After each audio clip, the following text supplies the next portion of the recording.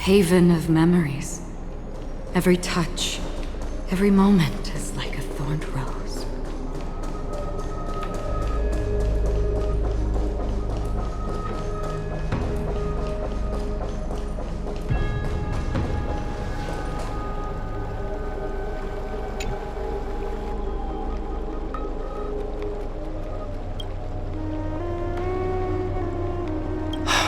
Aglaea, with all due respect, this trial is taking far too long. What do you think of this, Trianne? It's not possible to tell for sure what goes on within the vortex. All I can hear are fragments of speech and distant battle cries. Is it Phainon's voice? I'm not sure. It's difficult to make out clearly. Wait, no! Lady Trianne. Snowy's voice. I can't hear him anymore. There's a sun-like existence in the trial. It's burning him up! It has come to this, after all. What now? Get ready, mydei. Why would we? The core flame is important to us, but it's beyond absurd to even consider sacrificing him to the Titans. As I promised you, Aglaea, I will intervene in the trial this time to bring your deliverer out to safety. But that's as far as I will go. Of course. I know this is not the time to demand any more from you. Discerning. All right then. To be as prepared as I can, I hope that the two Outlander warriors can also join me. That might not be a good idea. The core flame trial is many times more complicated than a standard ritual. Even the slightest misjudgment, misstep, or hiccup could result in grave consequences. Our two distinguished guests are not obliged to risk their lives through the flame chase journey. Let me join you instead, Lord mydei. No. Someone should stay outside in case we need help.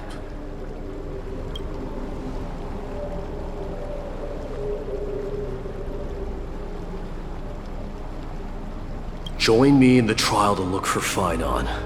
And when we do, Aglaea's golden thread will guide us back out.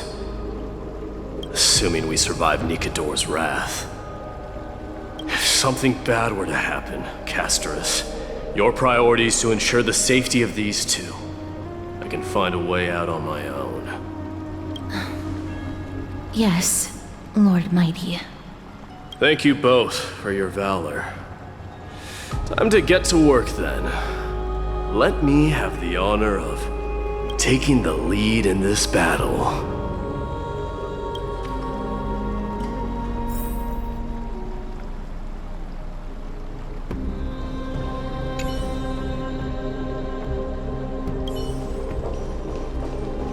Please, stay safe. We can't get rid of all the noise. May that warrior be safe from harm. When you are ready, I will preside over the ritual on Triannon's behalf.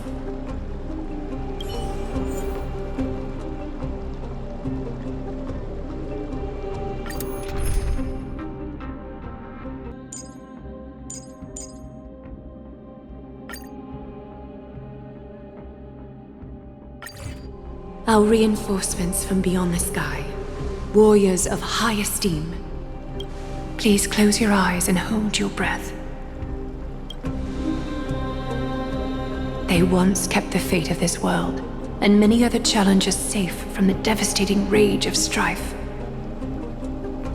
They now seek to venture deep into the trial of divinity and prove their will to destroy our enemies as foretold by the prophecy. When the hammer of strife strikes the anvil of the warrior, the heat and impact will leave behind scars, and between them, a demigod shall rise. Very well. Come forth then. Souls foreign to this realm, and warriors in the making. Follow me into the mist and flames, and come face to face with the greatest fear in the depths of a warrior's heart. And with thy strength, banish the darkness and usher in sunlight. Let all lost souls find courage on a long journey back home.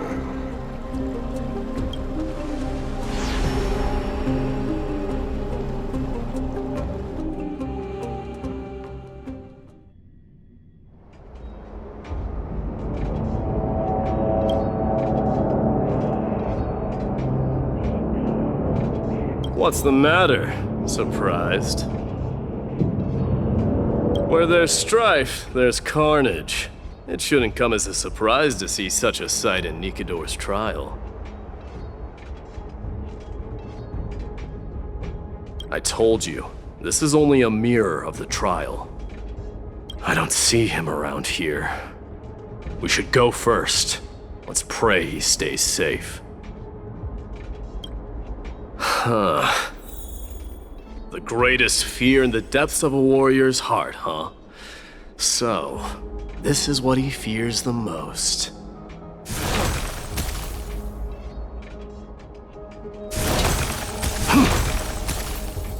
Submit or die. There's no place for you. A disaster. You won't get away, Kremnoan vermin! Be on alert.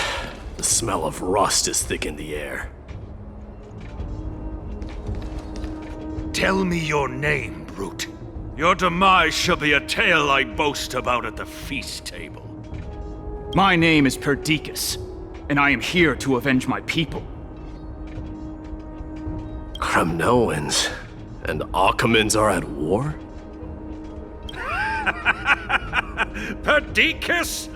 Even the tragic cries of beasts at the slaughterhouse sound better than your name.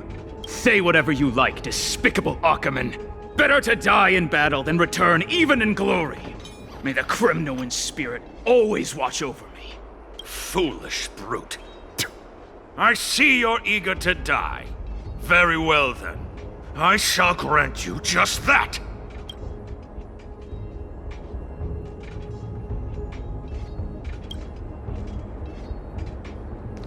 You are... Oh. So the Alpha Brute has found his way here. It's a pity, though. You're too late. You will never stop the Holy City's army. Watch as I make this pathetic warrior of yours the first sacrifice. Mydemos, my king, avenge me. Is this? You're next.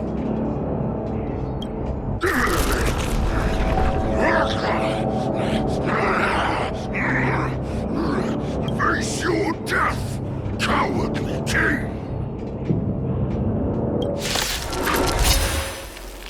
This insatiable bloodlust is a product of Nikador's wrath.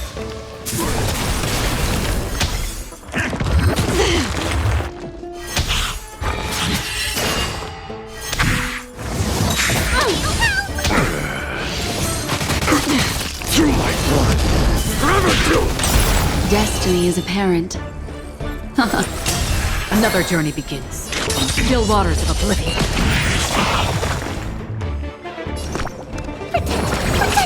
I can't die. Burn it all! Destiny is apparent. Free will, or was it fickle? Get them! Forever doomed! Absurd. I know this, Achaman. strife contorted an honorable warrior into this perverse and twisted being. That horrible noise. I can hardly suppress my bloodlust when it sounds. This battle cry must have gone to Phainon. That's why he lost himself. What a useless fool.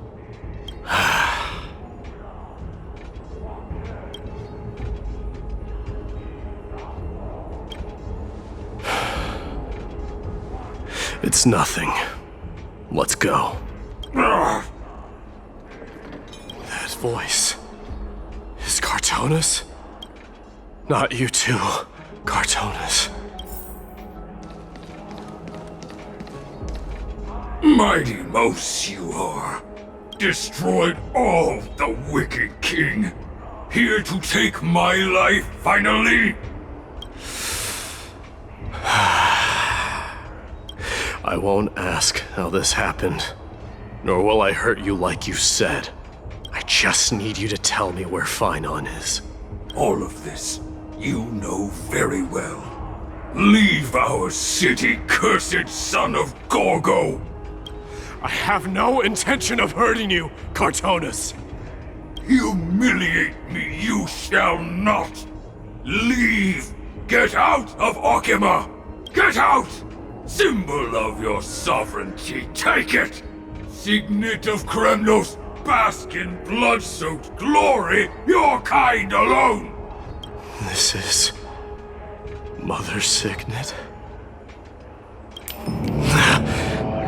It's here again. I knew it.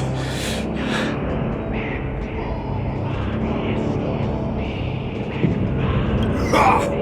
Finally gone mad, despicable vermin have. With your mad king, perish together in that maelstrom of battle! Enough! Be quiet! You are not at all Cartonis! Look out!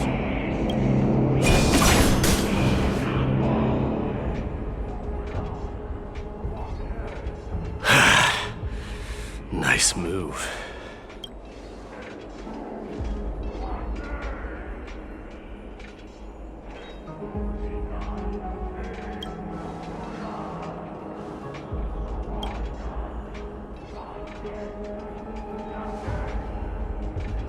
Parted the waters.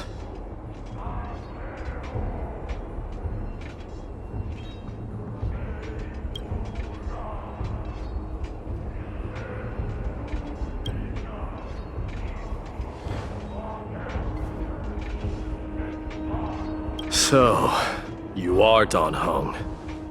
What did you go through before meeting us?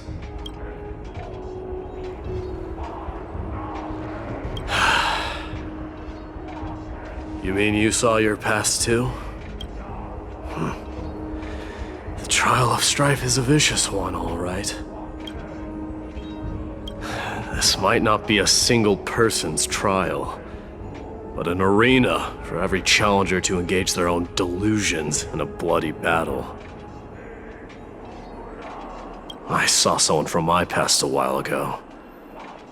Someone Phainon has never met.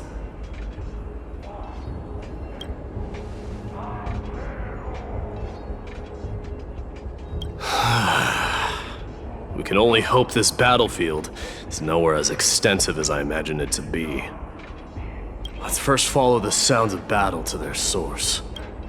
The battle cries seem to be getting a lot louder.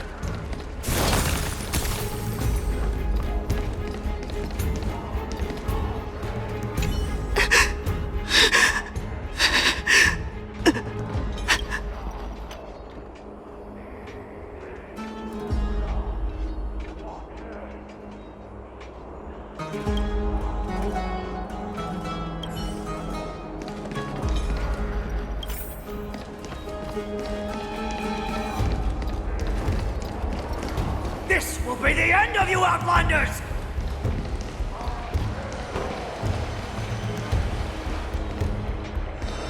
Go find your friends in hell!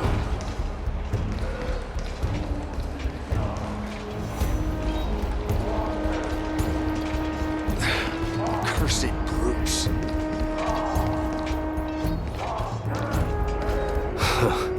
Just as I thought. This is where the battle cries were coming from. The true entrance to Nikador's trial.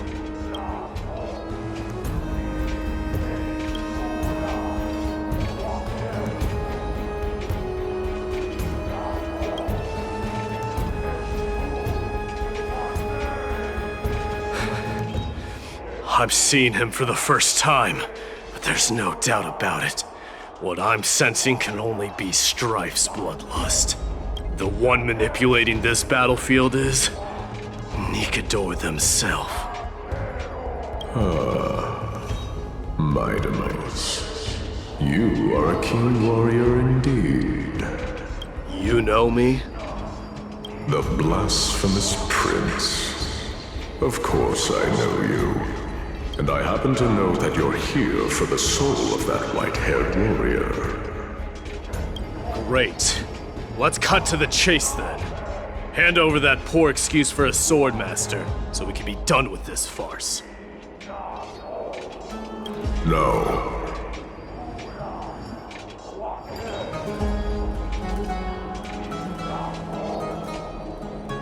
I applaud your courage and strength for coming this far. But you have chosen to besmirch the dignity of one who has fallen, and I cannot turn a blind eye to that.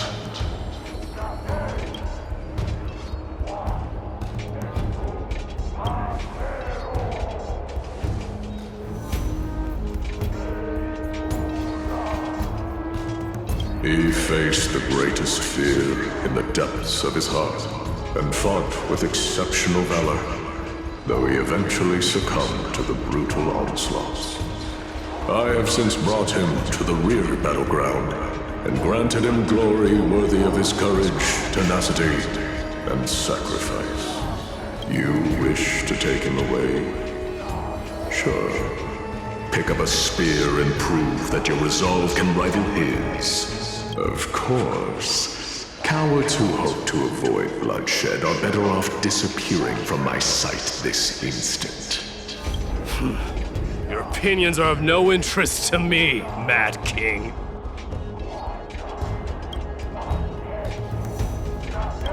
If it's a fight you're looking for, then you will get one, Titan. I will put you to rest once more with my curse of immortality. Commendable. Your noble mother displayed the same spirit with a spear in her hands. Don't you dare speak of her. Why not? She challenged the former Krateros king to a duel, even knowing that it was a deadly trap, all to protect your dignity. Are you suggesting her efforts were for naught? Her death was caused by you, the incarnation of strife. How dare you talk about her past? Enough of this nonsense. You should be wielding your weapon at the god of strife. Battle me and put a swift end to this!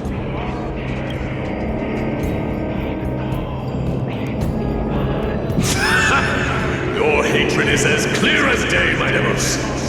My words must have stung deeply. But thanks to that, I have also come to realize. This is why you killed your father for the throne, only to let your signet sink to the bottom of the Sea of Souls, refusing to let the glory of Krateros live on.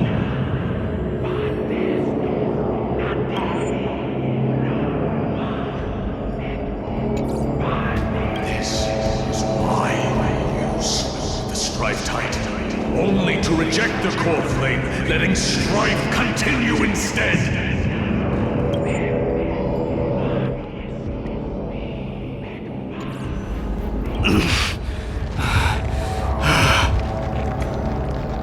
O child abandoned by fate, show me what you are capable of.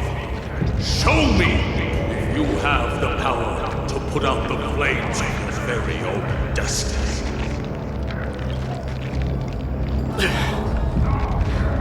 I will rip your chest apart, Titan. I see you wish to repeat these. Come at me then. Ignite the flames of your fears and step onto the battlefield. Take this fierce battle to the boundaries of strife and consume me. Or lose yourself in the fight and watch your defeated corpse burn to ash. But remember this, fighters. The son of Gorgo will be crowned in blood. Very moment, not just the moment of ascension. To you, the successor of Krateros. White warrior knew he was no match, yet he chose to fight till his very last breath. What about you, Mydei? Can your murderous intent match up to what fate has in store for you? Prove to me that you are worthy of this power! Show me your courage. Burn it all. Mournful cries. Miserable wails. Kings of Krateros. This is the power you desired? Immerse yourself in it. Be of your body and mind. That's half the work. Destiny for oblivion.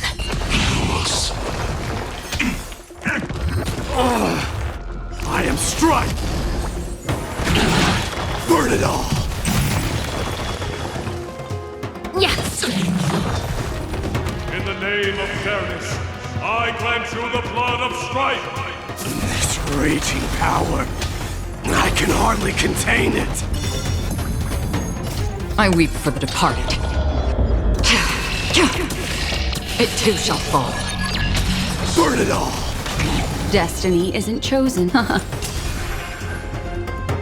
to cleanse the filth. Free will, or was it on the still waters of oblivion? You're a stubborn one. Dying soul, now accept your punishment. Conquer all lands! In fear you shall abandon your mortal body, King of Krateros! How noisy!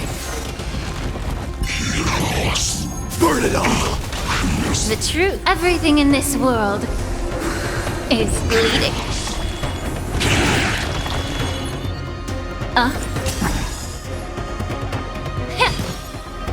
Destiny for oblivion. I weep for the departed. It too shall fall. Attribution will find you. Forever doomed! May the fee of your body and mind.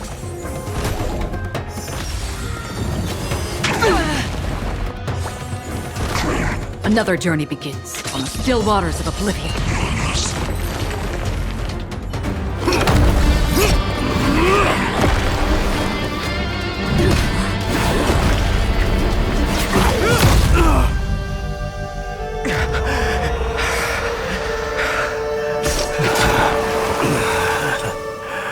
Found you.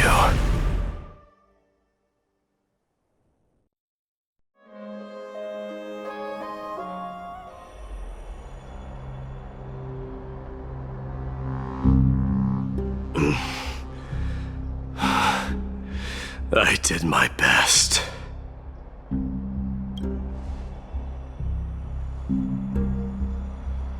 There's no need to worry. His soul is in a stable condition. With ample rest for both body and mind, he'll be up and about in no time. The greatest fear in the depths of his heart.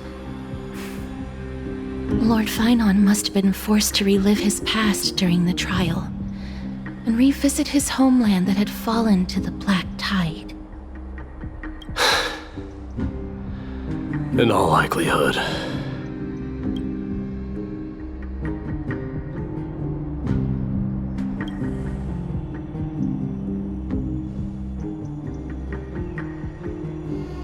It is one of the culprits that drives the people of Anvorius to madness. It was during the Era Bellica that this unspeakable thing first appeared, like a plague, alongside the 3 titans of calamity. Nobody knows where it came from or how it came to be. What we do know, however, is that it is steadily encroaching upon what little remains of this tranquil land, much like a rising sea closing in on an island from all sides. It is for this very reason that it became known as the Black Tide. Those who succumb to it lose their reason and humanity, becoming vicious, mindless monsters. Mortals are not the only ones susceptible to its influence. Even gods and titans cannot escape from it. According to Nias, Nikador, though one of the embodiments of calamity, also bears the responsibility of fending off the Black Tide. Perhaps that is also why Lord Phainon threw himself into the trial of strife so readily. But now, we must look for alternative means of igniting the flames of strife. So, Aglaea, what should we do now? You know very well the decision doesn't lie with me.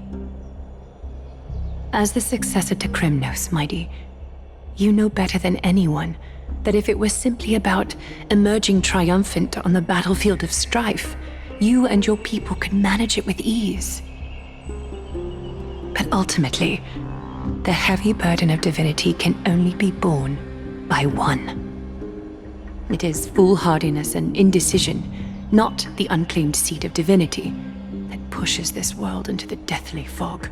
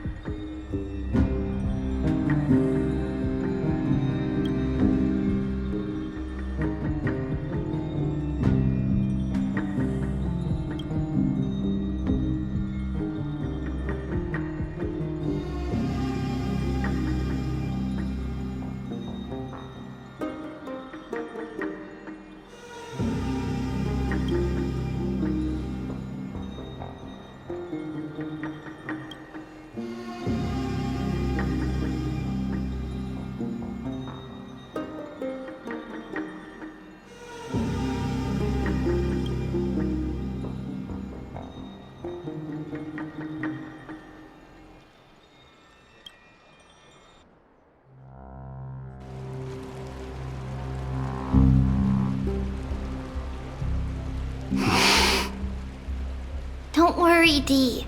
This isn't the first time he's been like this. A long time ago?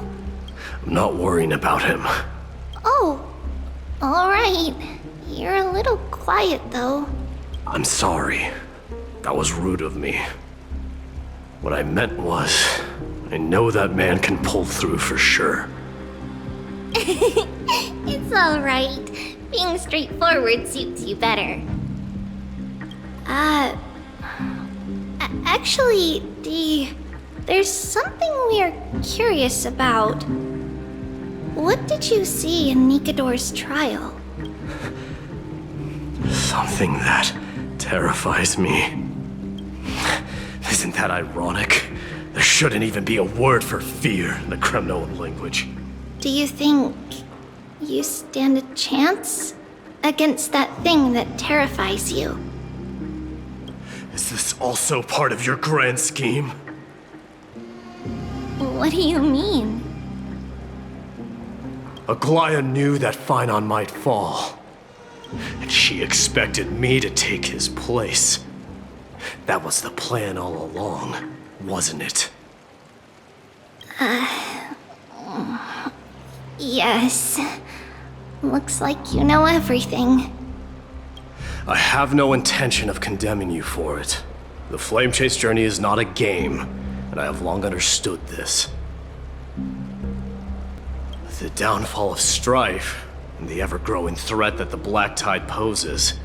If Circes and Ornyx are also impacted, ramifications will be dire. They are the only two Titans who are still lucid and willing to coexist with humanity. Regrettably, I do not hold the key to completing the trial.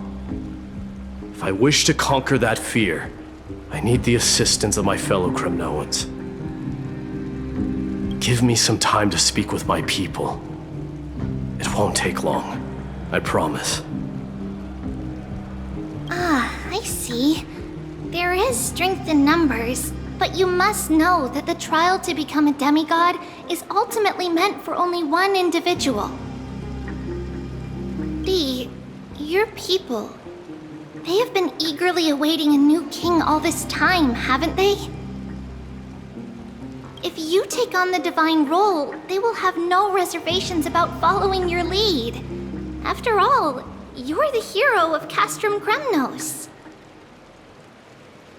I once was. But Lady Tribbios. Therein lies my deepest fear. We'll talk again later. I'll be back. Dee? Regardless of what happens, we will always be there for you. Thank you. The person I'm looking for is probably in the hot bath. I should go take a look. The billowing steam always brings back memories of the furnaces in our homeland.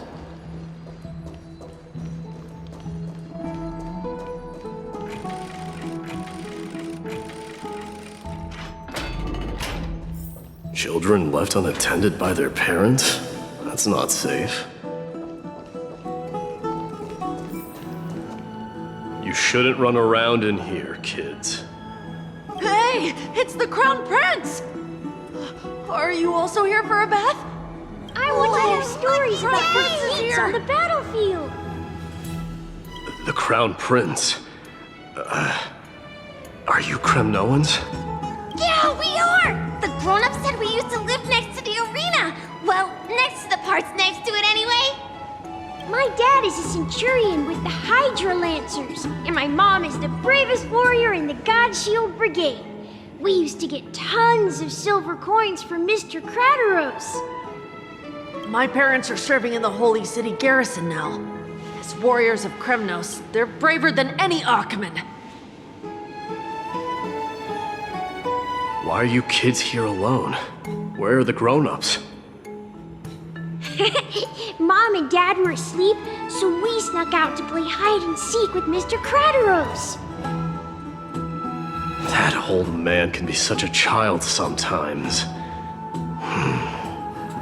Do you know where Krateros is? I happen to be looking for him. Sorry, I don't. Come to think of it, we haven't seen him in a while. Did he get lost while trying to find us? No way! Mr. Krateros is a member of the Royal Wing Elites. He's the best at hunting down enemies.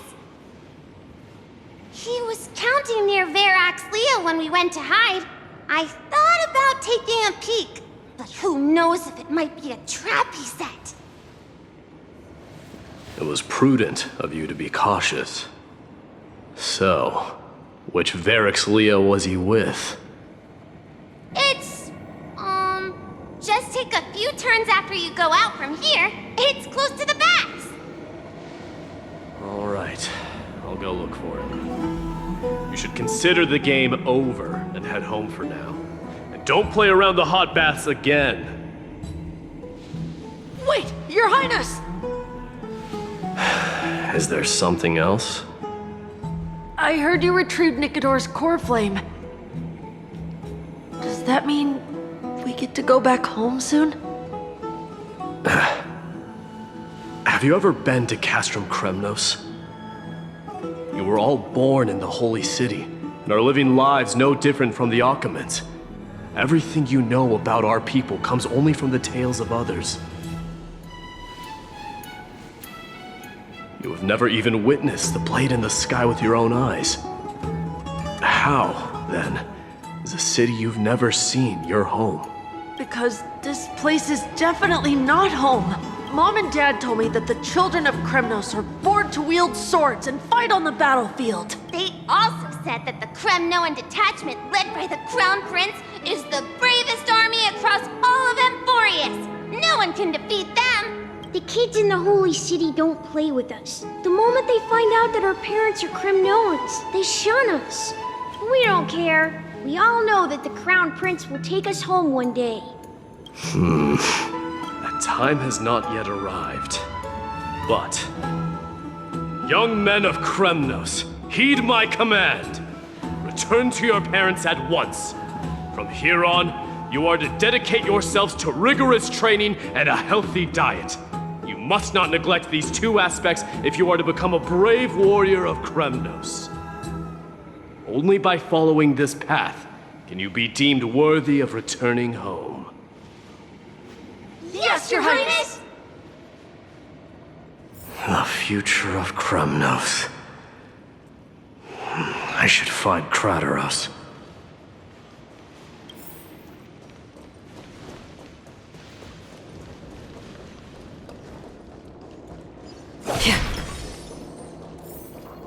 There he is.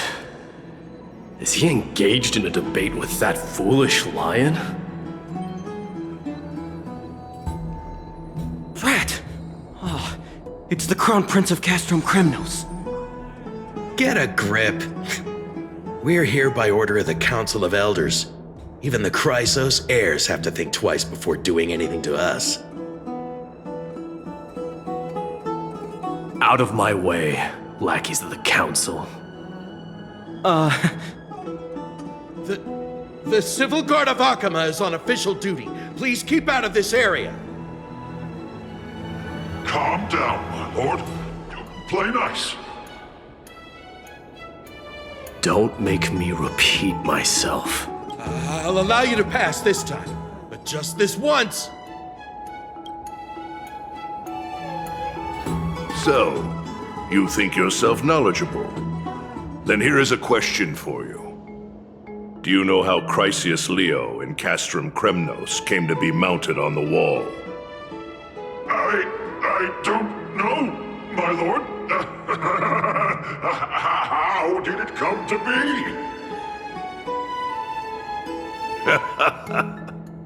Let me enlighten you.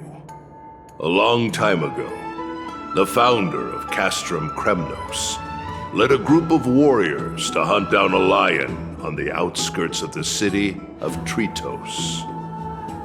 That vicious beast had been a menace for years, and the bones in its den were stacked even higher than the peaks around Akama. But do you know what happened?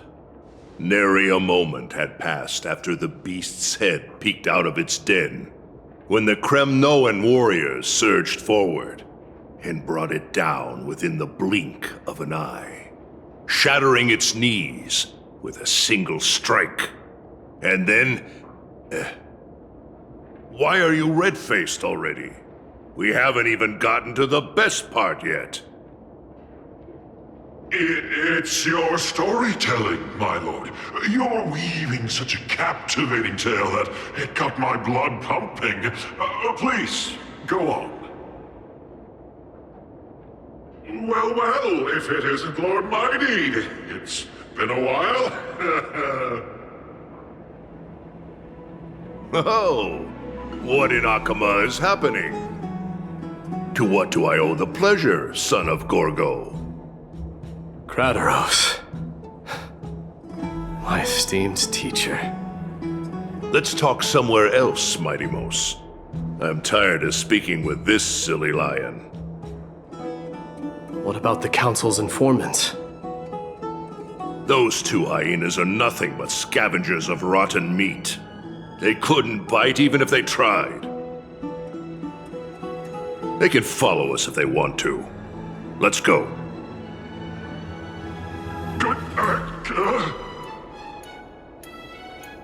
Wait, so how in the world did Chrysius Neo get mounted on the wall? Keep up with us, you hyena. Oh, sorry. I meant officers. Hey, old man, how dare you? Calm down. Calm down. Don't forget to let your friends in on the action.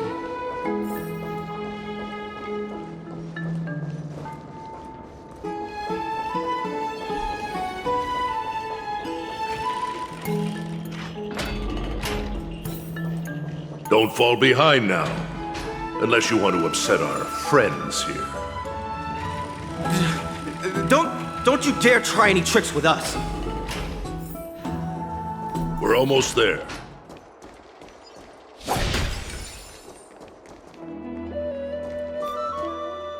Why have you stopped? This is a nice spot for a private chat. Shall we, sir? Let's do it. What are you up to? Someone help me! Some privacy at last. So, tell me, why have you come to seek this old man's counsel? I came to discuss the future of the Cremnoans. Interesting.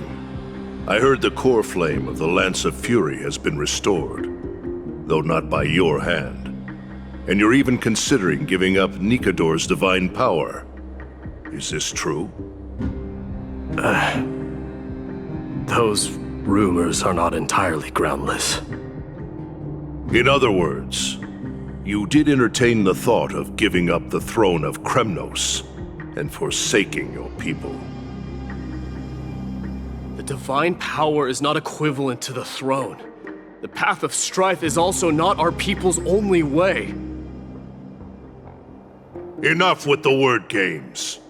You, of all people, should understand the plight of the Kremnoans. Think about all the warriors of the Kremnoan detachment who left their homeland with you. Think about their children. Only the yearning for our former glory days has kept us going all this time. If they ever learn that the crown prince they look up to so much is actually toying with the notion of stepping down, think of the disgrace it would bring upon your departed mother, Marty Mos. You best remember that she died for you because of Europon's schemes, to restore the glory of Kremnos. Since you've brought that up, tell me, who is responsible for my father's death? Are you trying to shame me, Mighty Mos? I may be old, but I haven't become so decrepit that I've forgotten it all. Of course I remember that Europon died when the Kremnoan detachment surrounded him. You drove the spear into his chest with your very own hands. That was merely the final outcome. Do you still not see it? What led my parents and our people to their downfall is none other than the strife we speak of. The quest for glory. The tenet of valorous death before glorious return.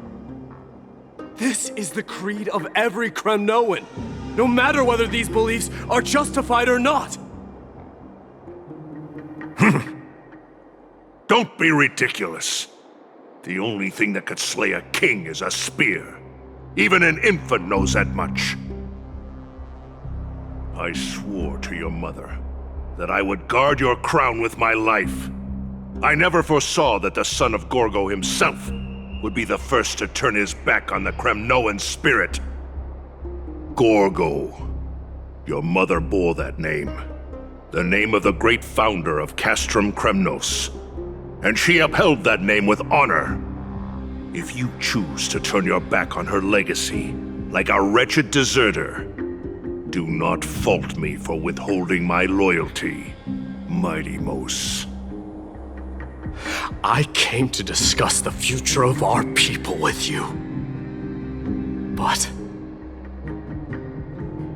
it appears this is not the right time yet. Go, Mighty. Ha! That's what those Krateros heirs call you, isn't it? Go down the path you have deemed correct. Deep down, you have always been one to do as you please. And I am well aware that no one can deter you once you've made up your mind. But don't you ever dream of renouncing the traditions of Kremnos. We may reside in Akama now, but we remain eternally bound to strife by blood. Bloodlines no longer hold any significance in this era of destruction. My young lord, always bear this in mind. Never reveal your vulnerabilities to anyone. A lion should never dwell amidst its prey, especially when it wields power enough to dominate the entire hunting ground. Eurupon, the boy did nothing wrong!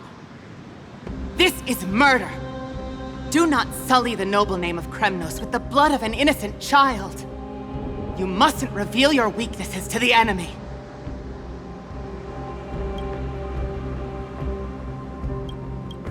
Enough! My decision is final. We must use this child's life to preserve the soul of the great Nikador. We must save Castrum Kremnos. Don't be absurd!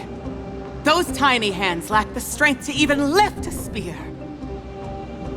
Do you truly believe him a threat to Castrum Kremnos? You'll be ending the bloodline of Kremnos if you do this. Our millennia-old glory will become nothing more than a joke! Have you forgotten that we Kremnoans place no value in bloodlines? It is through pure bloodshed and slaughter that the kings of Kremnos have ascended to the throne. As for our millennia-old glory, it has always been a joke in my eyes. Glorify it all you want, but it will not alter the nature of slaughter. Those who revel in it are but murderers. They are no more noble than the most monstrous beasts in Amphorius. Enough with your words! Among all the kings of Kremnos, which one did not inherit the crown only after plucking it from the lifeless body of his father? But listen to yourself now. Do you truly believe you can cleanse the blood from your hands through mere words alone? Nay, quite the contrary. I will end this cycle of bloodshed. Starting with this child. With these blood-stained hands, I will end it all. Your failure is inevitable, Eurupon. You are just a coward who can only raise his blade against his own child! A beast that murders his own kin. Royal Wing elites and Ephors of Kremnos! You cannot sit idly by and watch this atrocity unfold. If you consider yourselves the honorable sons and daughters of Gorgo, then take up your spears and join me in putting an end to this bloody charade! Does anyone else have any objections? If so, come forward with your spear, and prove your mettle. Understood. 5, 4, 3. No one dare stand by my side. Cowards! Has that crown stripped you of your courage? 2, 1. It appears there are no objections. Then, in accordance with the Kremnoan Council's principle of tacit consent, the decision is final. With all present as witnesses, this child shall descend into the Sea of Souls, where he will nourish the Lance of Fury and join the fallen heroes. May fate and the gods await your arrival. My son, mydei.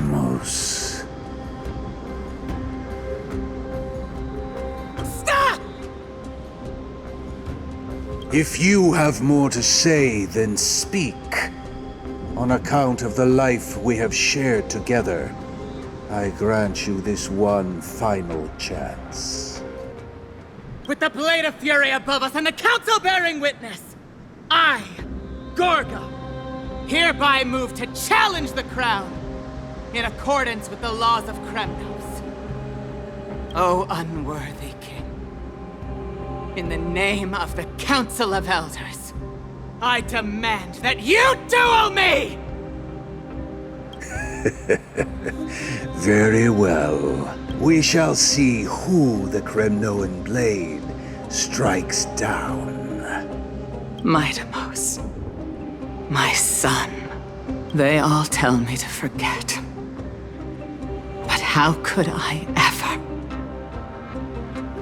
The son of Gorgo will be crowned in blood.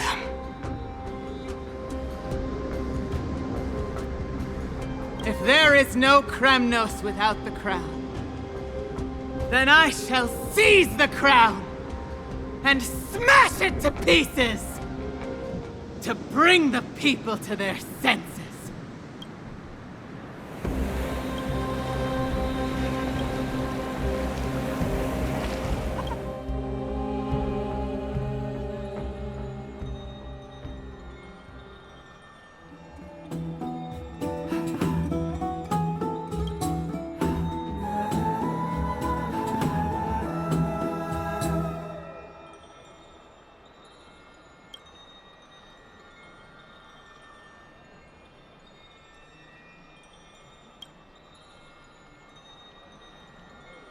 Miss, you're awake.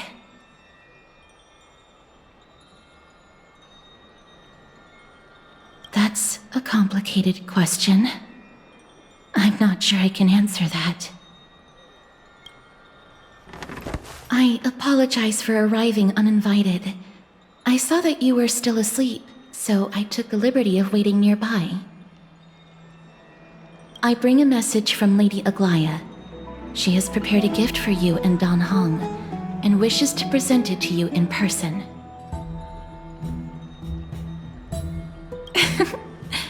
I'm glad you're in good spirits. All right, let's set off.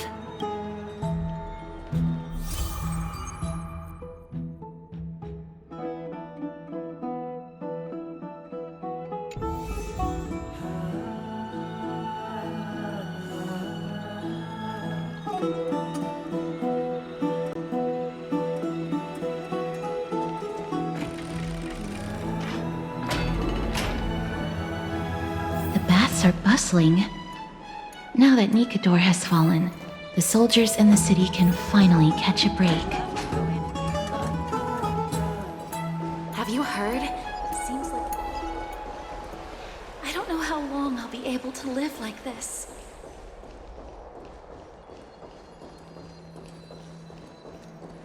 Is that Lady Tribbie and Lady Trianne? You must have forgotten. This is a precious relic from our hometown. We definitely all saw it back then. Trianne, this is a counterfeit. We both know it's impossible for something this fragile to have survived all those years in one piece. Nothing is impossible. We are fragile too, but we still got through those sad times. Ugh, look at that color and how it glitters in the light. It's exactly as we remember it. Why won't you buy it? If someone else gets to it before us,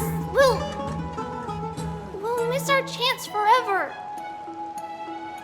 Calm down, Trianne. You need rest.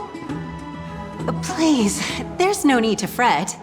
If you need more time to make a decision, I can put this aside for you until tomorrow. Or until you're ready? No, it's all right. Trianne is just... She'll come to her senses tomorrow. We'll be off first. Trianne is just... what? Trianne is super mad, that's what! You've forgotten all about Mama! Mama gave us something just like this before! Trianne...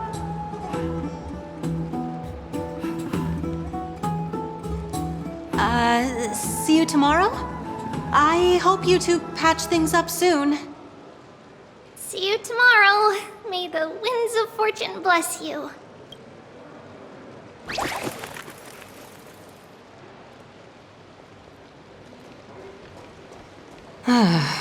It's so hard to understand what they're thinking sometimes. Excuse me, if you don't mind, could you tell me what Lady Tribbie and Lady Trianne were discussing just now? Oh, it's Miss Castoris. It's been a while. Well, honestly, I'm not quite sure myself. See, I have a little hobby of collecting handicrafts. Some time ago, I found this trinket being sold at the Marmorial Market and bought it to use as decoration at my stall. When Lady Tribbie and Lady Trianne walked by earlier, Lady Trianne happened to catch sight of it and promptly insisted that it was a precious memento from her hometown. But Lady Tribbie believed it to be a counterfeit. She said it couldn't possibly be from Yanisopolis. The likelihood of such fragile glassware surviving the Krateros War is simply too low. For some reason, Lady Trianne became awfully upset after hearing that. I see. Madam, would you mind selling this trinket to me? Certainly. It's just... if it truly is a relic from Yanisopolis, it could be worth a small fortune. Miss Castoris, I'm running a business here after all, so... I understand. Feel free to name your price.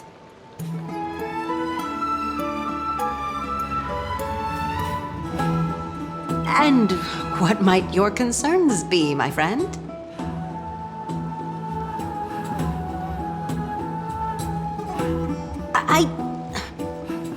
Fine.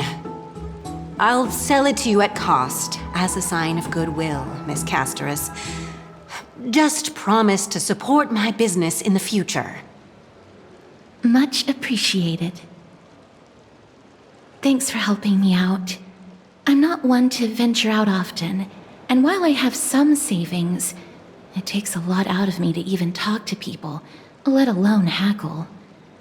Had you not been here, I would have been set back plenty. The authenticity of the piece isn't important. What matters is that it holds special meaning for Lady Trianne and reminds her of her hometown. I've long wished to show my gratitude for Lady Trianne's care, but I haven't been able to come up with any ideas for a suitable gift.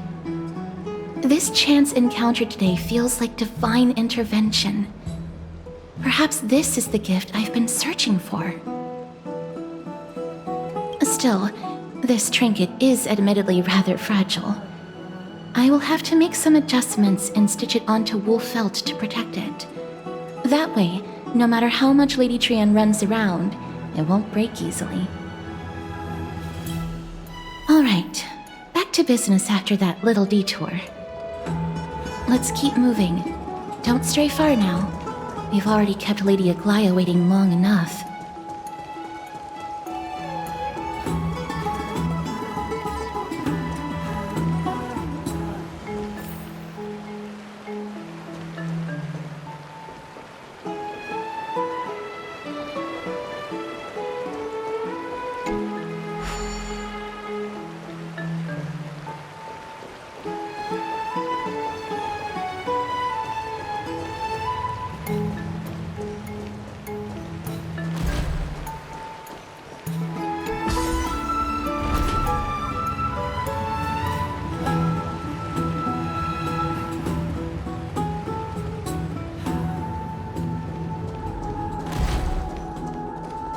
It seems your friend arrived before us.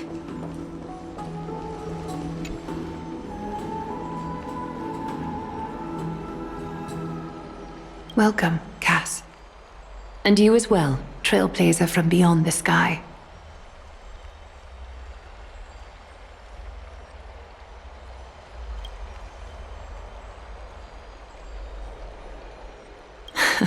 Not at all. It's good to see you bouncing back with such energy after that tough battle. For all that has happened, it was never our intention to drag you two into the battle against Nikador and jeopardize your safety. To express our gratitude for your kind trailblazing endeavors, we would like to present you with the highest honor of Akima. This is the Dew of Divine Blood, brewed from crops nourished by the blood of the Titans. It is said that only 12 bottles existed.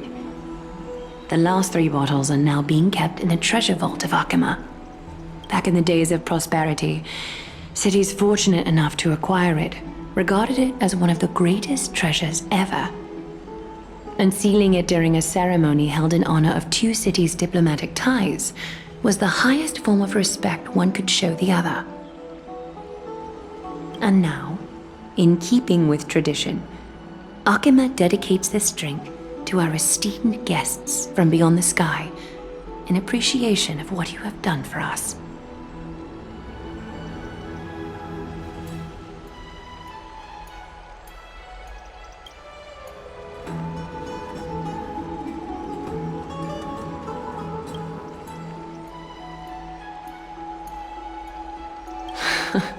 Very perceptive, Mr. Dunhung. Your heroic deeds have proven that you come in good faith. With the Dew of Divine Blood as testament, we wish to forge an alliance with the Trailblazers.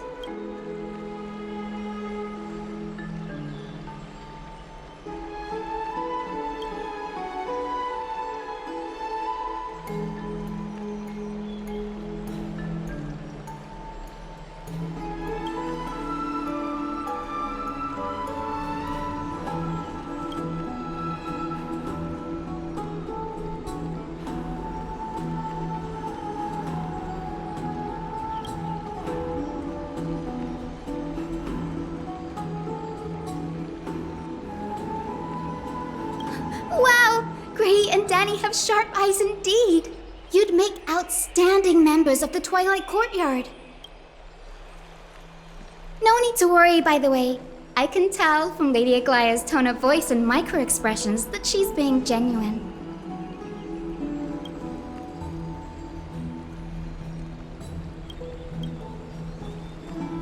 Not only are you guests from beyond the sky, but you've also done so much for Akima. You're practically heroes to us all. Lady Aglaea would never subject you to Aquila's judgment. Hyacine, thank you for taking care of the wounded of the past few days. Oh, it's no trouble at all. The patients are very cooperative when we attend to them. I'm just thrilled to see them all going home healthy again. Oh! It's Cassie! Oh, I've missed you!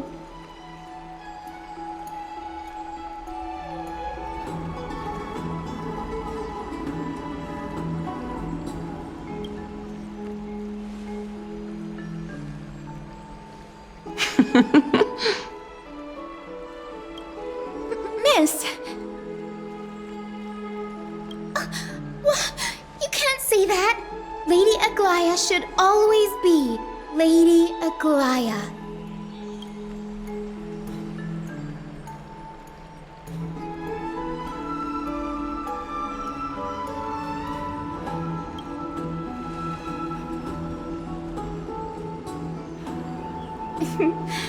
As an acolyte of Aquila, I'm here to bring healing light to the world. Plus, I've heard you're also children of the distant skies.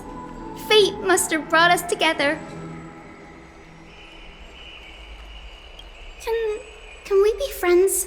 I'd love to hear your tales of the sky. And oh, it's a rare occasion that Akama presents such an invaluable gift to guests. Lady Aglaea, may I have the honor of tasting it too? Of course you may. Esteemed guests of Akama, please believe me when I say that this gift carries no hidden agendas. As for the matter of the Alliance, you need not give me an answer here and now.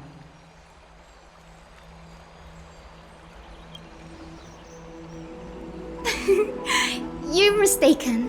The capable Lady Aglaea doesn't need my help with things like this.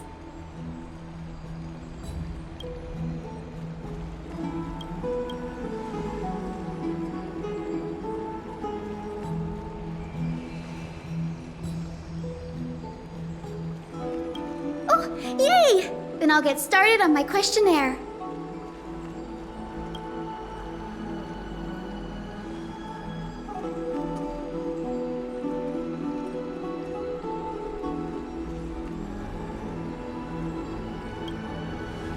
Allow me to do the honors. This young lady is Hyacine, assistant lecturer of the new sporists at the Grove of Epiphany and head nurse at the medical institution known as the Twilight Courtyard. Many of the Krateros heirs suffered injuries during Nikador's attack on Akama, so the Grove sent Lady Hyacine to treat the wounded in Akama.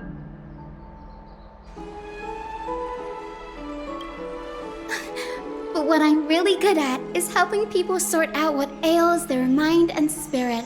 If you're ever feeling troubled, come find me. A little sunbathing in the courtyard will chase all your worries away.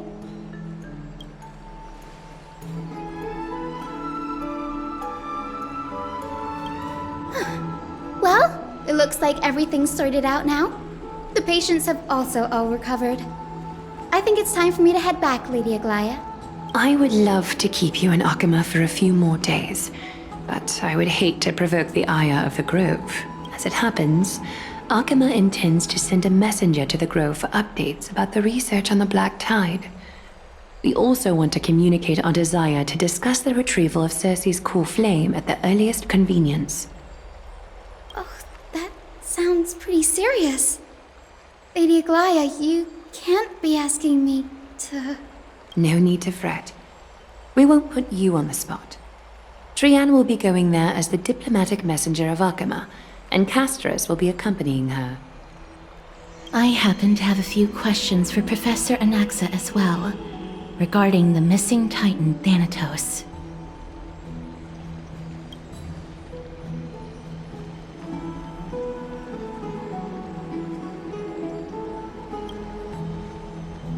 If you're not keen on just sitting around, Miss Trailblazer, why not go with him? The Grove is a picturesque place, perfect for sightseeing. That's a wonderful suggestion. Come visit the Grove, Grey. I'd be delighted to show you around.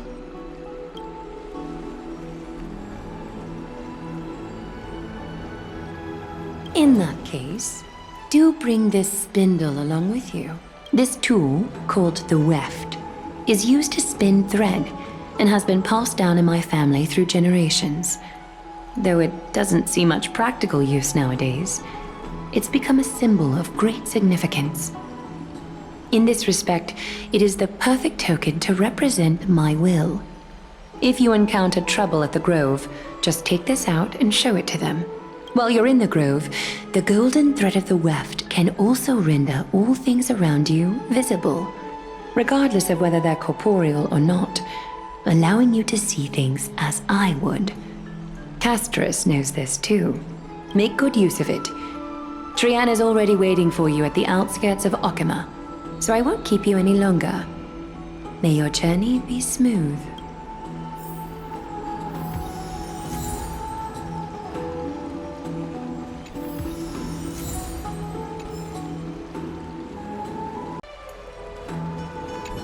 Make good use of it. Trianne is already waiting for you at the outskirts of Okima, so I won't keep you any longer. May your journey be smooth.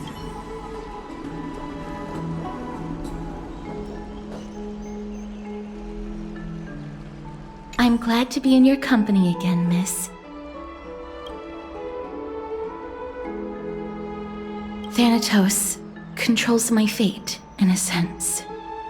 The curse I bear came from them, and they have something of mine. Something of great importance that I must get back from them. When I was studying at the Grove alongside Phainon and the others, Professor Anaxa was responsible for teaching us about the Krateros heirs and the Titans. That's also when I met Miss Hyacine. She was Anaxa's teaching assistant then.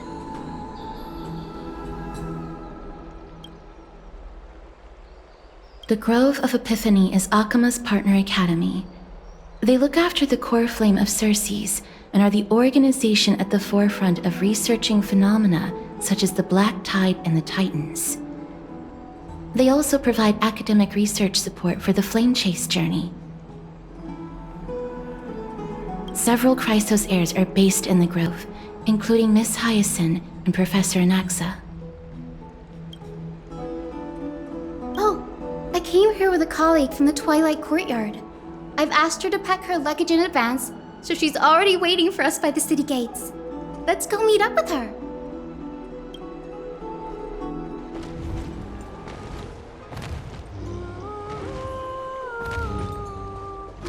Look, there she is! And Lady Trianne.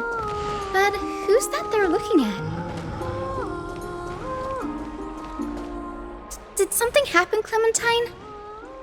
Oh, that's a serious injury. Miss Hyacine, this man was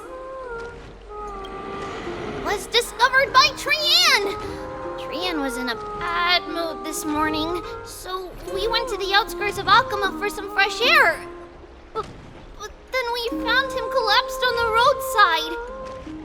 Trianne knows the city has good doctors, so Trianne brought our new friend into the city to look for a doctor.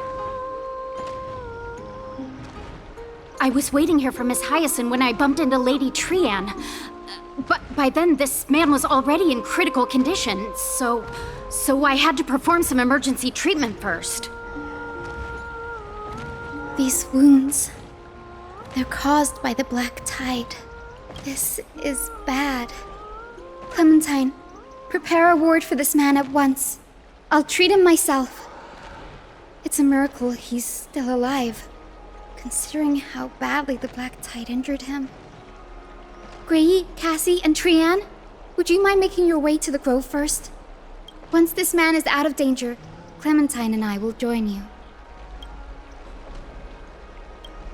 As a healer, I cannot ignore those in need of medical attention. I understand. May fate have mercy on this poor man. Trianne believes he'll get better. Everybody, follow Trianne! Fly, fly, fly away from Okima!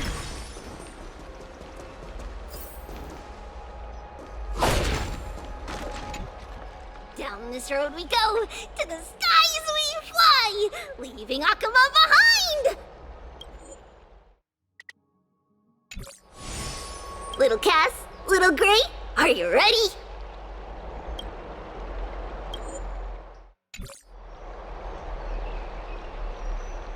You might not be aware of this, but using the sentry gate takes a significant toll on Lady Trianne. Trianne promised Tribbie that we wouldn't open the gate unless we had no other choice. I'm ready, too. Okie dokie! Everybody, let's hold hands. To the Grove we go!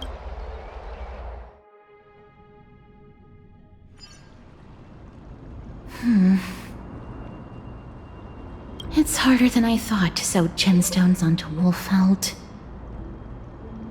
Cass, memmy, memmy, mem. Memmy, mem, mem, mem. Mem wants to try sewing. Here, why don't you give it a go? Memmy, mem, mem, memmy, mem. Memmy, memmy, mem, mem, mem, mem, mem. It's hard not to like Mem when they're so adorable. Oh, this is amazing. It seems as if their voice has become more intelligible after the battle with Nikador. After spending the last few days together, I feel like I'm gradually gaining the ability to understand what they're saying. Even if it's just a little. Mem, mem, mem, mem, memmy, mem, mem. Memmy, mem, mem, memmy, mem, mem, mem. Memmy, mem, mem, mem, mem, mem, mem, mem.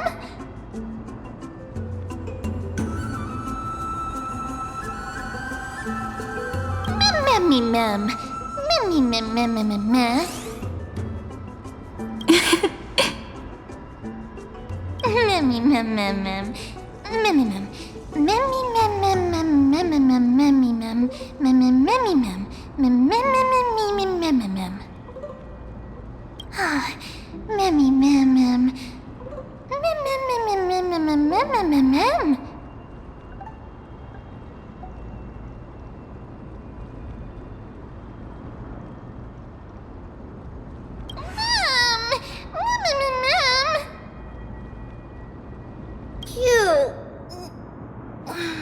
Is everybody awake?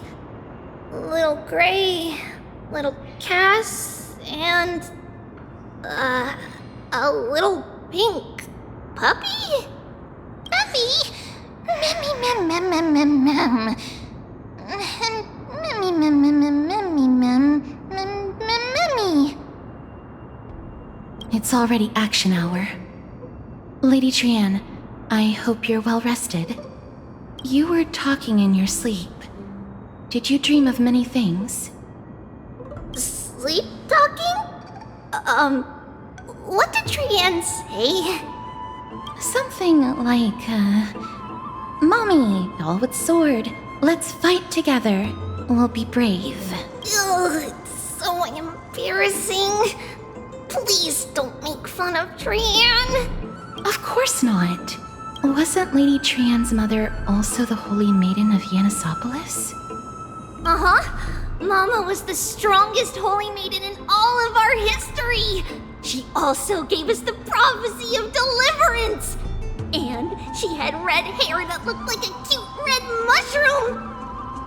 But Trianne can't remember what Mama looked like anymore. Not even in the dream just now. Memmy, mem. Memmy, mem, mem, mem, memmy, mem, mem.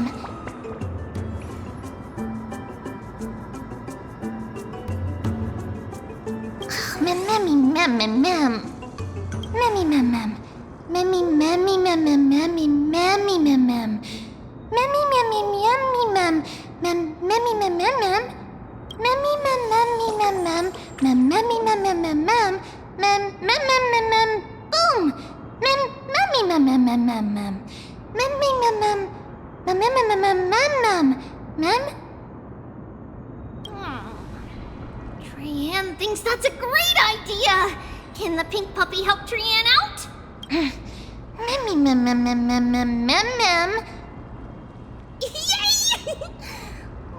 Then I'll call you Little Memmy from now on. Mem, mem, mem, mem. Mem, memmy, mem, mem, mem, mem, mem. Mem, mem, mem, mem, mem, mem, memmy, mem. Mem, mem. Mem, mem, mem, mem, mem. Me, mem, mem, mem, mem, memmy, mem. Mem, mem, mem, mem, mem, mem, mem. Memmy, mem, mem, mem, mem. Okie dokie! Trianne remembers that we need to help Aggie ask the big tree whether Circes would be willing to visit Akama. If we follow this woven trail and keep going upward, we'll reach the grove in no time!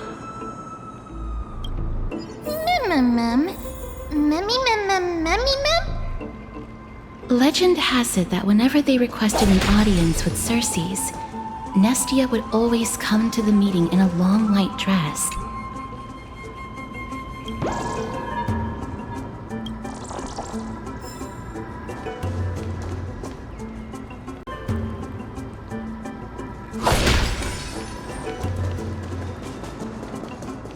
Look! A huge tree! It's... Mem...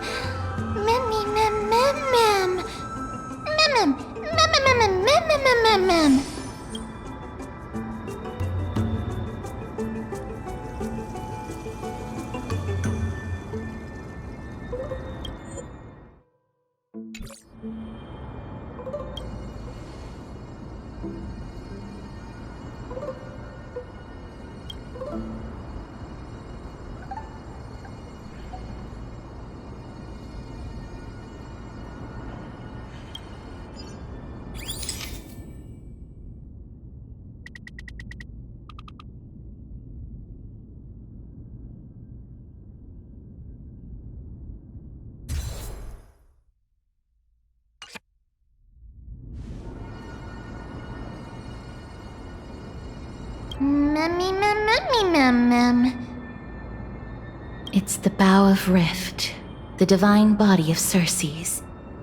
Flora began to grow where they planted their roots, and this flatland basin upon which we stand gradually became a large verdant forest.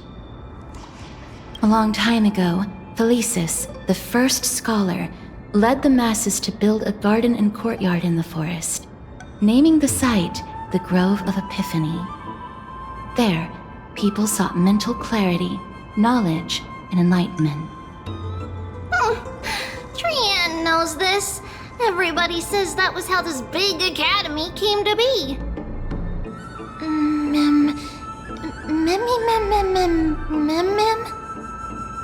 Something feels off.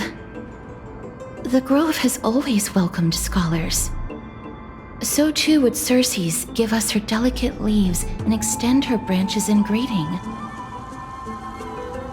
Yet, it seems both the Grove's messengers and the Titan are indifferent to our arrival. There should still be a way in. I'm just a little surprised. Maybe everybody's still asleep because classes haven't started yet. They don't want to be disturbed, so they shut the entrance.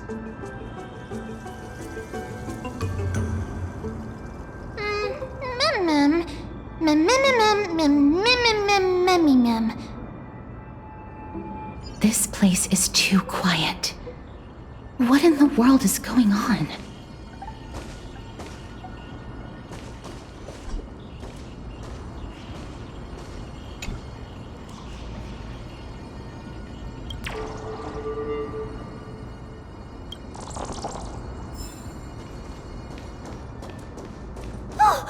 Trianne found it!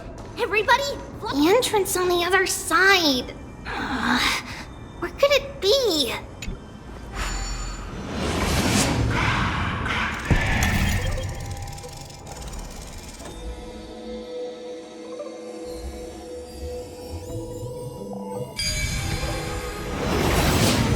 Wilbur's eyes are so sharp! I knew you would find it. The courtyard of Storgi should be just ahead of us.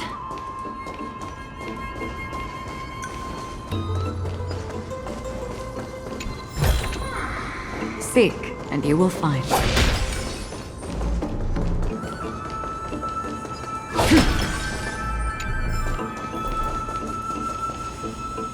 As I expected, something's not right here.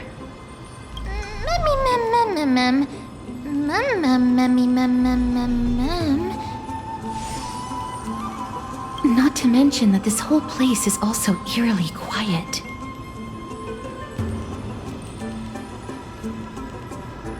There is no way she would have neglected such an important diplomatic matter. Hello?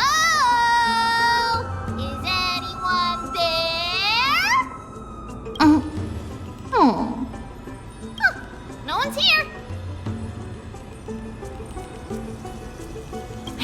idea. Lady Trianne, could you lend me that golden spindle? Do you remember? Lady Aglaea said this.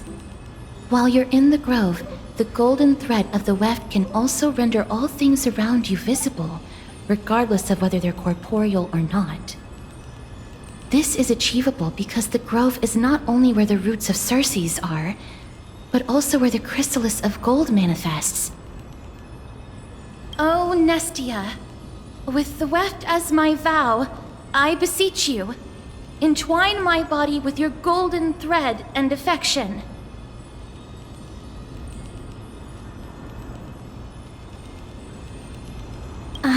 I'm sorry. I had to recite that chant so that the golden thread would resonate with the Titan's presence within the ley lines. If I'm not mistaken, we should be able to draw power out of this butterfly exuvia with the golden thread. There isn't a reaction. Did it not work? But that shouldn't be.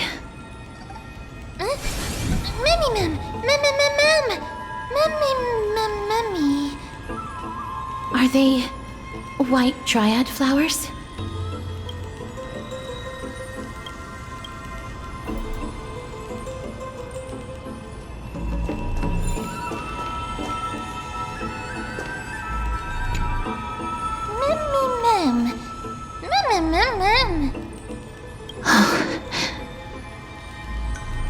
No, these aren't white dryads.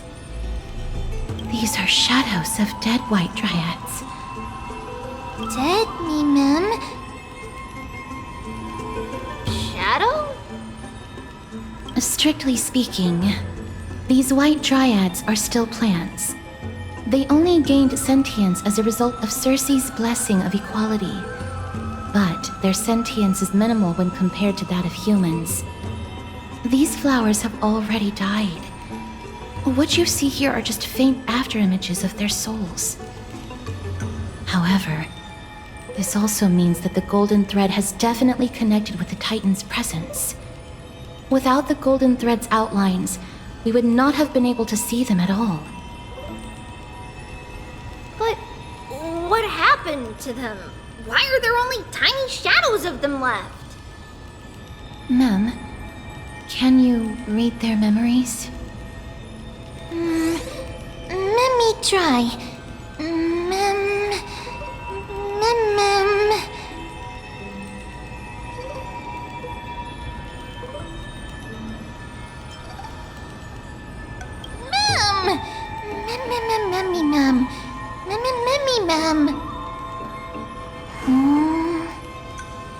Black cloak,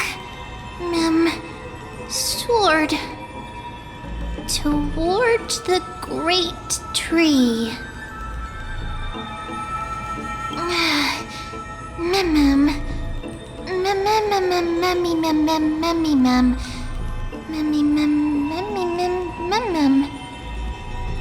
I have a bad feeling about this. The deathly fog of Thanatos is fast approaching.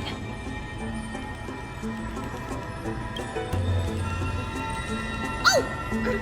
Trianne will be on high alert!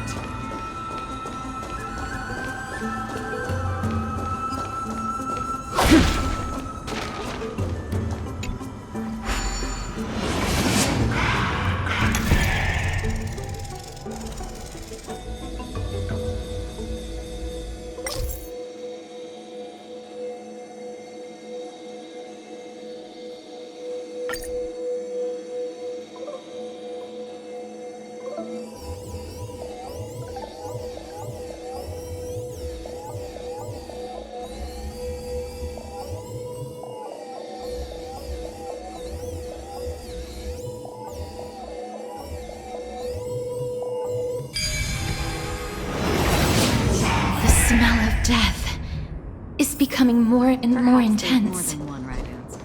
There, on the steps.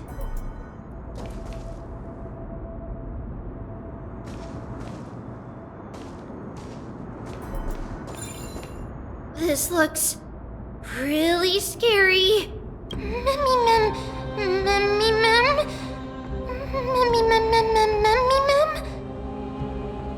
No, it's neither of those. This is a creation of the Black Tide. Such creatures are formed when living beings are corrupted and turned into deformed hollow husks of their former selves. Everybody, stay alert. Regardless of what has happened to the Grove, the fact that we're seeing the remains of a Black Tide creation here definitely doesn't bode well. Should we inform Aggie about this? Mem!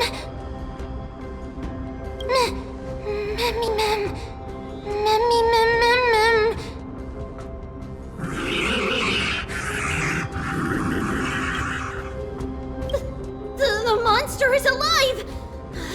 Trianne will protect everybody! Trianne, please hide behind us, miss. Let's do this.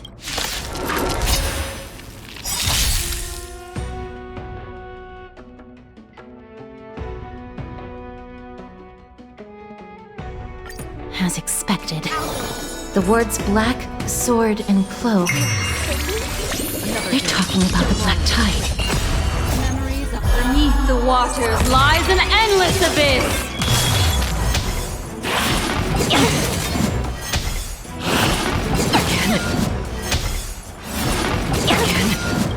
I weep for the departed. It too shall fall. You defeated it! Little Gray! Little Kaz! You're so strong!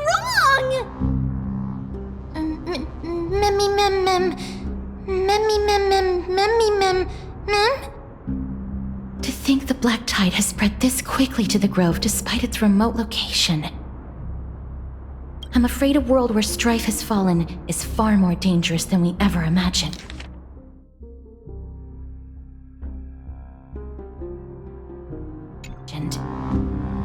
Oh no! Does this mean that Akama is also in danger? Looking at this mess, it seems the scholars at least succeeded in fending off the first wave of attacks. But at what price?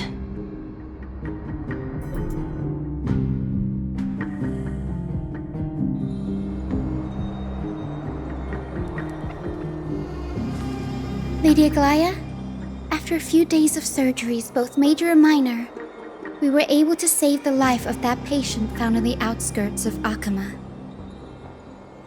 Thank you again, Hyacine, for your hard work. The scarring of his organs was especially severe, a result of the Black Tide's corruption. It's a miracle he's even survived. I can't say for sure when he'll regain consciousness. Don't stress yourself out over this. You've already done everything in your power to save him. There's no need to hurry to the Grove either. You deserve a good rest now.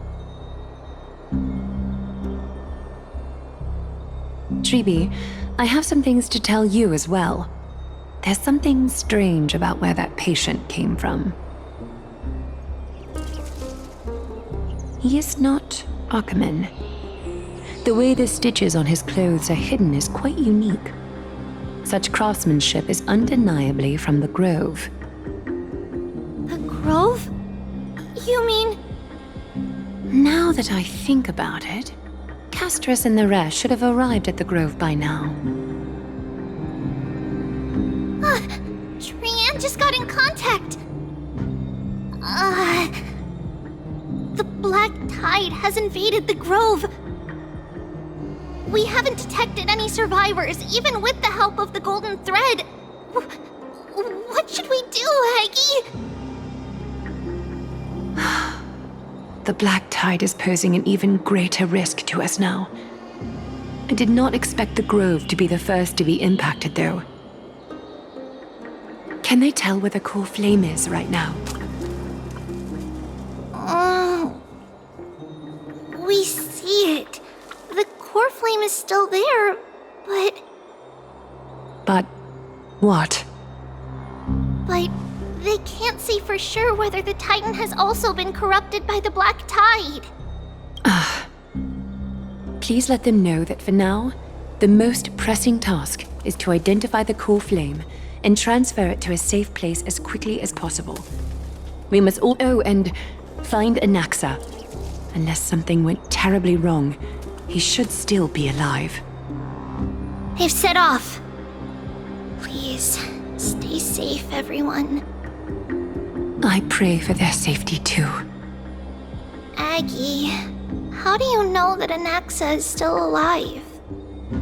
I know that man all too well. If that blasphemous performer knew that he was not long for this world, he would most certainly try to seize the core flame and drag the Titan down with him. Is this a joke as well? No, I'm being serious this time. We're facing threats from both within and without Akima. The merciless carnage may have ceased, but Akima's nemesis continues to sharpen their blades even now. They may have even prepared the gallows from which to hang us already. You mean... Even if the divine authority of strife is as yet unclaimed, the Black Tide is advancing more rapidly than I expected. I fear this tragedy is more than a mere natural disaster. Alas, it's too late. The Council will likely take this opportunity to do something... I will try to keep this under wraps for now. But you must also take care and be prepared for anything that may happen. All right. Should I inform Hyacine about this? Not for now.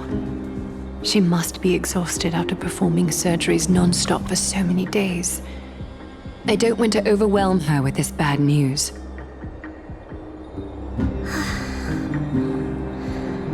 We can only hope that the Grove weathers this crisis with as many survivors as possible.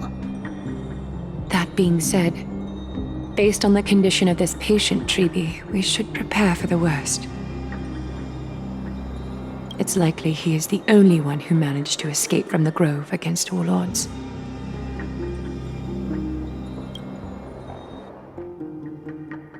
Everything will be fine. The people at the Grove are really smart. They'll definitely be able to chase away the Black Tide.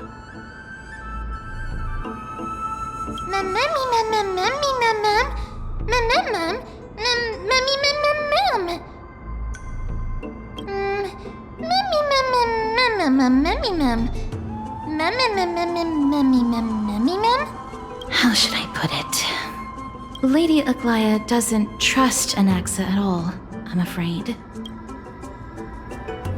Despite being a chrysosaur, anaxa resolutely believes that titans and prophecies are a load of nonsense. During our regular citizens' assemblies, he always votes to oppose the flame chase journey.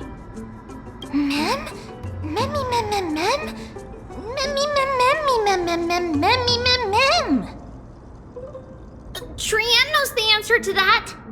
Everybody says that Circes, who symbolizes reason, is the most tolerant of novel ideas.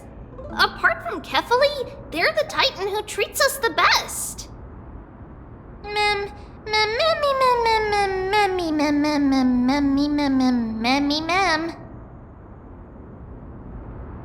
Yes, that is how we formed an agreement with these Titans who bear no harm toward humanity. If they agree to support us on our flame chase journey, we will wait till the final moments of the journey to restore their core flames. With the exception of Voronix, that is, they didn't lend us their power willingly.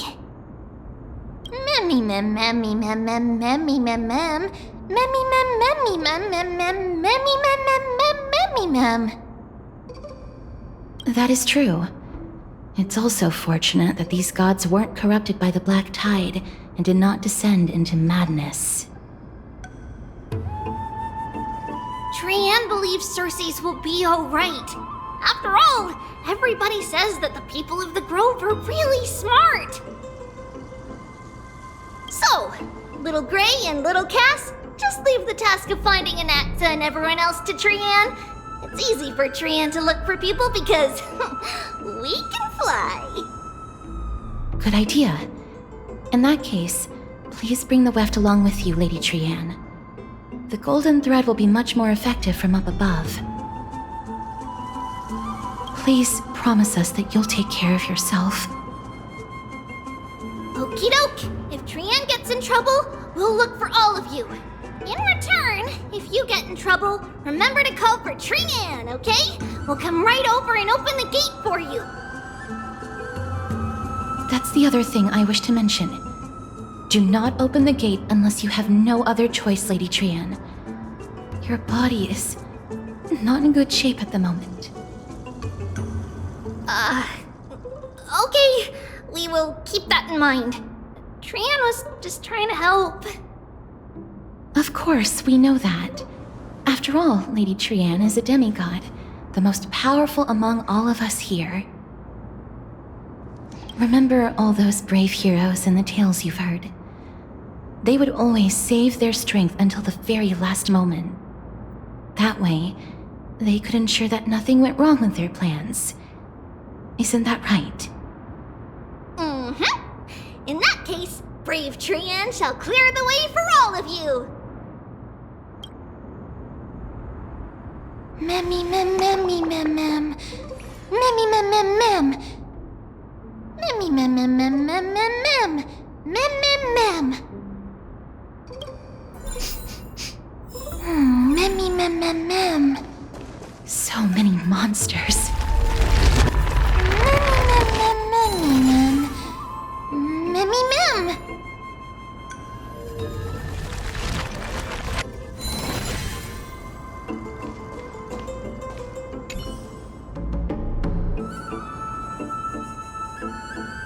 Mem mem mem. Memmy mem.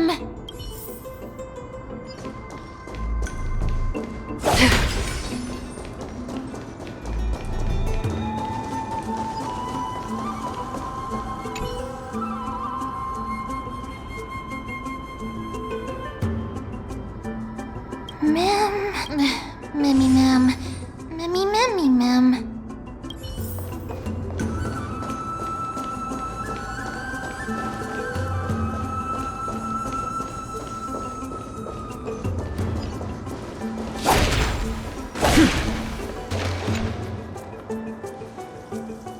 I can't open it.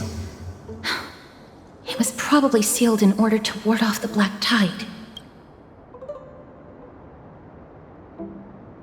Save your energy. Yanis's power is far stronger than we could ever imagine. Memmy mem mem memmy mem mem. Memmy mem mem mem memmy mem. Are you serious? Just a mere door, and your first instinct is to call on the gods? Memmy! Before you try unlocking the door, perhaps you should first find a way to clear the fog that clouds your vision. Memmy! Memmy mem mem? My name is Anaxa, one of the 7 sages of the Grove of Epiphany, and the founder of the New Sporists. Before we go any further, rule number 1. Do not call me Anaxa.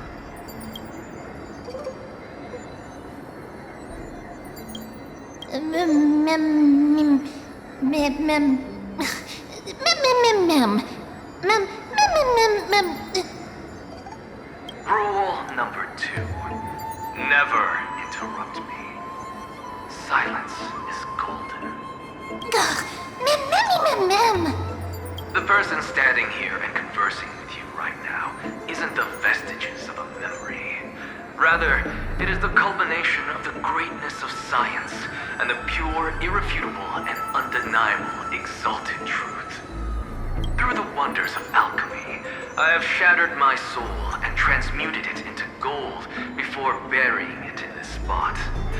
I have recorded these words so that visitors may learn where their next destination lies. Memmy mem mem? Nothing is impossible. Having said that, Alchemy is not omnipotent. Each time you hear from me, an equivalent part of my soul is being consumed as the price.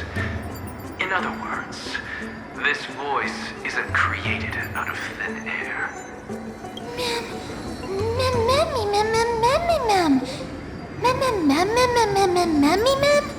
That's because my precise calculations account for every possibility.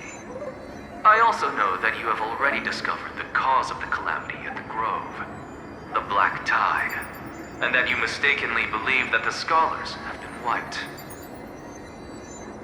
But that is where you're wrong. While the Black Tide was still approaching the Grove, the sages found a way to evacuate the vast majority of the scholars. They are heading toward the holy city of Akama as we speak.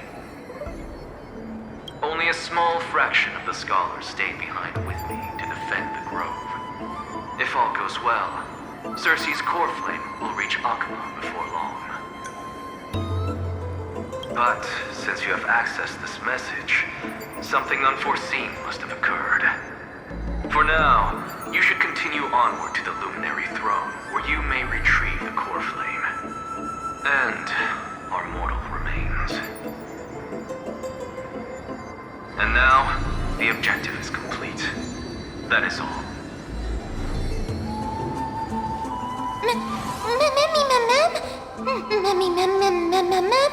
Miss, judging from your reaction, you must have found a useful memory. Professor Anaxa? That's a lot to digest at once. I'm sorry. Please give me some time. You don't have to take that too seriously.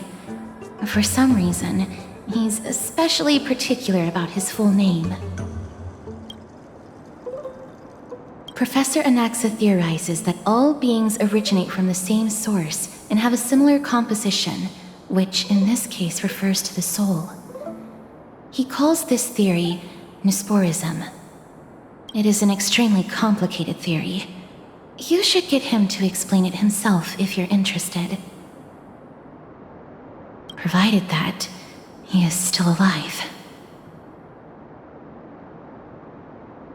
Yes, that seems like the only good news so far. We can just focus on retrieving the core flame then. I do not wish to consider this possibility. Perhaps they were just unable to transfer the core flame, but managed to escape.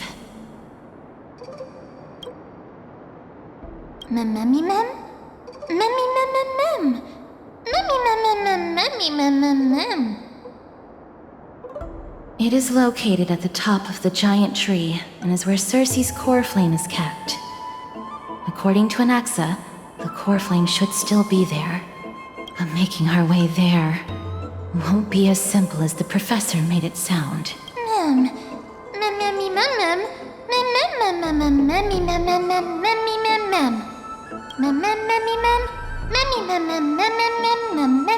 All right. Right. Let's see whether he left any similar directions for us along the way.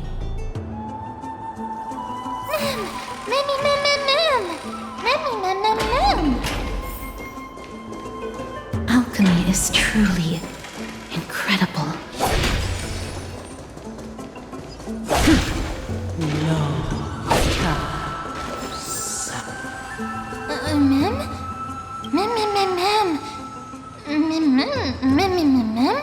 No, you didn't imagine it.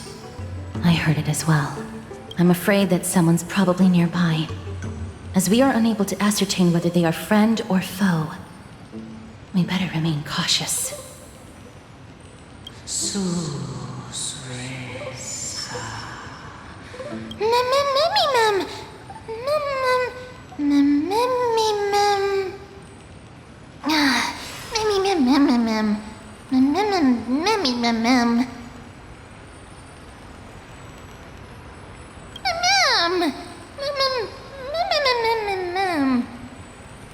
Found it.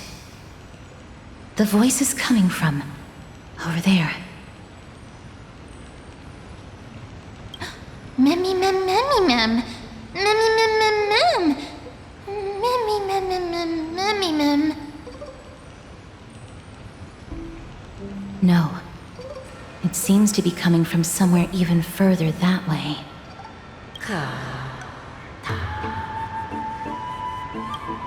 Let's go check it out.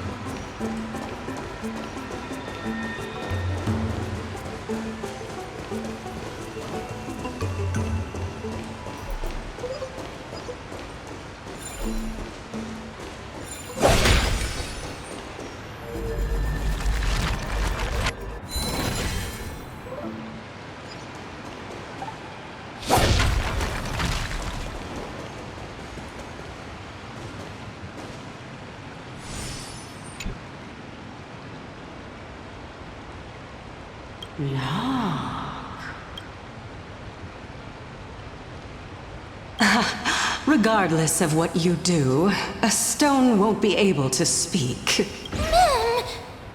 Mem! Such a lively little bunny. You even smell a little familiar.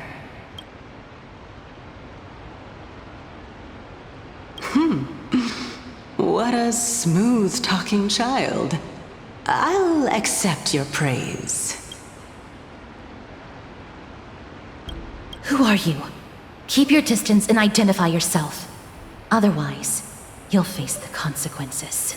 The scent of Thanatos. I recognize you. Idonia's renowned goddess of death. Since you are aware, stop provoking the authority of death. Answer my question. Baring your fangs at me. How cute. Just call me Calypso. I greet you on behalf of the 7 sages and the litophagists.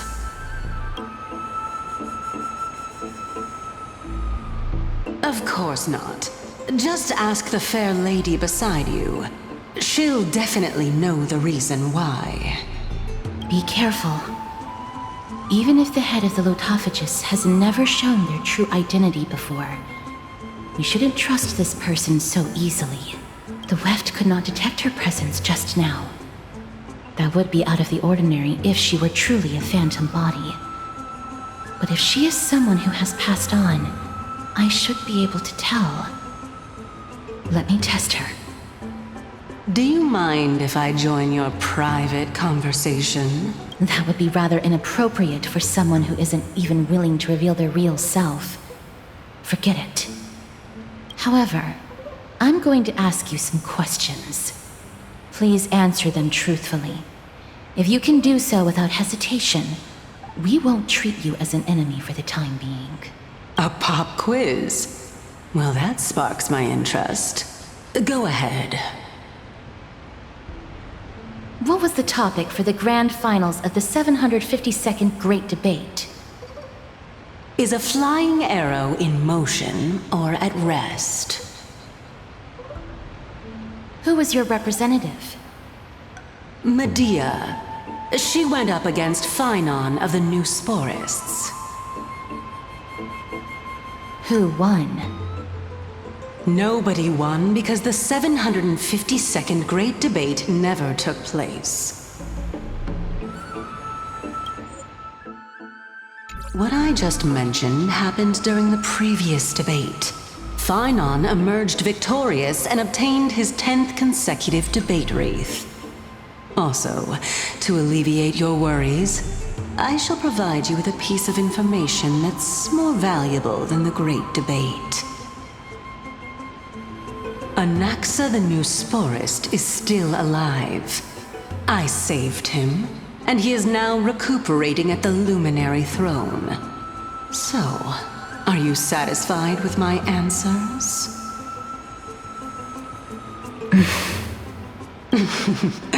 This dumbfounded expression of yours is much more adorable and likable than the previous one.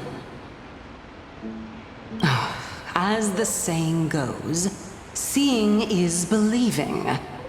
Why don't you follow me to the throne and take a look for yourself?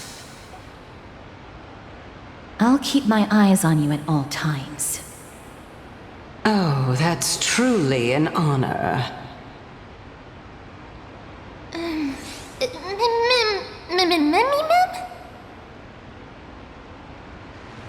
As long as we can get the water wheel turning, we'll be able to use it to ascend.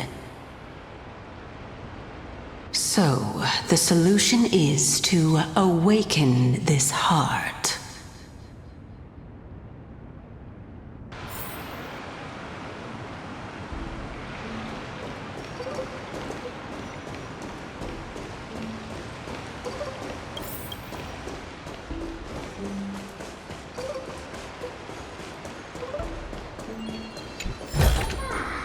Don't forget to let your friends in on the action.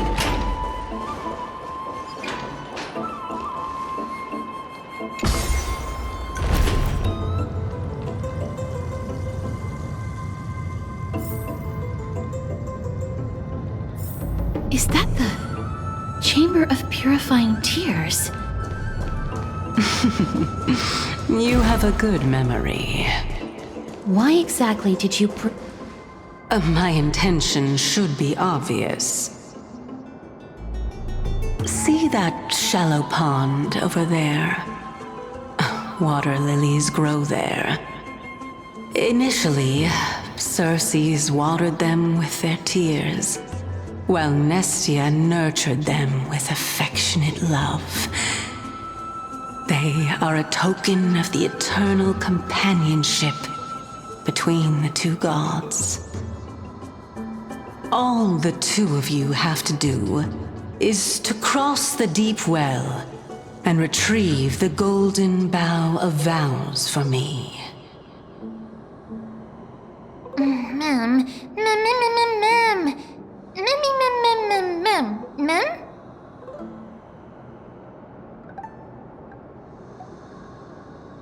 Indeed. Could it be that you actually do not know how to proceed? We can retrieve it, but I advise you not to waste your time. Oh my. Besides, although I'm simply... Now is not the time. As a student... I cannot deny that, miss. Since our interests are aligned right now, it's better for us to do as she says. Besides, she knows about my past. Even though I'm not able to elaborate much, I can tell you that she has reasons to fear me. If you unfortunately turn out to be her ultimate target, please don't worry. I will promptly intervene.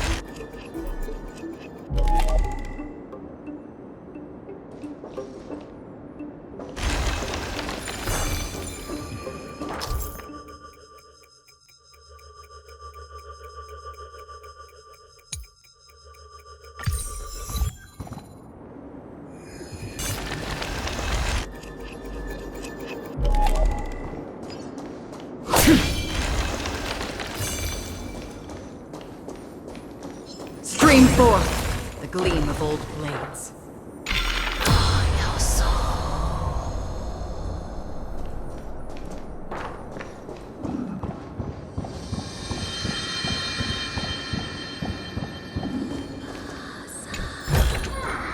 Seek, and you will find.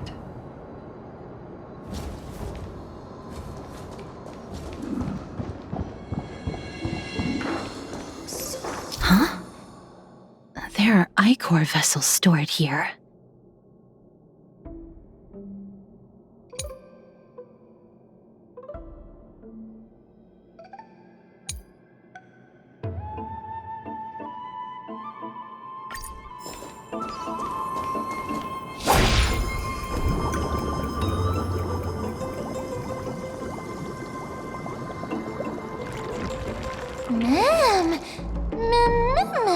Flowers, mem.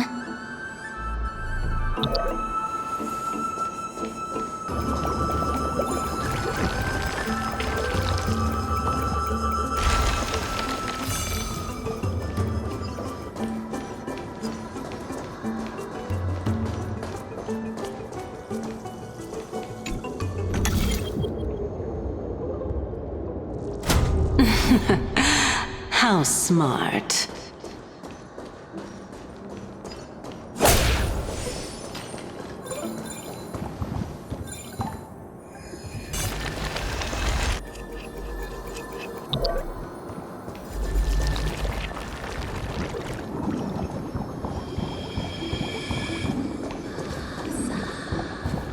Let's hope that this is not a trap set by her. So this is the Golden Bough of Vows. I hope that the Titan will not take their anger out on us. So lustrous and beautiful. It's even more magnificent than before.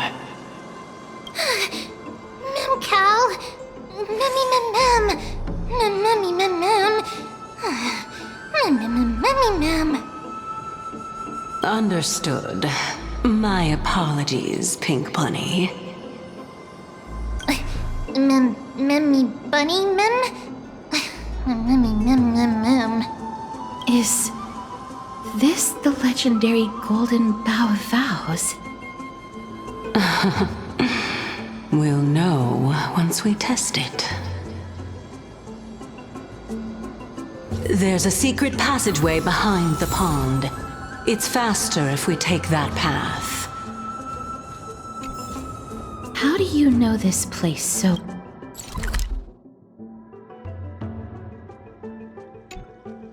well? Well, I'm one of the 7 sages after all.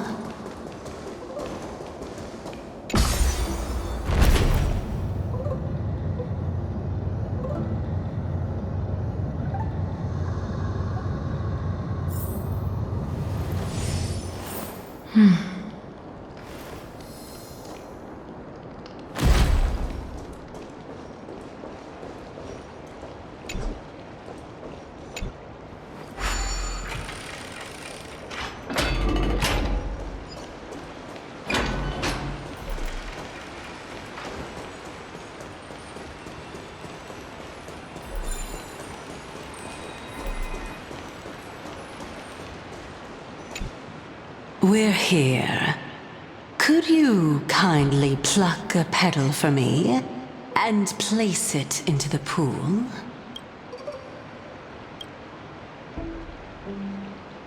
Now, can our little goddess perform that again? Huh?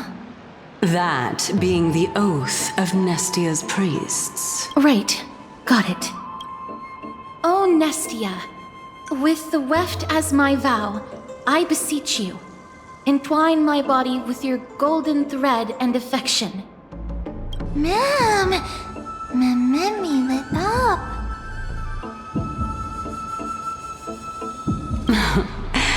It's just an ancient promise between the Titan and humans. So, what do you think? It really is the Golden Bough of Vows. And I did not set any traps for you, right? That is indeed true.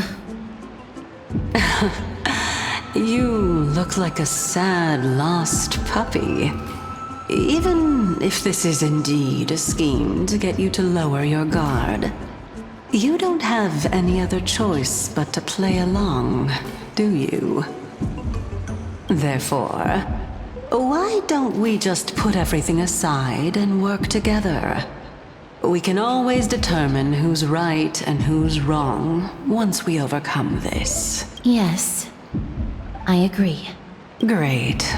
Then, let's ride the water wheel. However, giving us half-truths is not the right attitude for cooperation. Furthermore, according to the principle of equivalent exchange, since we have passed your so-called trial, isn't it time for you to make your intentions clear to us? I really can't bear to look at your sad expressions. Although you only cleared a simple trial, I'm willing to make an exception and treat you with sincerity. I'll allow each of you to ask a question. But not the little bunny. So, ask away.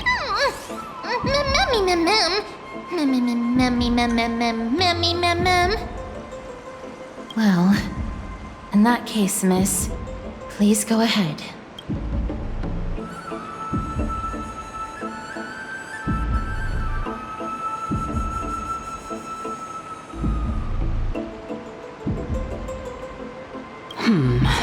As I've previously mentioned, I'm one of the 7 sages of the Grove of Epiphany.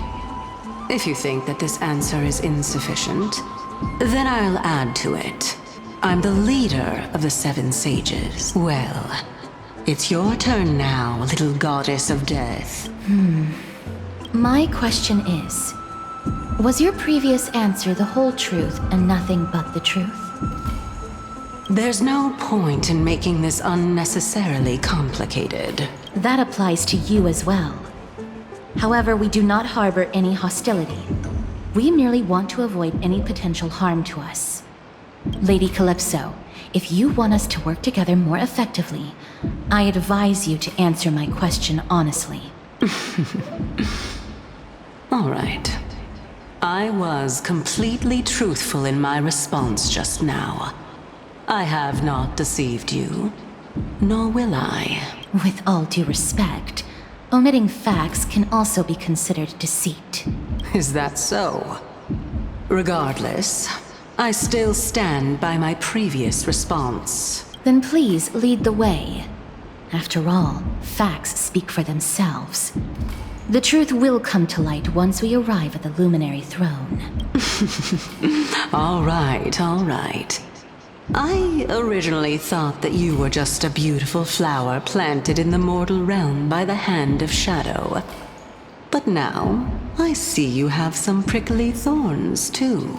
I'll just consider that a compliment. Indeed.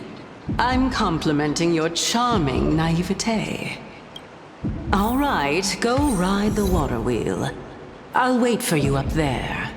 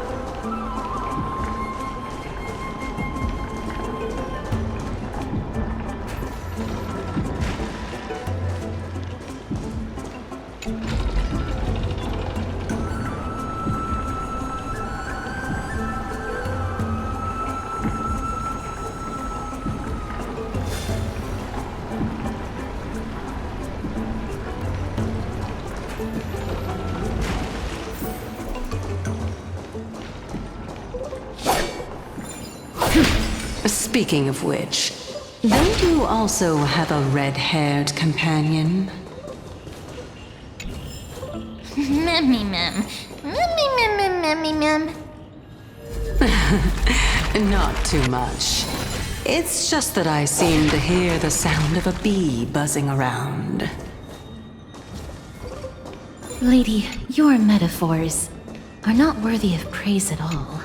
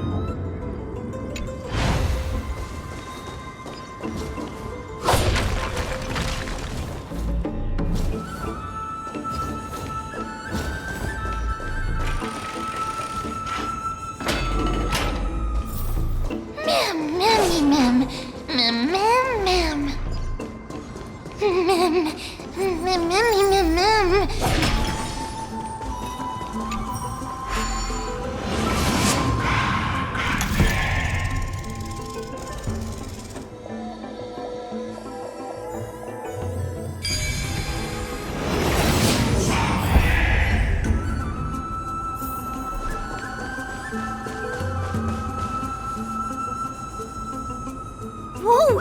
It's little Gray, little Cass, and the pink puppy!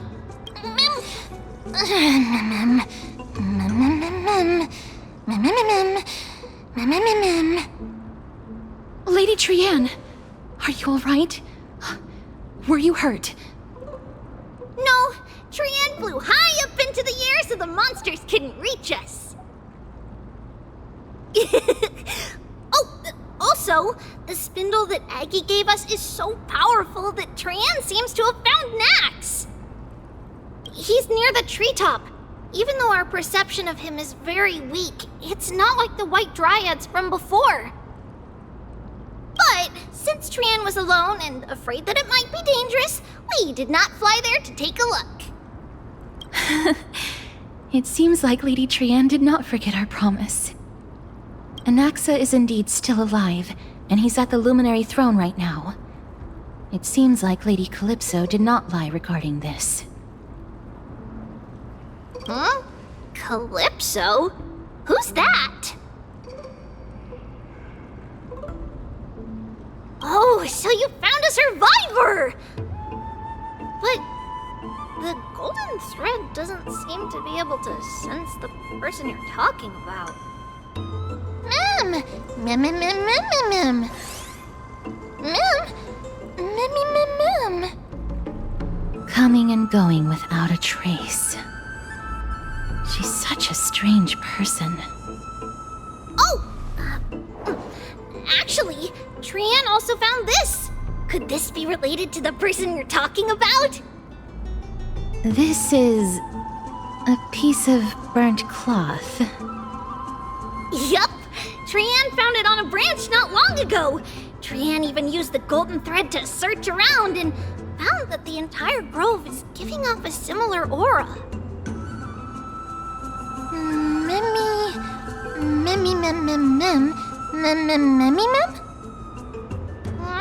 Trianne doesn't think so. Because when Trianne picked it up, we didn't see anything at all. And judging by the golden thread, the aura seems to be all around. Lady Trianne, where is the aura gathered at right now? It seems to be... Oh! A little higher and a little ahead of us! The Dome of Devotion. Calypso, just what are you hiding?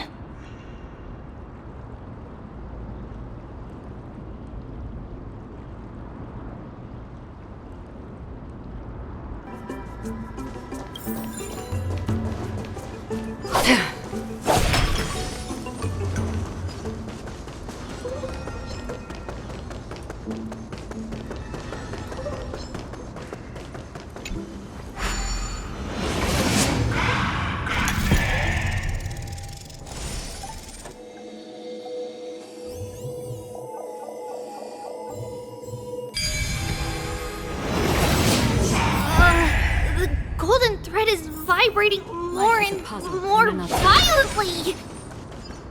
Everyone, let's be even more cautious.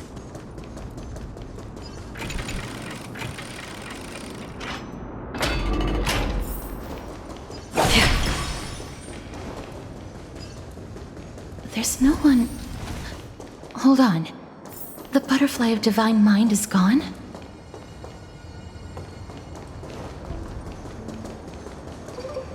That can't be. Was it for fending off the black tide? Or perhaps...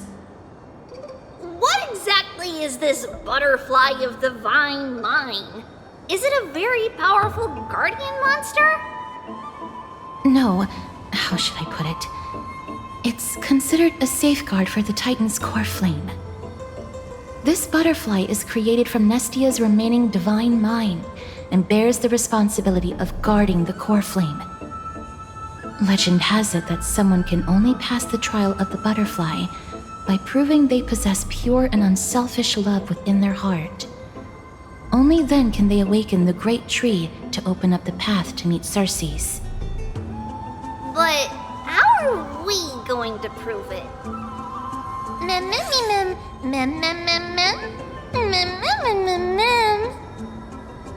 Sorry, but even I don't know how. After all, this is a secret among secrets that only a select few in the entire grove and even Amphorius know. Rather than worry about this, Lady Trianne, did the golden thread react to anything around here? No. That unknown thing seems to be even farther ahead and higher up.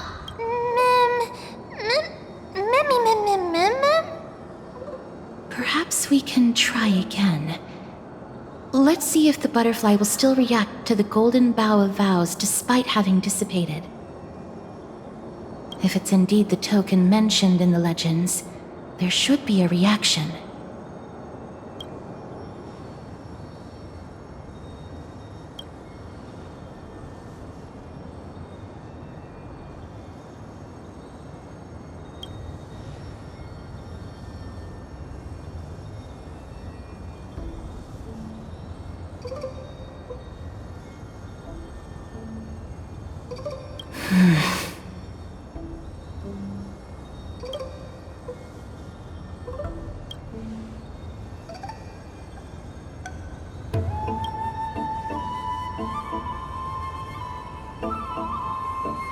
Let me give it a try.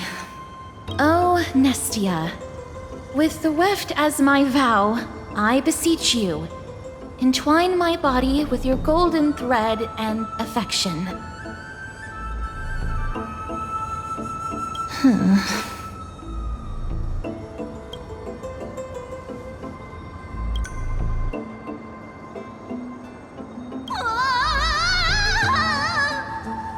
Lady Trianne, and even Mem? Where have they... Little Gray, little Cass, look over here, quick! Mummy, he's about to burst into flames! The voice seems to be coming from the Star Chase atrium.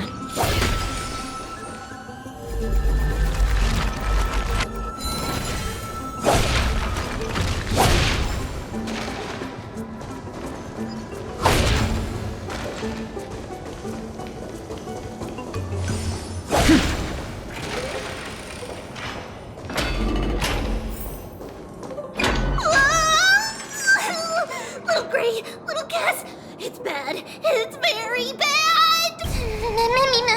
I'm fine.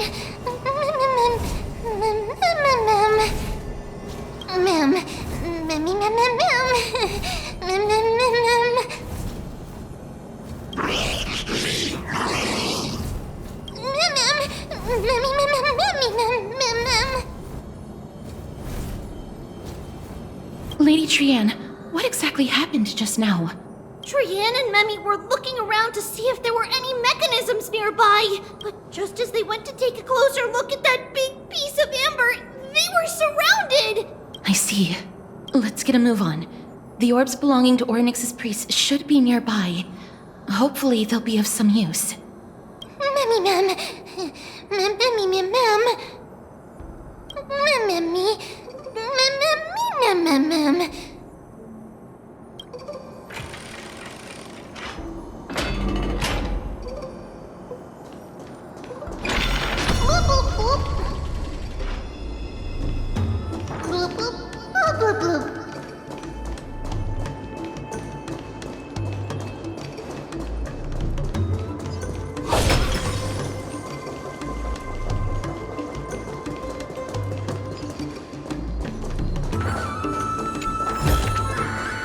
Seek, and you will find.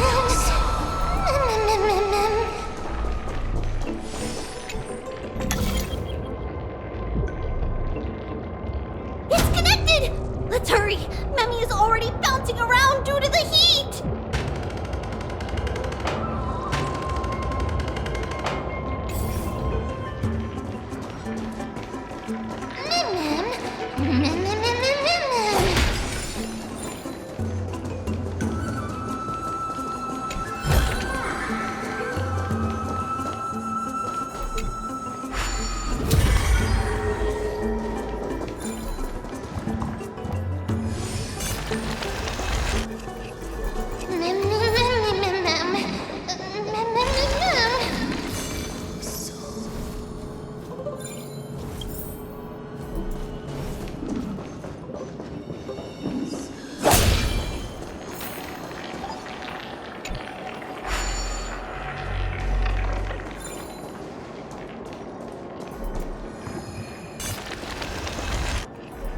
Oh no, I'm starting to smell something.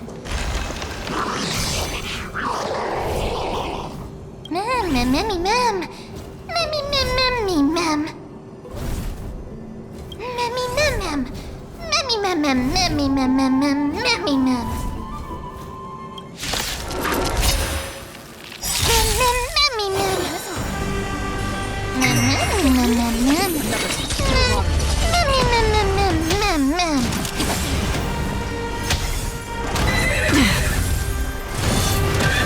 Destiny isn't chosen. I weep for the departed. It too shall fall. I'm gonna hold everyone back again! Get there! Destined for oblivion. Can you find the answer?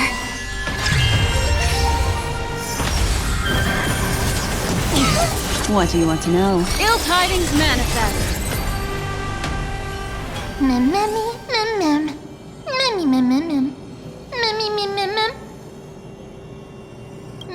Easy.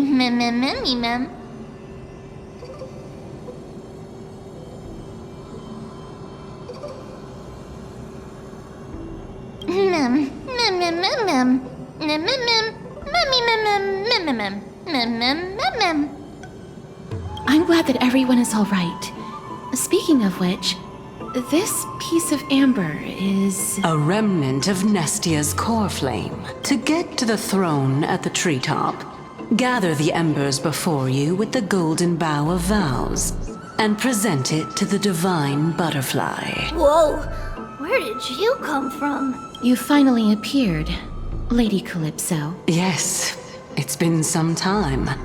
The battle just now was a true delight, and I feel quite elated. It seems like I'll really be able to rely on all of you to reclaim my true form.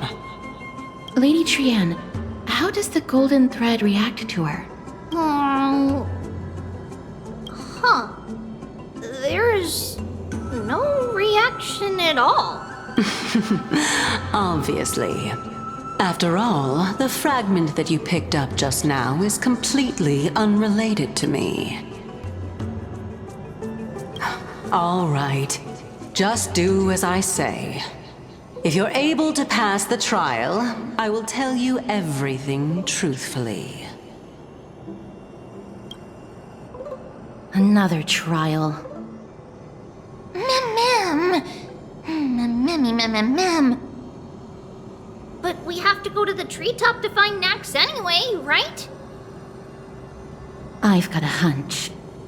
Come, let's collect the embers and go confront her.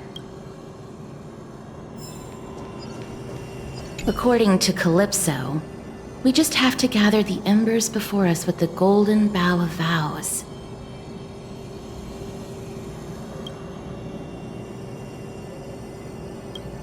How incredible. Mem.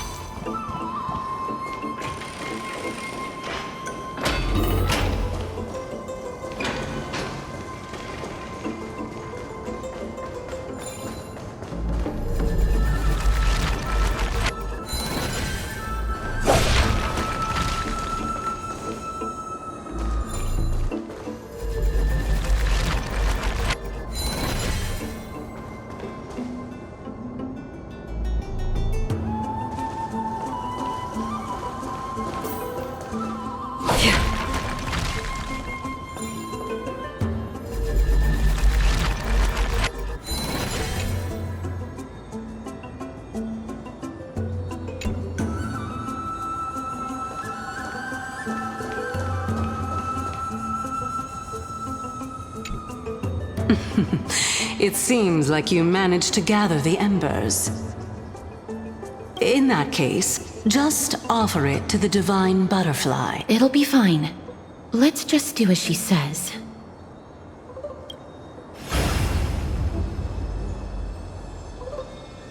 It's a success! Path has appeared! All of you have indeed passed the trial. The sound of a butterfly's wings. I'll be back shortly. Of course, our promise still stands. But now, it's time for me to sacrifice myself. If the West Wind ever ends, let that be the place where we reunite. Farewell, my love. Lady Calypso, this is... It's nothing much. Thank you so much for your help. Now, it's time for me to fulfill my part of the promise. Well, in that case, I can start. You're actually Cersei's, right?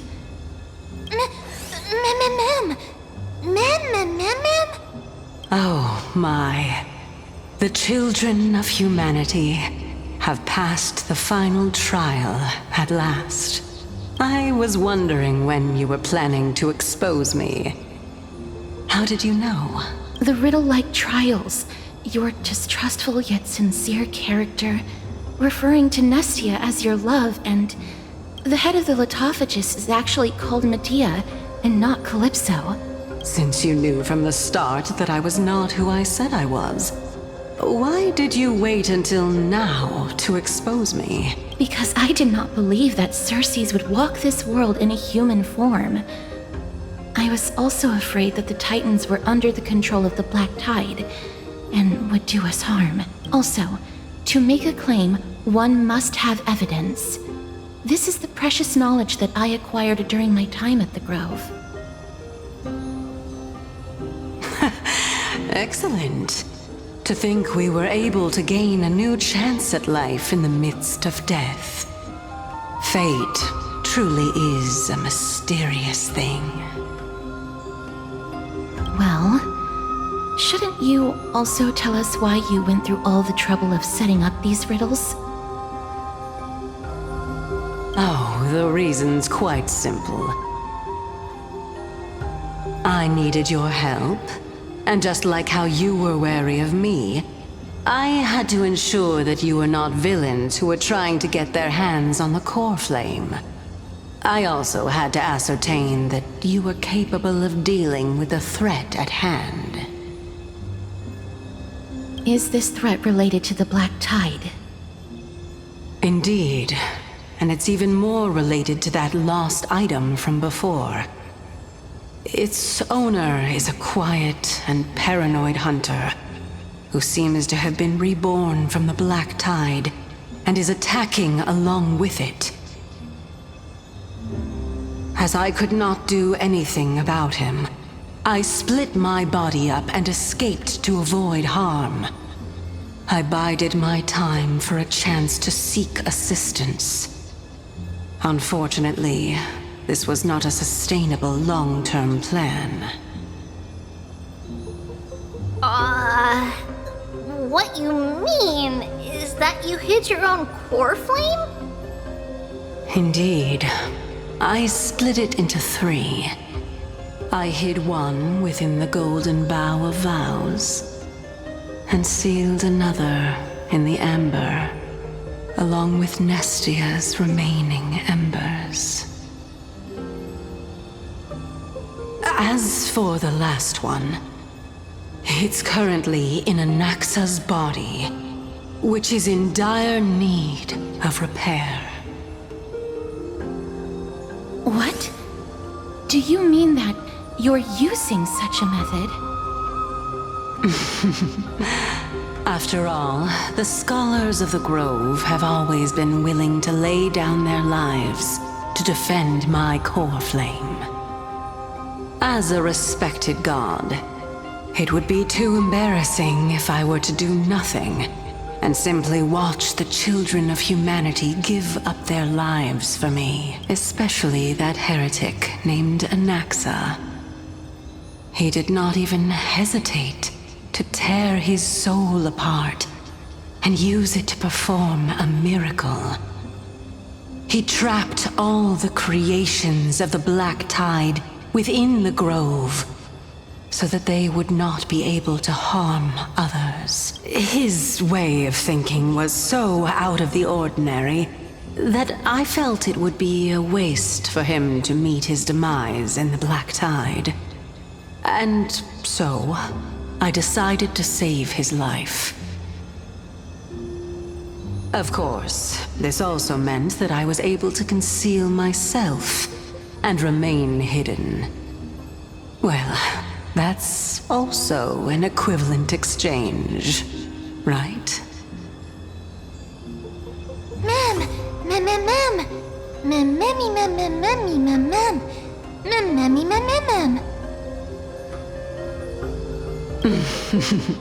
What a smart little bunny. This way, I'll be able to regain my true form. And you will be able to bring the core flame and your teacher back to Akama. We'll also take down the black-robed swordmaster at the throne. Together, in one go. But, Circes, aren't you the reason Titan? Even if I do not have the authority of strife, I'm still a god. I just need you to buy me some time against the warrior's blade. Once the core flame is reformed, I'll be able to show my hand.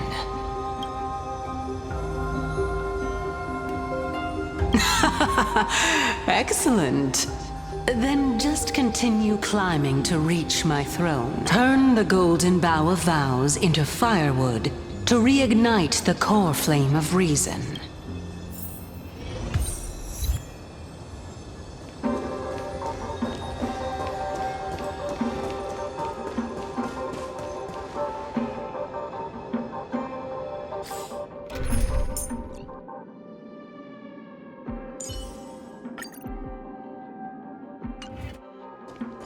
I'll leave it to you, children of humanity. May you be blessed with good fortune. It seems like a fierce battle will be inevitable. Don't worry, Trianne will protect everyone!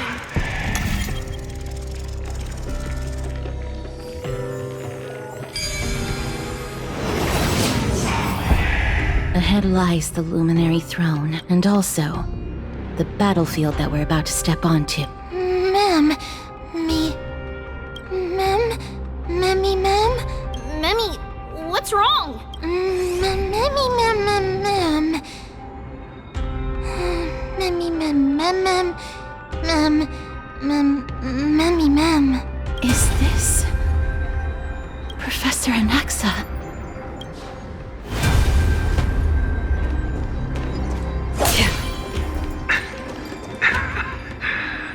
My eyes can no longer see. No matter. All I have to do is to place this body at the core of the array. For the sake of Emphorius. Die with me, Titan.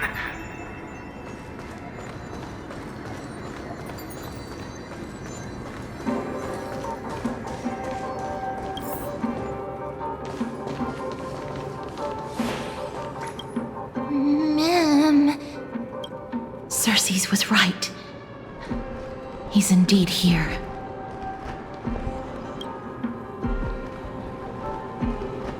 Who is this black-robed guy? Memmy Mem Mem Mem Mem Mem. Memmy Mem Mem Mem. Memmy Mem Mem Mem Mem Mem.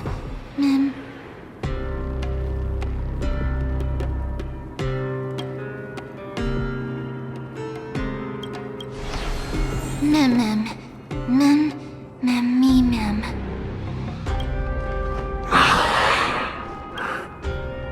Everyone, brace yourself. This must be the hunter reborn from the black tide that Cersei's was talking about. The black sword and cloak. The owner of the piece of cloth. The north wind that sent over the deathly fog of Thanatos. You're not demigods. Stand down or die. Mem!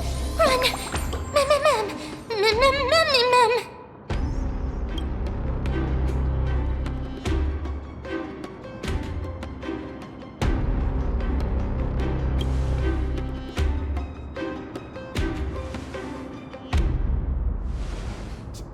Trianne will also protect everyone! Trianne is brave! Miss. Only this time, may death protect us.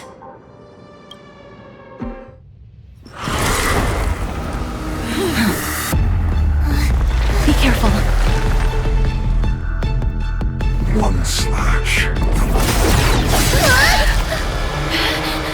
2 slashes.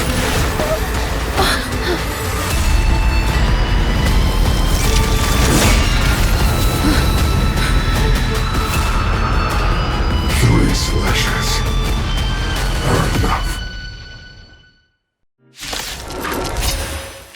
Who exactly are you?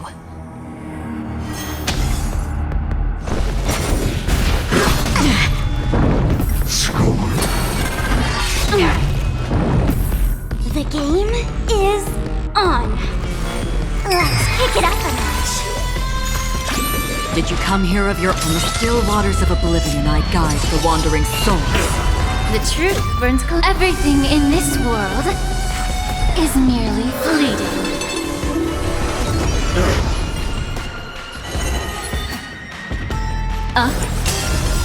I weep for the departed. It too shall fall. Allow me to purge the root of the problem. Be of your body and mind. So powerful. Cersei's was right.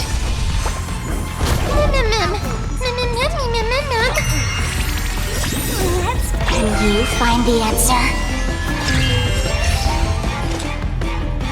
Still waters of oblivion.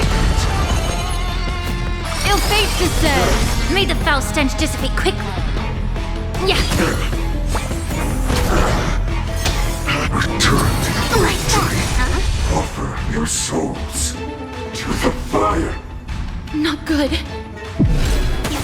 Be reduced to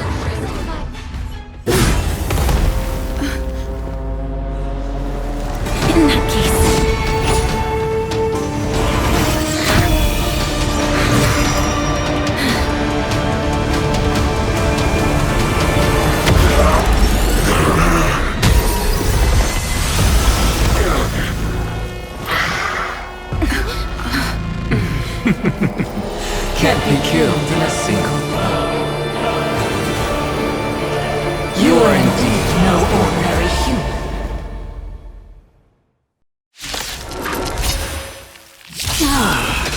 How annoying. Children of humanity, don't waver now.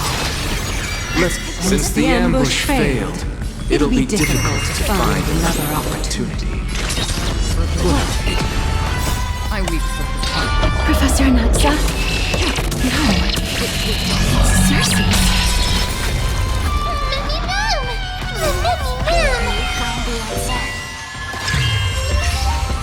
Ill tidings manifest. Allow me to purge the root of the time to cleanse the filth.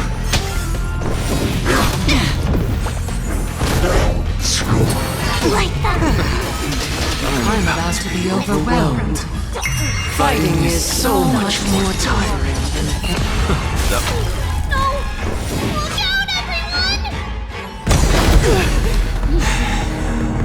This is bad. Century Gate, open!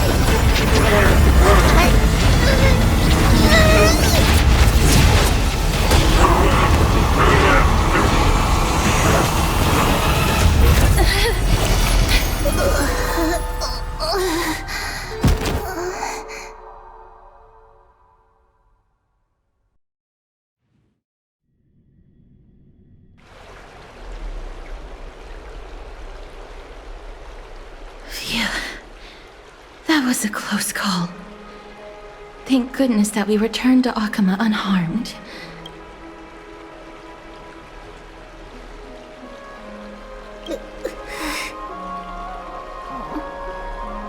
Little Cass, my head, it still hurts.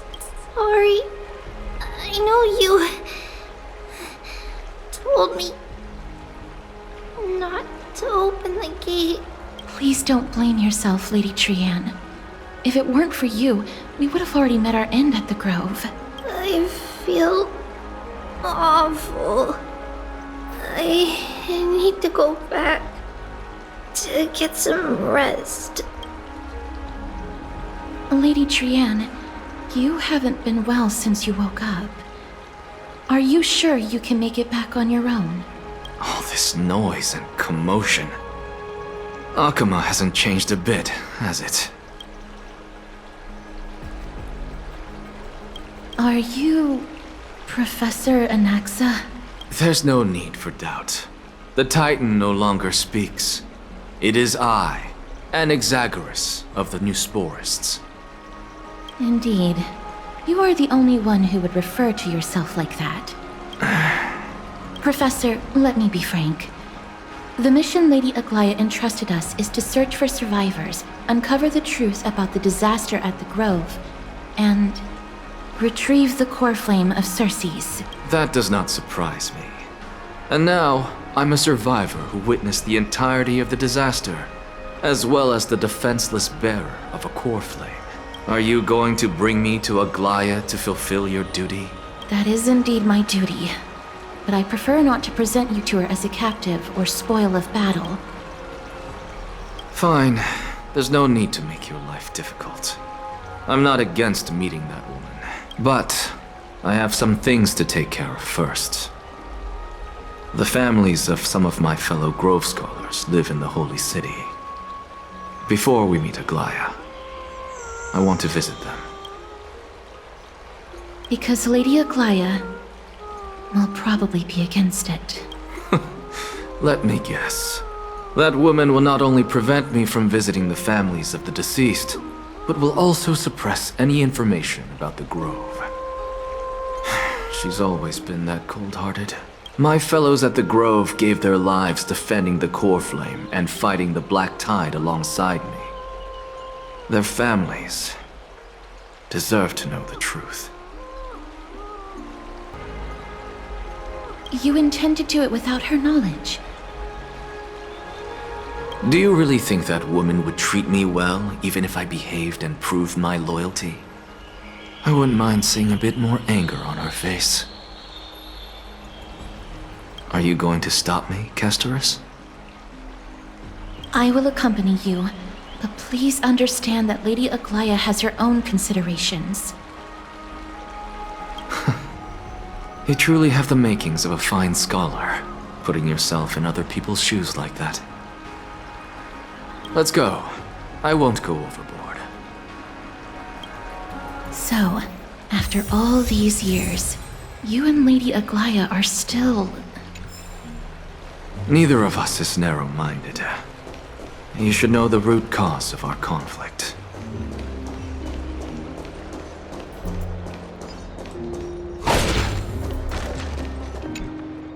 Hello. And you are? Hello.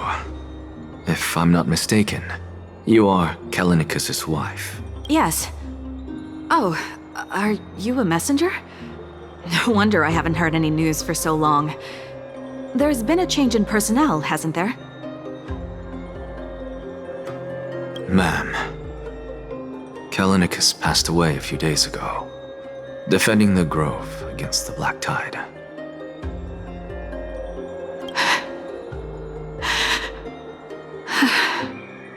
So, did he manage to defend the Grove? Huh? Yes. He managed to protect Cersei's core flame at the cost of his life. I see.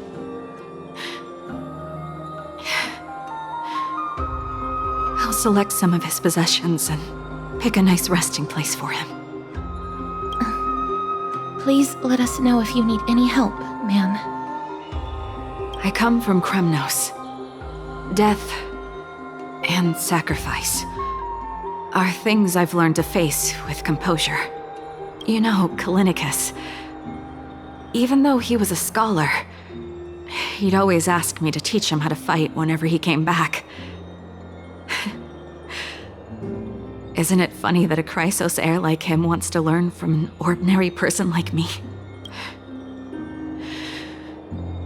I've been prepared for this for a long time. In times like these, any ordinary goodbye might just turn out to be a final farewell. I'm really sorry. There's nothing to be sorry for. I was once a warrior, and I'll find my way back to the battlefield someday. With the coming coronation of the new king of Kremnos, I'll take up my lance against the creatures of the Black Tide and seek vengeance for my husband.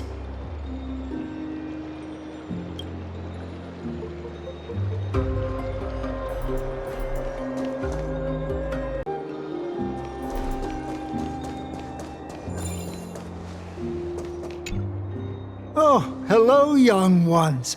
Is there anything I can help you with? Are you the father of Keinani and Ardakama? Ah, yes. Did my daughters cause trouble at school again? Alas, forgive this old brain of mine. Both of my daughters graduated long ago, and they are now scholars at the Grove. As I get older, memories from years past tend to blend together. What's the matter, young one? Why so quiet? Did my daughters really get into some trouble? If they refuse to apologize, just let me know. Their old dad can still talk some sense into them. What should we do? I really can't tell him. Mr. Fabio, the Black Tide took Keinani and Ardakama. What? They fought until their last breath against the Black Tide to defend the Grove.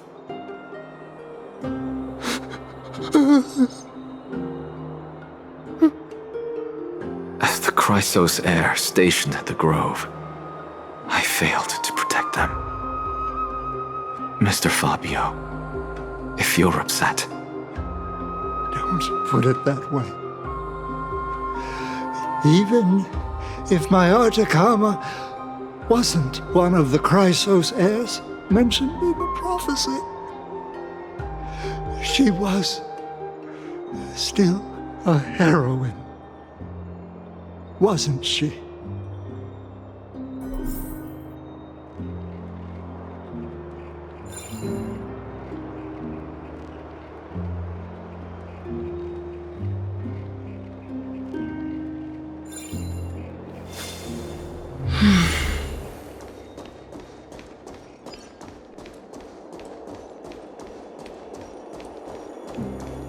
What's Dad talking about? What's wrong? I'm busy. There's a lot going on in the city, and I've got my hands full. Mister, we're sorry to bother you, but... No, wait, Lady Casteress, did Lady Aglaea send you because of some mistake I made at work? Keep your cool, Titus. I'm Anaxagoras from the Grove of Epiphany, and a colleague of your father, old Titus. A few days ago, your father passed away. Wait, what? My old man died?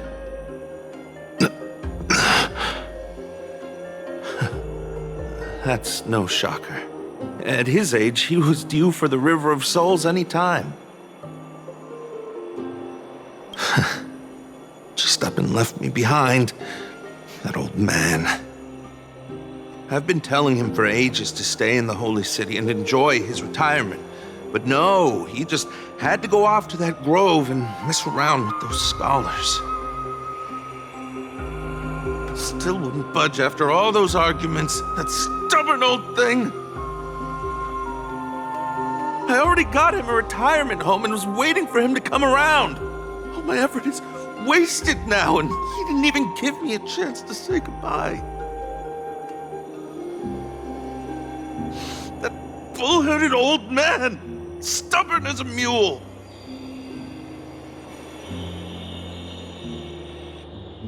That is it. That's all the colleagues' families that I remember. Good work, Miss. And Professor Anaxa. Let's go. Take me to see Aglaea. All right. I'll lead the way.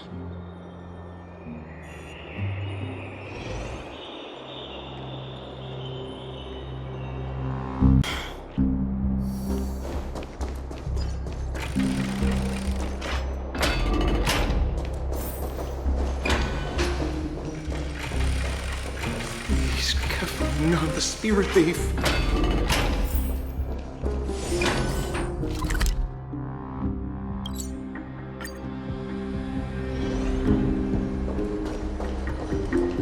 Miss Casteress, my lady, you're back. Hello. We have an important matter to discuss with Lady Aglaea. May we trouble you to inform her of our presence?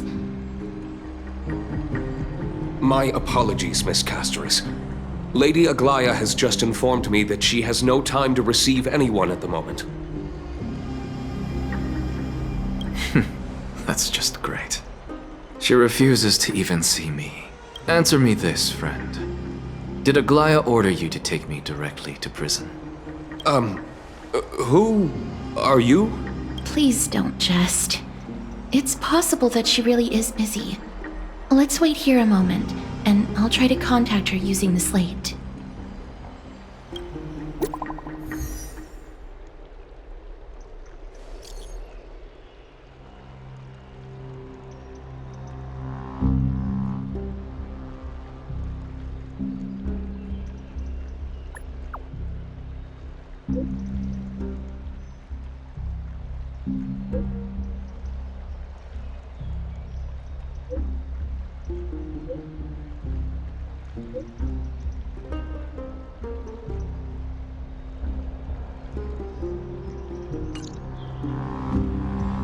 It's fortunate we don't have to confront that woman while I'm hauling around this sick body. Casteress, and this friend I haven't gotten the chance to know, I'll take my leave for today. That Titan made a myriad of adjustments on their own. I head still aches from that. I don't want to stay a second longer in this noisy city if I can. Please be careful. Akama isn't the Grove. This place is covered by her golden threads. I know. That woman is extremely confident I won't escape her grasp. Don't worry. As I said before, I'll mind my behavior. Miss, so many unexpected things happened on our journey to the Grove. We truly had no intention of putting you in danger, let alone face the Black Tide head-on.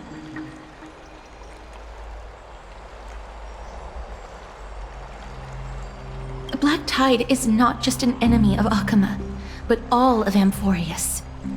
Even back when the forces of Strife coveted the Holy City, their warriors still undeniably halted the Black Tide outside Castrum Kremnos. Nikador's core flame now sits vacant, and the Black Tide has returned. The Grove is an academic city with the best understanding of the Black Tide.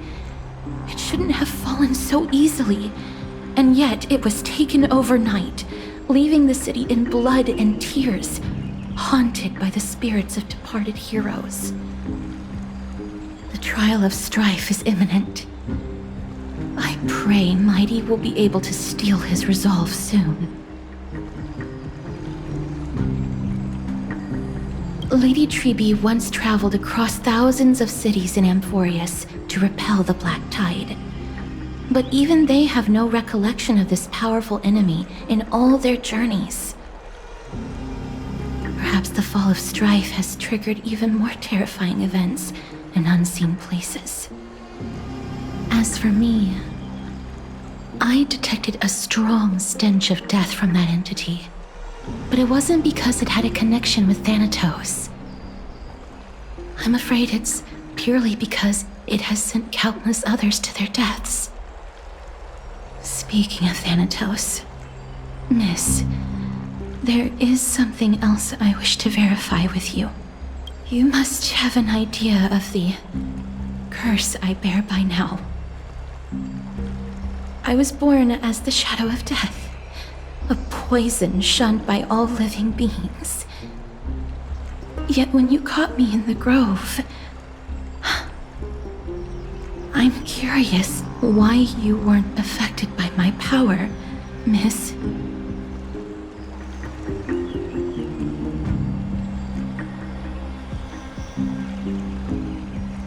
My apologies for the abrupt question. For all my life, I've always wondered, what is my connection to death? And why am I inextricably linked to Thanatos? Miss, you must be tired after being on the move these past few days.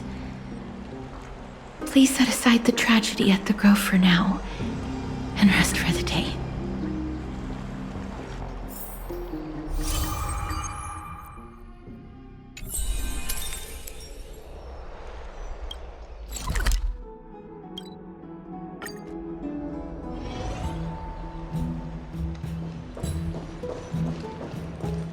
I'd love to go in and take a look.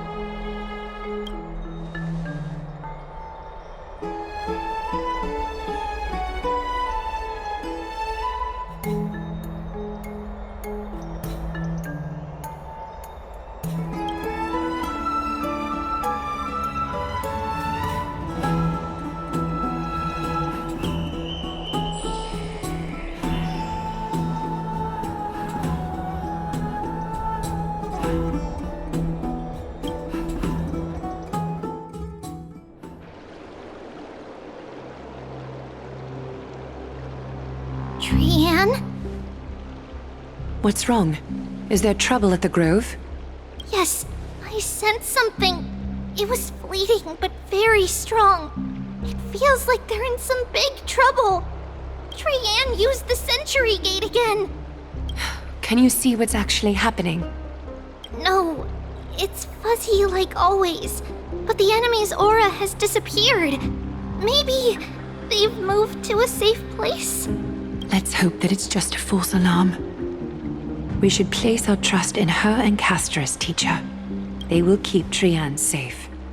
Aggie, you're talking like we're little kids. One day, Trianne will reach her limit, and Tribbie will take on the role of gatekeeper from her. We are all aware of that. I am just a little concerned about her state of mind. Trianne was already unable to speak, even in short sentences when they left. We want to say a proper goodbye at the very least. I will pray with you. Thanks. And Aggie, it looks like we will need you to come with us to the baths this time to unwind. It feels like neither of us have laughed for a long while. It's time to head out with the West Wind! All right.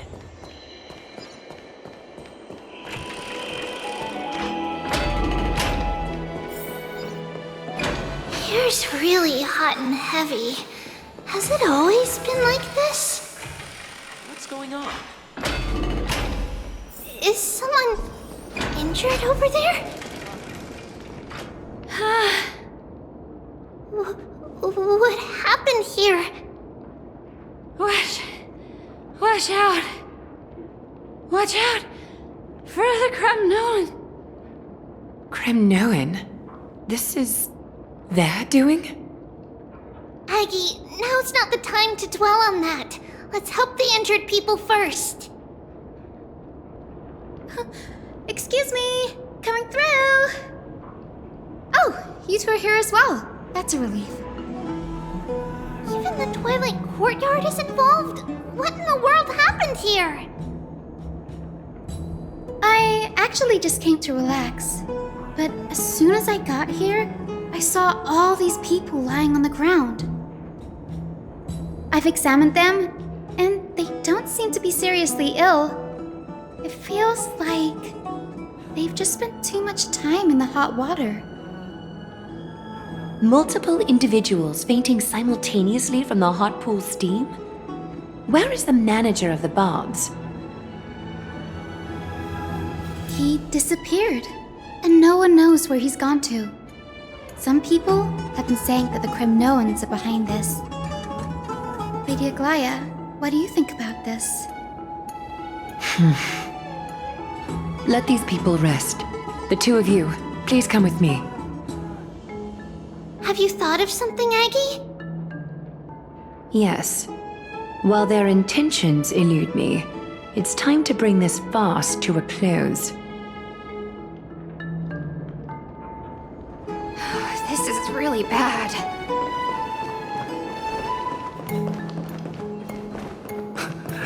This... Snowy! Even Snowy! The culprit is Mydamos. Oh.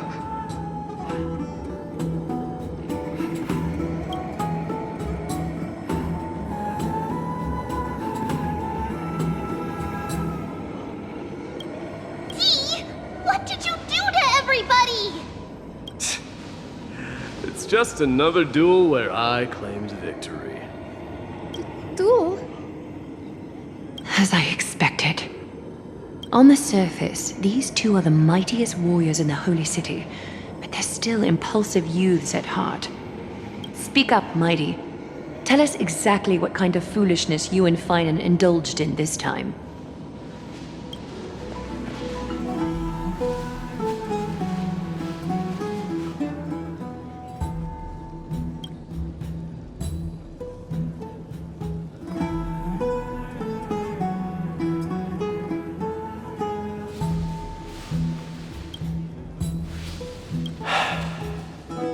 No, none of those sound right.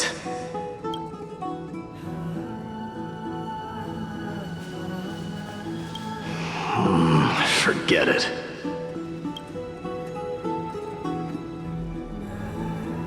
Am I seeing things? Is the magnificent deliverer finally deigning to step outside? What kind of response is that? Nothing. I was just imitating your usual response. I don't feel anything special from you. Have you passed the demigod trial? The ritual hasn't reopened yet. In case you forgot, it hasn't been that long since I pulled you out of the trial. I didn't forget. Then, you're welcome. In twilight's last gleam, Makima stands bold. Her walls sturdy, tales untold. Dreaming of her fruitful gardens, pilgrims arrive from distant lands. Figs and olives, so grand. Yet little do they know that they will step into flames, fuel to the fire, a burning brand. What are you playing at this time?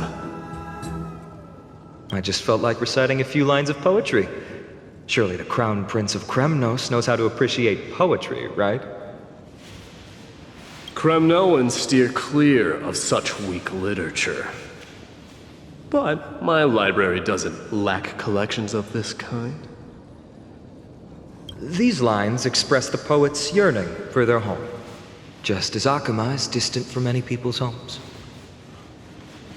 I know how to interpret poetry, Hyacine.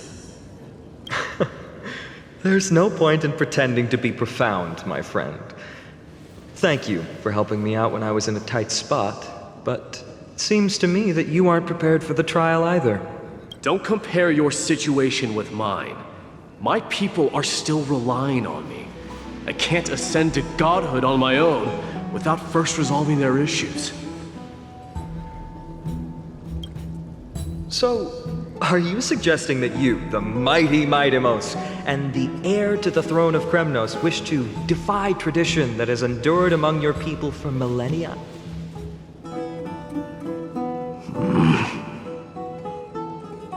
I'm still thinking about what I should do. Never mind. It's probably not my place to offer you counsel. An idea does strike me, though. Go ahead. Let's see what terrible ideas you've come up with this time. Maybe we both need to relieve some stress. Come, Mydemos, let's recommence our previous competition. This time, we'll see who can stay in the super hot bath for longer.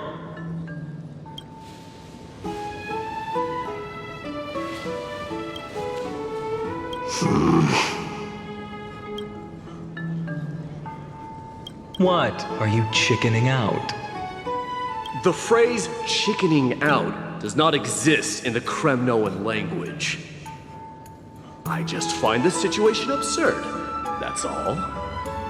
All-knowing historian, are you not aware that we Kremnoans use boiling water from sword forging for our baths? Looks like I'll have to teach you some royal etiquette today. And thus, an unprecedented sauna battle commences! With unparalleled resolve, the two warriors' determination even alters the very hue of the steam. Flames intertwine with scalding vapor, reaching toward the heavens, shrouding the sky and the sun. The spectacle is so magnificent that none dare gaze upon it directly. Since we can't see what's happening in the competition, why don't I regale you with a tale of kings to pass the time? Do you recall the legend of the Gorgo lion mentioned by a certain veteran? The central figure, the main character? sovereign of that land. An Oryx stood as its formidable rival. Long before the dawn of Era Chrysia, the two beasts started their timeless battle on the plains of Tritos. The lion regarded the Oryx as its food, while the Oryx perceived the lion as a scornful, oppressive, and challenging barrier that it swore to topple with its antlers. For tens of thousands of years, without respite, the two creatures thus continued their relentless pursuit and rivalry.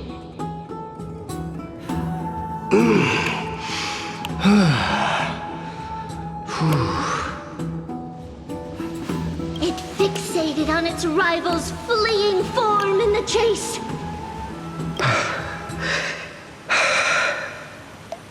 It set its sights on the other's neck, nearly within reach.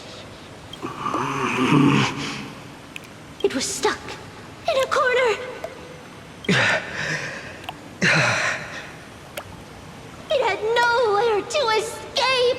On the land of Amphorius, some lives meet their end at dusk, some at dawn, and yet others are fated to perish under the blistering sun at noon.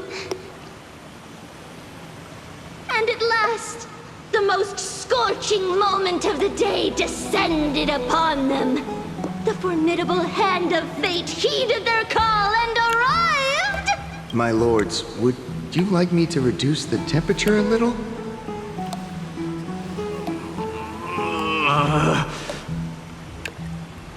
What? You're chickening out already?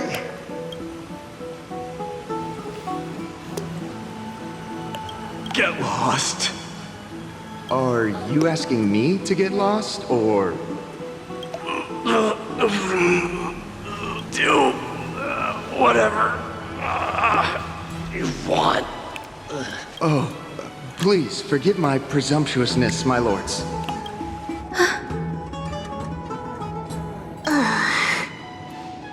What a spectacle of folly. This is what you get for daring to challenge a Kremnoan without understanding your own place.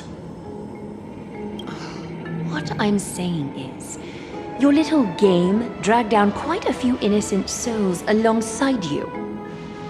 We will personally escort back home the customers left awestruck by our formidable presence. This isn't fair.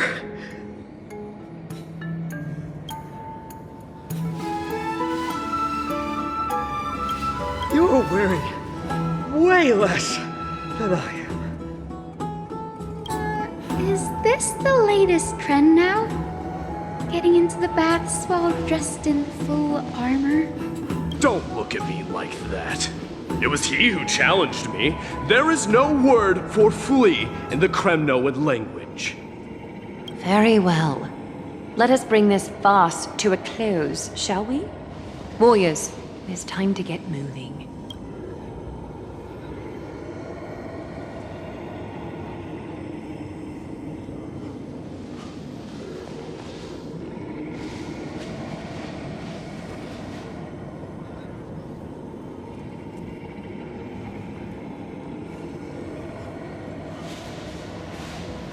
Alas, the flame chase journey is destined to be a lengthy one, replete with obstacles. But thanks to those two, all the gloom has vanished into thin air. Oh, we just had quite the commotion. It's not every day we find the Marmoreal Palace this serene. Shall we continue with our previous plans? Hyacine, would you care to join us? Such an empty bath is indeed a rare sight. I was looking forward to unwinding after work. I'd be delighted to accept your invitation, Lady Tribbie. How about we go to the biggest bath?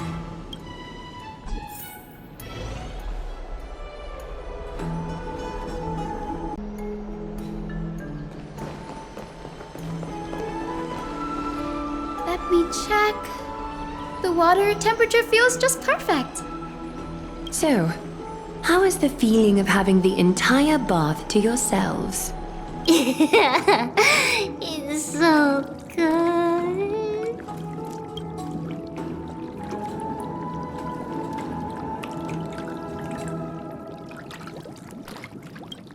But, Lady Tribbie, aren't you going to soak in the bath with us? We will have to pass. After all, we've become children. Please understand that she can no longer endure the heat of this pool due to the blessings of Yanis. Oh. Are you curious about us, Hyacine? I am, but something tells me that it might be better to change the topic. Don't get all nervous. It's not something we can't discuss. The truth is, a long time ago, we were a mature adult just like Aggie. Then, because of reasons, we inherited Yanis's divinity and gained the power of passage. And in return, the price we had to pay was the splitting of our soul. Each opening of the Century Gate intensifies the strain on Tribbie and the others. They are gradually regressing towards infancy, both in body and mind. We don't know what awaits us at the end either, but anyway, that's why we've turned into children. In that case, when you opened that giant sentry gate above Akuma during the battle against Nikador. Well, there's no way around it. We all know that the flame chase journey won't be a smooth ride.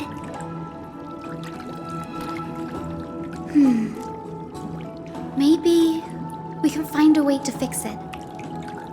The primary research focus of Noosporists is the soul. We explore its depletion and methods to restore dispersed souls. As long as research continues, there might be a breakthrough that can help. We will do everything we can. So your first reaction is in fact denial. You're indeed an anaxa student. I look forward to your good news, Hyacine. Now there's another reason to look forward to tomorrow.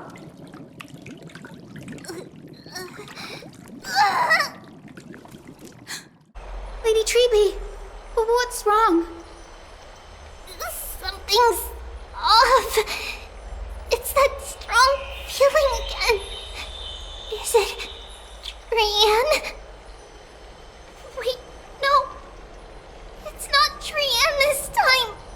It's Trianne. Trianne is in danger.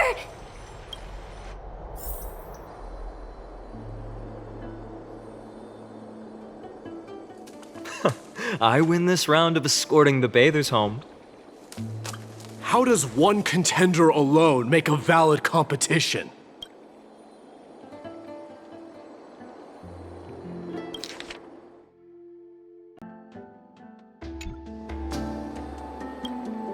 Offering a compliment or two wouldn't be the end of you, you know.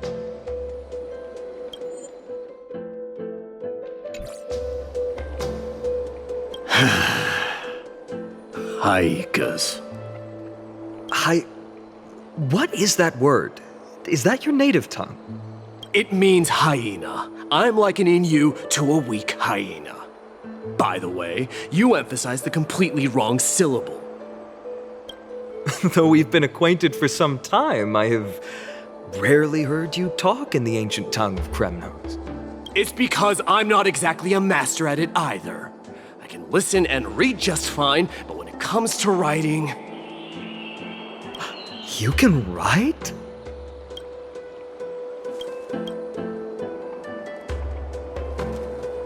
You speak as if you don't have a brain.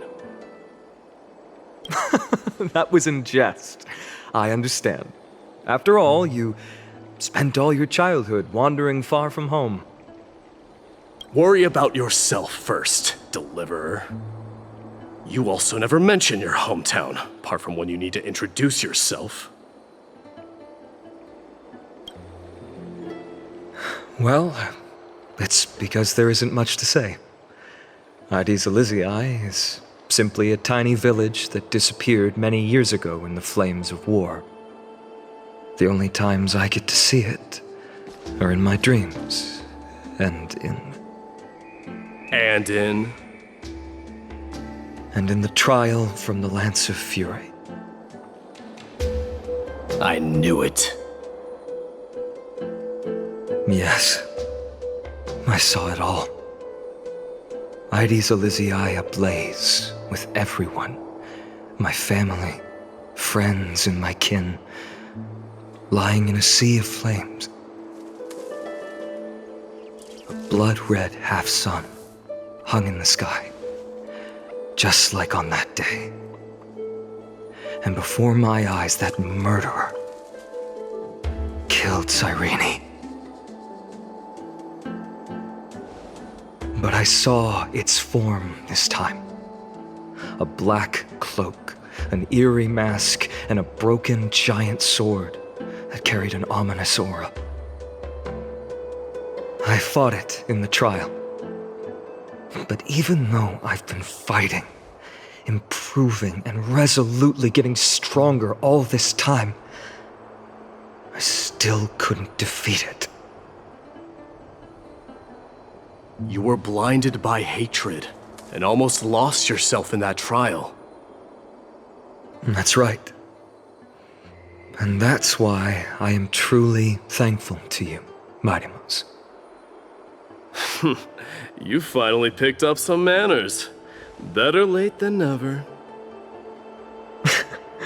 Then what about you, Mighty? What did you see in that trial? What do you fear?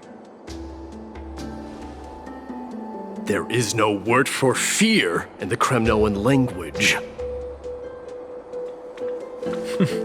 I'm getting the feeling that your language has no words at all. But to answer your question, I saw Akuma in the trial. As well as my old comrades.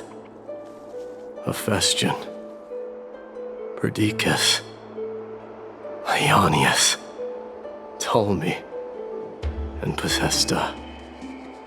Ever since I returned from the Sea of Souls, these 5 have been by my side. We faced life and death together during our days in exile.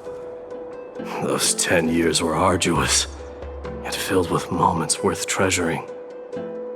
Each night, we would gather by the campfire, savoring honey brews and singing our hearts out.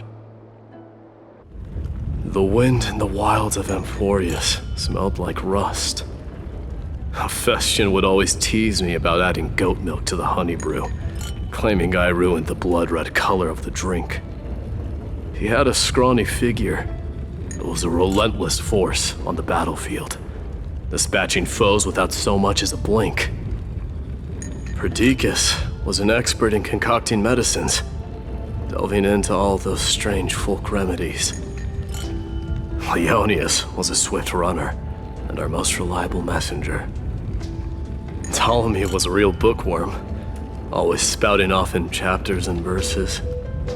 When we left Kremnos, he made off with a stack of ancient tomes from the Grand Library. Not like it mattered, as my family owns the library. And then there was Possesta. He was the silent type, but a truly masterful musician. This is the first time I've heard you mention these 5, and their names. They died on the battlefield before the Kremnoan detachment managed to join Akuma.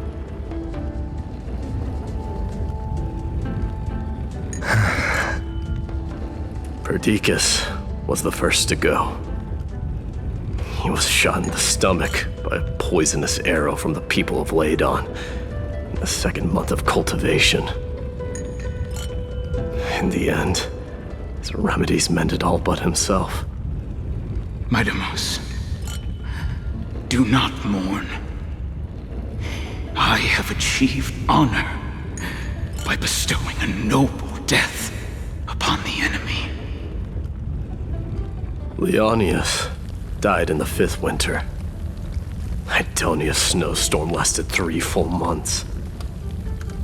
On the night of the fiercest storm, our foes launched their assault. Idonia. Is that the city Krateros used to live in? Yes. Those zealots were as fearless as Kremnoans in the face of death, but they lacked respect for honor. They cornered us in the bottomless swamp. Leonius covered for our retreat. They cut his legs off. He vanished into the mire of a foreign land, his body never to be recovered. This is perfect. Mighty Mos, I can finally deliver the news of you ascending the throne to the Netherrealm. 20 dusks later, we finally breached the walls of Idonia and entertained the usurper's plea for peace. However, the rebels refused to surrender and set up an ambush within the city. Ptolemy and his cavalry met their end before they could even relish our triumph. Those obelisks that collapsed after being set on fire became their final resting place. Mighty Mos, please tell my family. It was not cunning schemes that vanquished Ptolemy, but the immense weight of Amphorius' entire history. Then, it was Pacesta. He lured the enemies into the city of Aenionis with his melodies, buying us invaluable time. Our enemies, consumed by indignation when they discovered the trick, set the entire city and my soldiers on fire. His final words were recorded on a small clay tablet, fractured by the flames. Mighty Mos, don the crown. And at last, my most trusted friend, Hephaestion. He was supposed to stand by my side through it all. But a sudden relapse of his illness hit him on the eve of my duel against my father. He hid his condition from me. By the time I returned victorious, he had but a breath left in him. A Kremnoan dying on a sick bed. I would be a laughingstock to everyone. Hephaestion, my dear friend, spare your strength. I'll go get a physician. No need. Even if Perdiccas were here, he couldn't stop destiny from taking me away. No! None can take you away.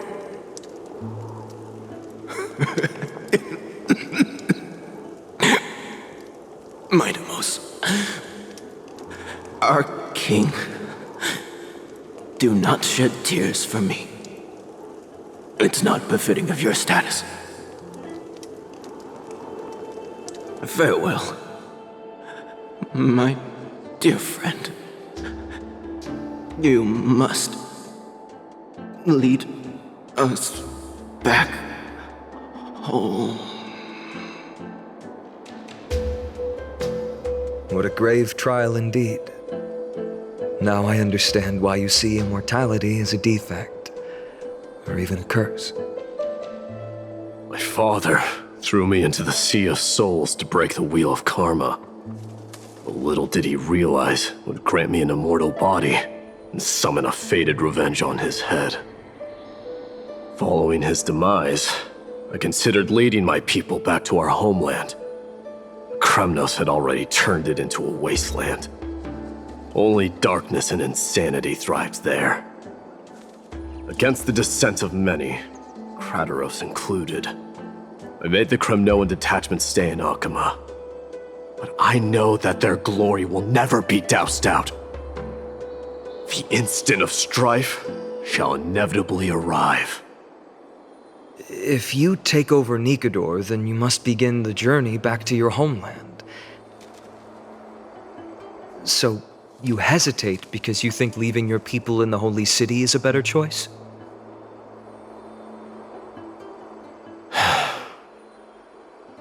I don't know. But I have never been crowned. And those 5 were never endowed with any titles. None is aware of their glory. Your predicament is truly complicated. I don't know how I can give you any useful advice. Maybe you could seek counsel from more people, such as the Grand Craftsman. Cartonis' people seem to have been through comparable dilemmas. And that teacher of yours, Krateros? Dee, we've got a big problem! Big problem! Lady Tribbie, what's making you so flustered? Hurry up and go save Trianne! She got abducted by Krateros! Krateros! What's going on? Mydei. It seems I was the one who exposed my vulnerabilities first. Aglaea, I demand an explanation.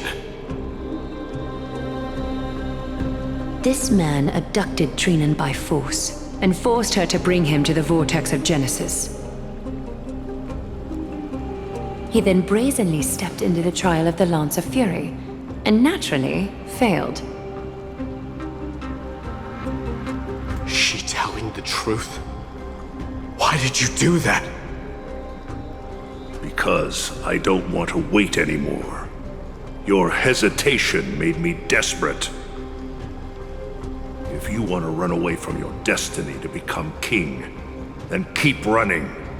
Someone will eventually stand up and fill in the gap left by strife.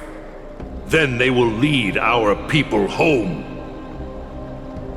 Age has blinded you, teacher. Can't you see that I'm hesitating because of this very recklessness seared into your blood? Krateros, do you truly believe you're worthy of entering the trial? To blaspheme against the prophecy? Does the mission we Chrysos heirs bear seem like child's play to you? Do you know how the Kremnoans see you, Aglaea? You're a hypocrite and a megalomaniac. The prophecy of Genesis and the flame chase journey are just excuses for you to seize power. Silence, Krateros. Do you even know what you're saying? Are you defending this woman, Mydei? How many wars did people start because of her and her so-called prophecy? How many cities fell in the past millennium, their people massacring each other? Even if this so-called Genesis really exists, will there be a place for the Kremnoans in that new world?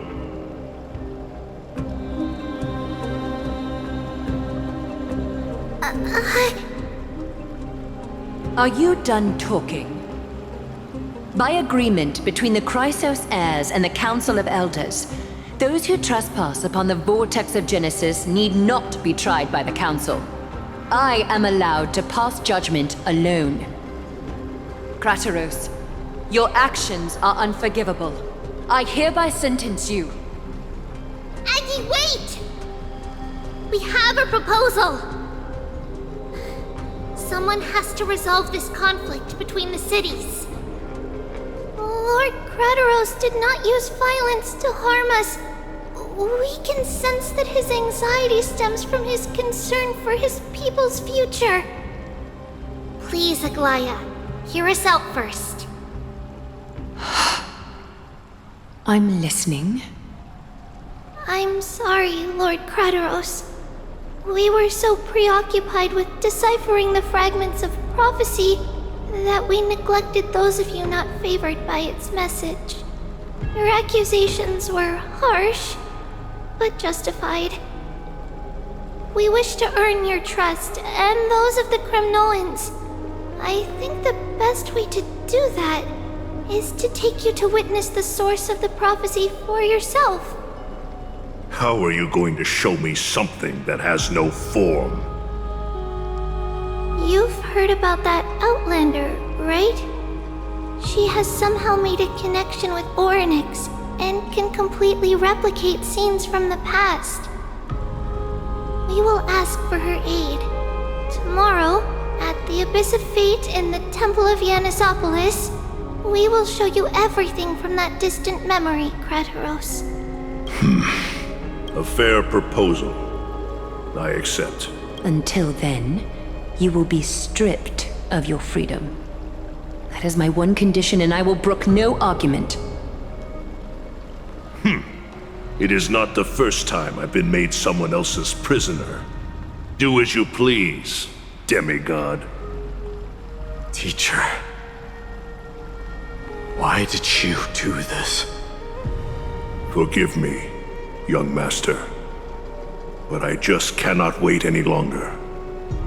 Ever since your father died, our people and I have been waiting for a day to revive Kremnos.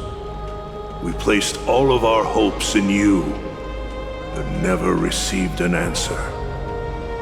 This obsession for returning home has become a sickness for our people. Wise as you are, I refuse to believe that you can't see the truth. You have a clear head, which is why you're also incomparably alone. A smart person can only choose to tangle himself with the mundane of this world. If you're truly capable of leading our people beyond this blood-stained fate, then prove it to me once more, Mighty Mos. Just as you did back then.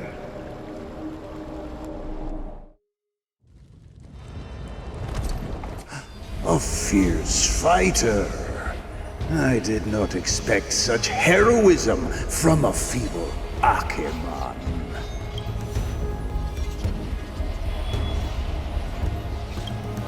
Fulfill your duty as the victor, warrior, and tell me your name. I seek an honorable death from you. As if you have any honor! Listen closely. I am the leader of the Kremnoan detachment, Mydei. I'm here to finish you, father.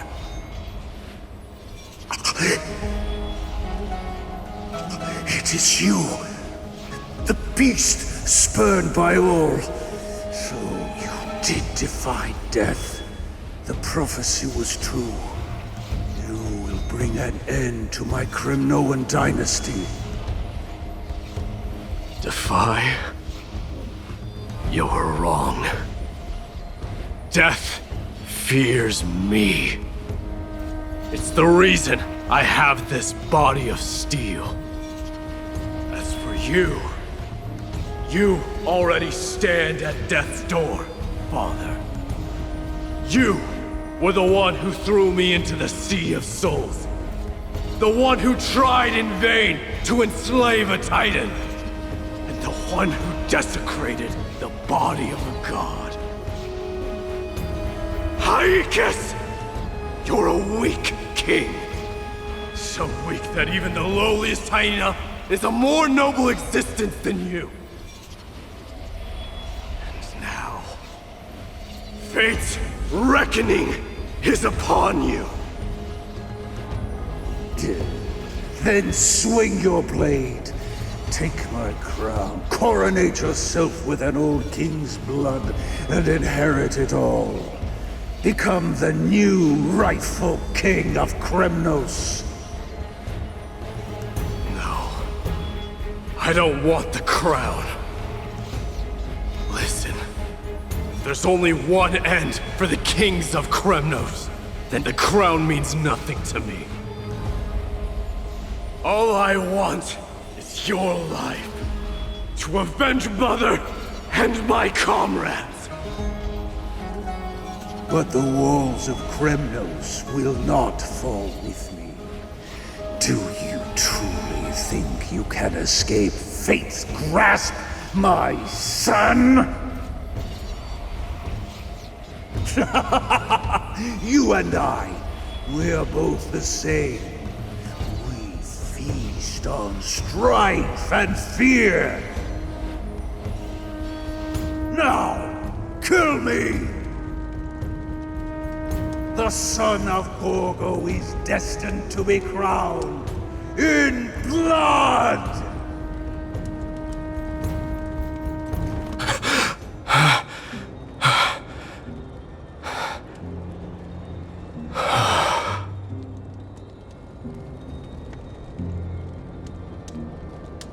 Krateros. He said the Grand Craftsman Cartonus might have some suggestions. Might as well go see him. Grand Craftsman, how have you been? King of Kremnos it is. That you would come, I knew. You knew I was coming? Your matters, I've heard. The path forward you seek. Many questions you have. But before that, take this. What's this? A signet ring. For the King of Kremnos. Belonged to your mother. Recast and restore it. I did. What? Mother threw it into the Sea of Souls. A long time to fish out it took. Very fortunate we were. I can hardly imagine how much patience and courage it must have taken to find such a small signet ring in the Sea of Souls. I owe you one. Gratitude there is no need for. Repayment for saving me, this is. Questions you bring with you. Ask, now.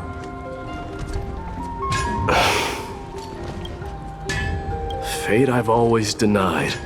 It's finally caught up to me. By all rights, I should accept Strife's authority. It would make everyone happy. The Chrysos heirs, the Council of Elders, the Kremnoans. Even the bards who will write it all into song.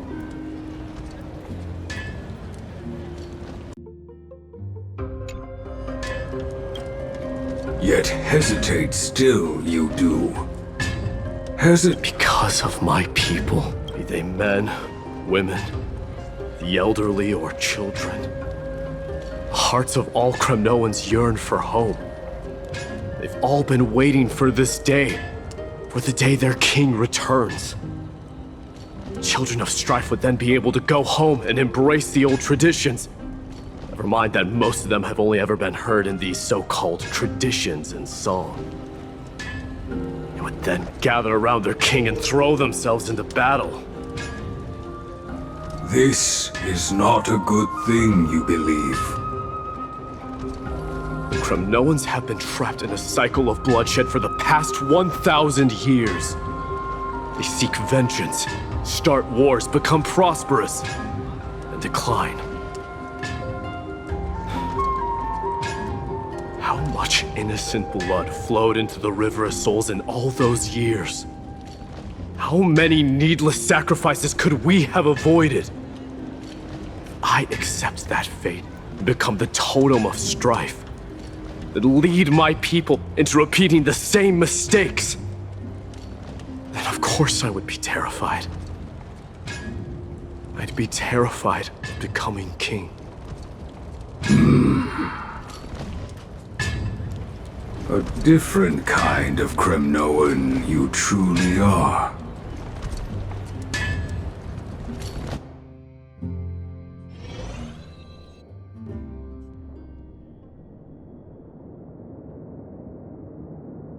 Mama, I had a dream last night.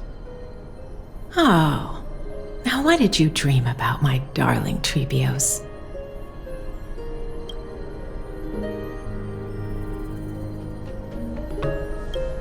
I had a dream that I turned into many me's.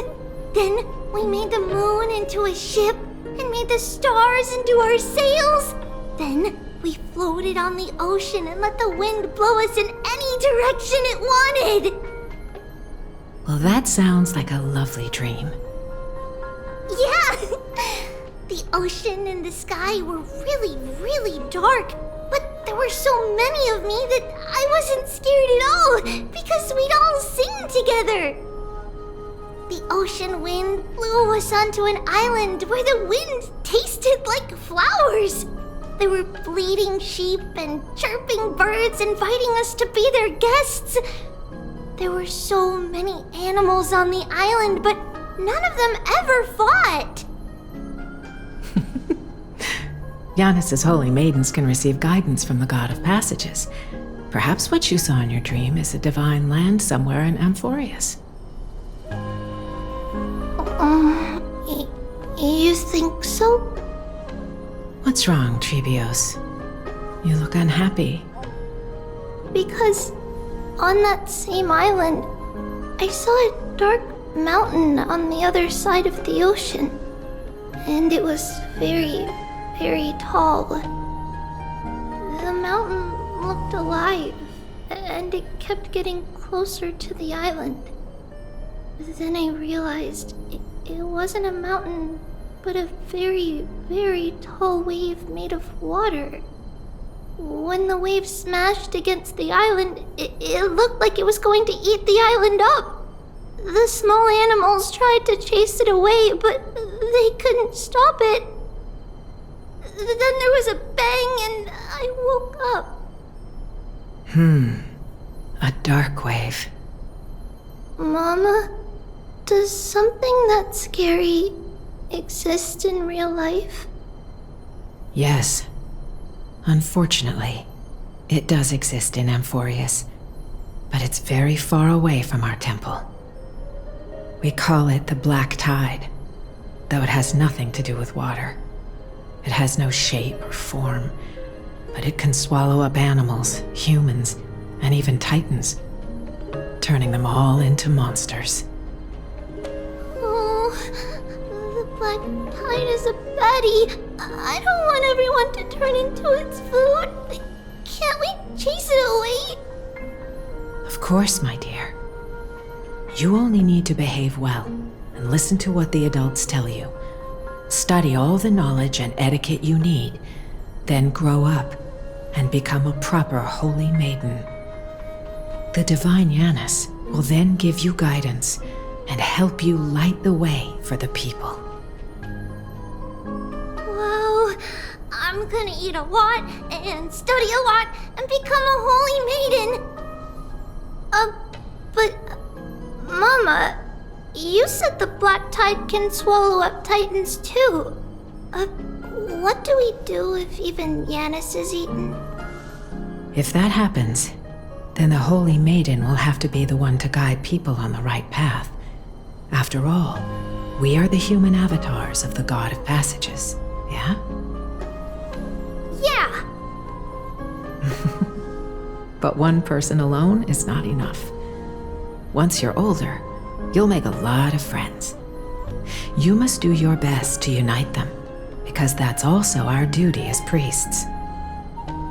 Friends? Are they also like me and Mama with pretty red hair? They might not, but they'll certainly be just as smart and kind as you. Mama? Am I dreaming? Don't be silly, dear. Of course you're not dreaming. I've always been by your side. What? Now be a good girl and call your friends over too. Let's play hide and seek, just like we used to, okay? My Tribios is the smartest girl. I'm sure you'll remember where everyone is hiding. The voice sounds so far away. I don't remember. Who am I looking for? Your friends, who will chase the Black Tide away alongside you, of course. Is this from my childhood? I don't remember.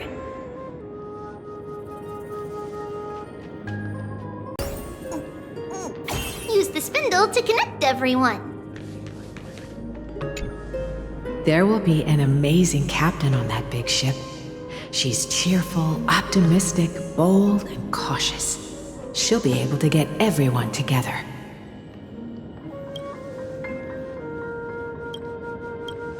Wow, that's amazing! Can I be the captain? Of course you can.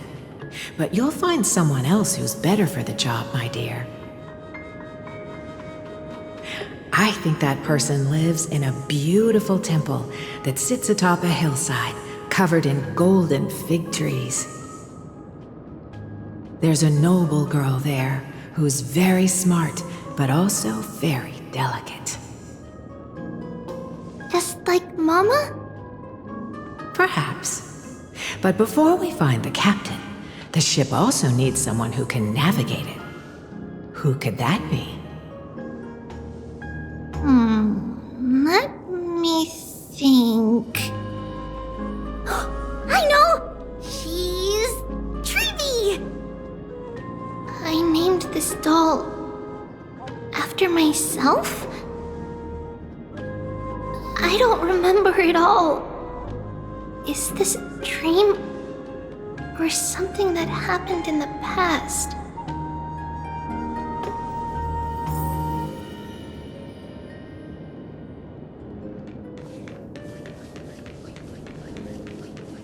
It's packed full. Mama must have left all of these for me. All the words are blurred out. Could it be that my memory is fading? Bad chest! You can't lock me away! Huh? Why is this doll inside a chest? It's holding a sword. Why? Many years later, many brave warriors will board this ship. They're skilled combatants who fear no danger. Ooh, I can learn how to fight too and protect everybody! Silly girl. You're Yanisopoulos' holy maiden. It's not your duty to fight. There will be many others to protect you. Alright. Then where will they come from? I believe one warrior hails from a lovely village where bulrushes flourish, while another comes from a magnificent royal city. Though each has their own troubles, both are ready to lend their strength for the ship's long voyage. In that case, let Trianne fight by their side! This way, they'll always stay on course! How could I have known the name Trianne back then? Was it just a coincidence, or...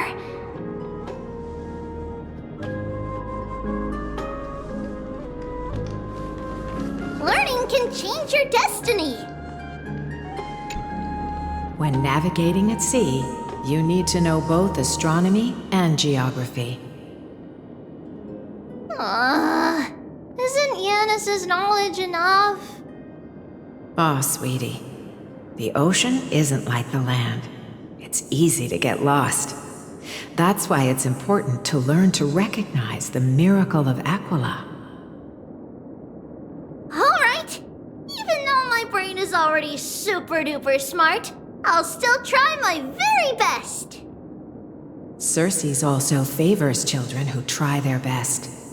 They will send a wise scholar as everyone's teacher to help you reach your dreams. I want to be a teacher too! Oh, wait. I'm super duper smart. So I want to be the teacher's teacher! Why not?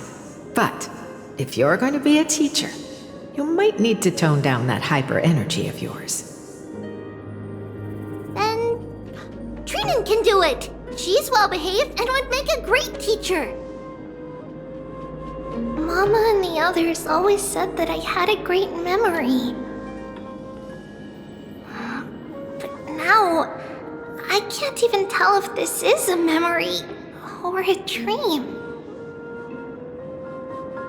Come, let's line them up.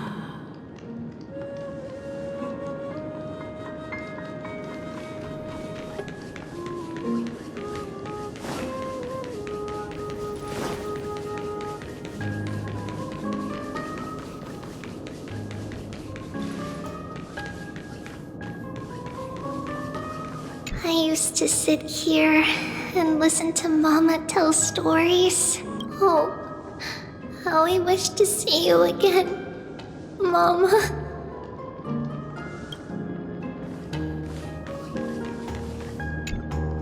Now, Tribbios, set them on this music box and let them compose a melody for our song. Music box? What's that? Sweetheart, are you still groggy from your nap? You invented it. I invented it? What does it do? Oh, my lovely Tribbie. You're usually so bright. What's gotten into you today? Well, you might as well see for yourself. Put your good friends on it and see the wonders it can do.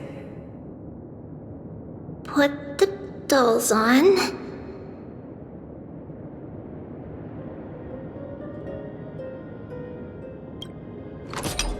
It's rotating, and I can hear something. That's right. It's a music box. If you place the dolls in the right spots, it will start rotating and play beautiful music. Out of all your inventions, this one is my favorite.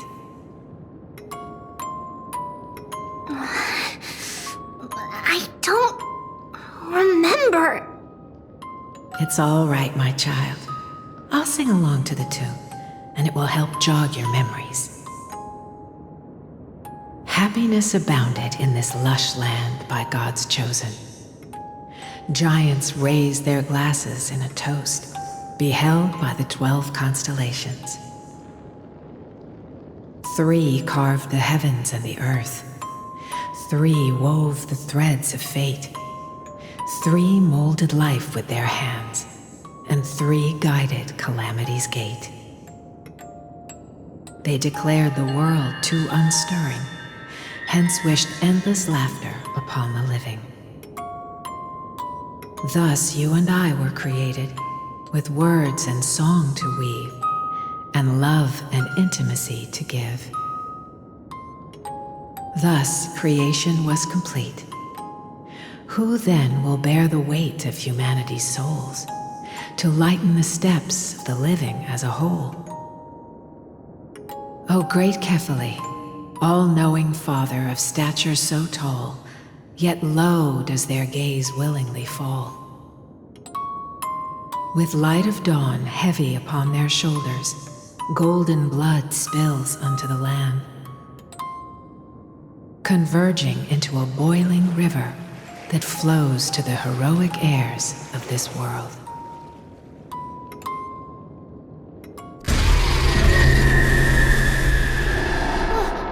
What's going on? Oh, Yanis, please lend me your ears. In black mist, as death and fate draw close. On the bloodied earth, the living dead, but ghosts. What is this world? It mirrors your maze-like fate. What is this world? A silent lament without a trace. What is the past? Wandering ghosts that linger. What is the future? Souls scattered by fate's finger. What is the start? A voyage born in solitude. What is the end? A spirit, lonely and subdued. Lonely and subdued. And subdued. And subdued. Subdued. Subdued. Subdued. Subdued. Subdued.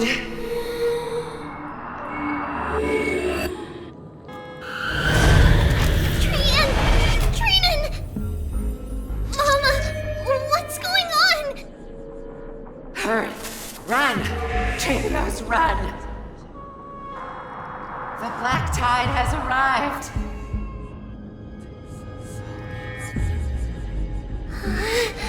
Where can I go?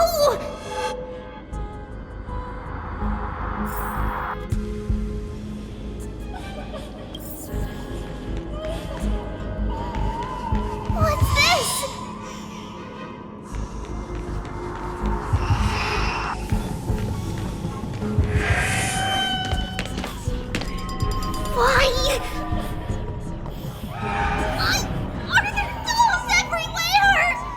This is the sacrifice of a holy maiden. You won't make it to the end. Only one person can. I know! It's fine if we can't reach the end. Our minds are made up. Go. Bid your farewells, tribbles. Time is running out. Mama, are you going to leave me? My sweet girl. I will never leave you. But remember this, Trevios.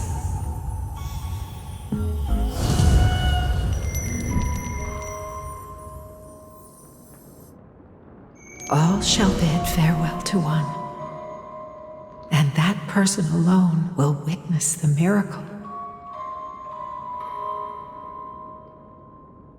Since your mind is made up, then traverse the black tide and dispel the fog for Amphorius. I shall see you tomorrow, my dearest Trevios.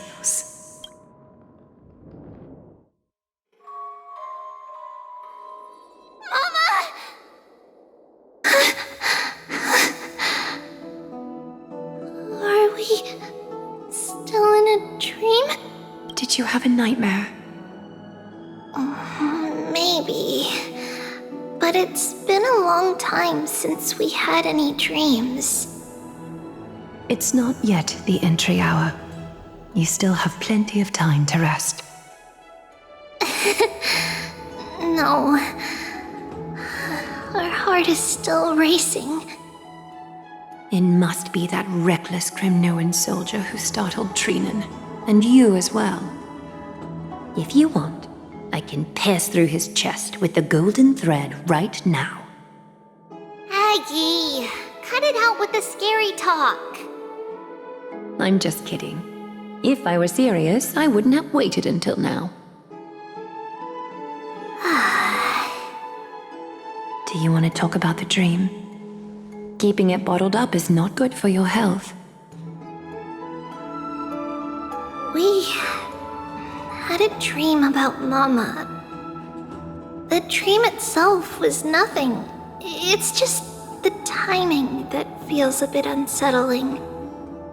You mean... It's Trianne. Even if we refrain from ever using the power of the Century Gate again, her soul continues to slowly drift away from her body. There isn't much time left. Perhaps it wouldn't be such a bad idea to let her relinquish her role as the gatekeeper and live out her days as a carefree child. You have a point, Aggie, but our decision has already been made on that matter. I believe there's still another way. Souls will be spent until they dissolve into dust. Such is our fate. Once we had a whole and connected body. If that body were a tree, then its trunk and branches would share the same fate, decaying at the same pace. Now we are fragmented into numerous selves. Despite the absence of a trunk, we are offered another possibility. We can choose how our branches will perish in a way that is most beneficial to the flame chase journey. Compared with saying farewell to one person, watching many fade away before me is even more sorrowful. But advancing is the destined end of Yanis's trial. There's no retreat in our path. Don't feel sad about saying goodbye to us. We have already agreed on this, right? It won't be long before I forget what sorrow tastes like.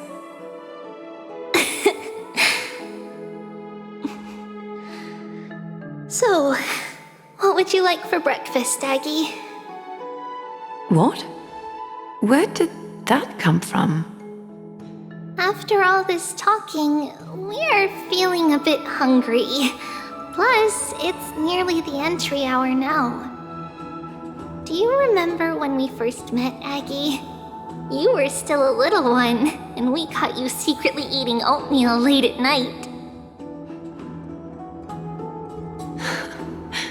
While my emotions might be fading, those memories are still as vivid as ever, teacher. Please, let me do it. What would you like to eat? It's fine. Leave it to us. You should rest for now. It won't take long, and we'll call you when it's done. In that case, thank you. Then, see you tomorrow, Aggie.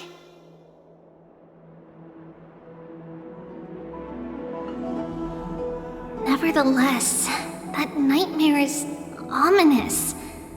Memories are slipping away, even the image of Mama. Just as expected, another trip must be made into the abyss of fate. Hopefully Orynyx will be willing to help us.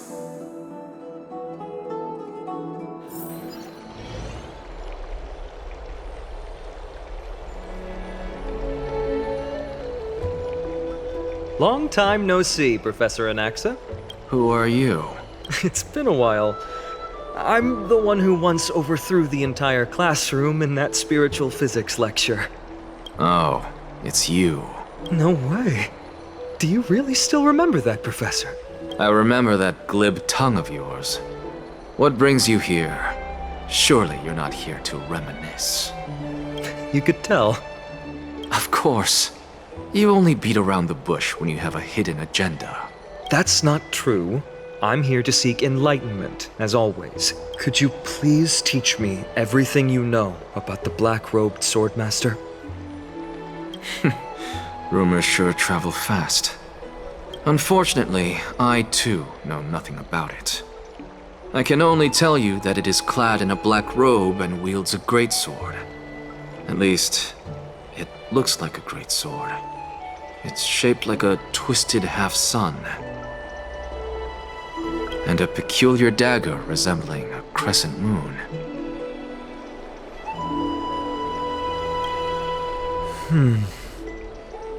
By the way, take this with you. I got it from the sneak attack. It's yours now. I was right. It is this thing. The one who torched Aedes Elysiae to the ground and killed everyone. Don't try to be a hero. No one in Akama stands a chance against that thing right now. Is that what the Titan said as well? Not at first. But the god relented after having had a taste of its power. Even with the god possessing me, I couldn't fight against that blade. That incredible power doesn't seem to be granted by any Titan.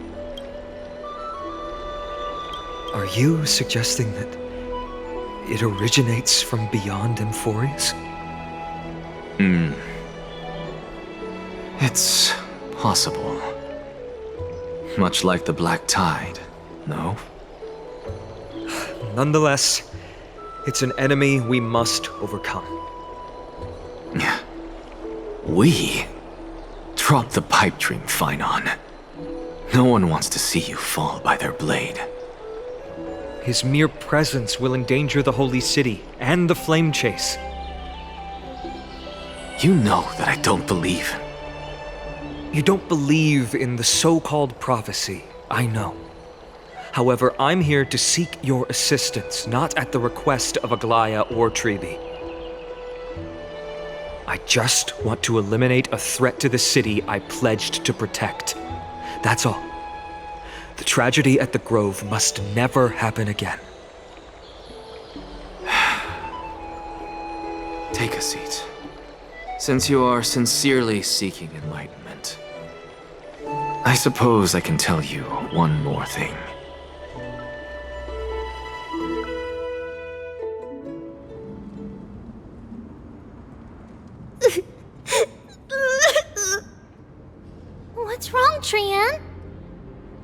Nothing. Just remembering what happened at the grove. Monster in the black cloak. So scary. Everyone in danger. Nightmare. I can't forget. Don't be scared. There are no bad guys here. Didn't you save everyone with the Century Gate, Trianne? Trianne threw it away. Far, far away. It's never coming back.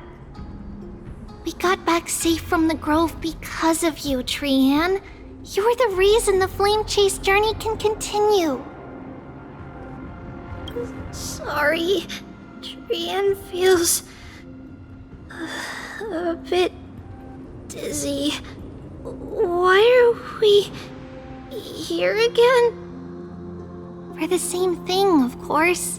Remember? Tomorrow we will reveal the prophecies passed to everyone.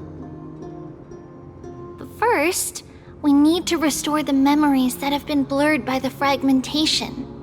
We hope to present the full truth to everyone without hiding anything. Since Yanis caused the fragmentation, we can only turn to another Titan or Onyx for help. Also, remember to get breakfast ready for Aggie before the lucid hour tomorrow. Oh, yes! Trianne remembers now! Oh, on that note, we had better prepare some saffron before we meet with the Titan. Saffron? Huh, it's an essential offering for rituals in the Temple of the Three Fates. You think we shouldn't go to Orynyx empty-handed? Yes, it's also a symbol of Yanisopolis. If we are to replicate memories, we need to use something that has experienced those days. And when we first met Aggie, we added that to the porridge we made for her, and she really loved it. I see! It's like killing 3 birds with 1 stone! But it all depends on whether Orynyx is willing to help us. This could be a problem. After all, it was us who took the core flame from Yanis, from Orynyx's kin. We will have to give it a try. If there's truly no other way... In our current state, we probably can't do anything to them. We'll cross that bridge when we get there. Leave it to Trianne. Trianne knows how to play cute. In any case, let's look for saffron first. I hope there's still some left in the temple. I remember that aged saffron is preserved in sealed jars. Let's be on the lookout as we go.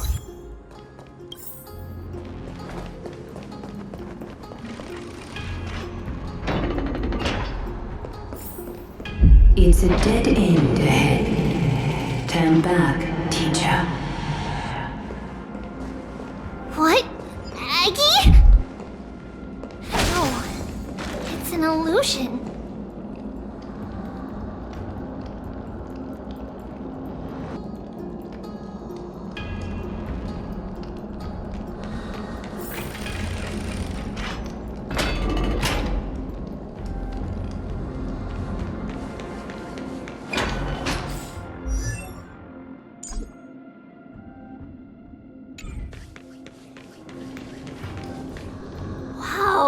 This room is huge!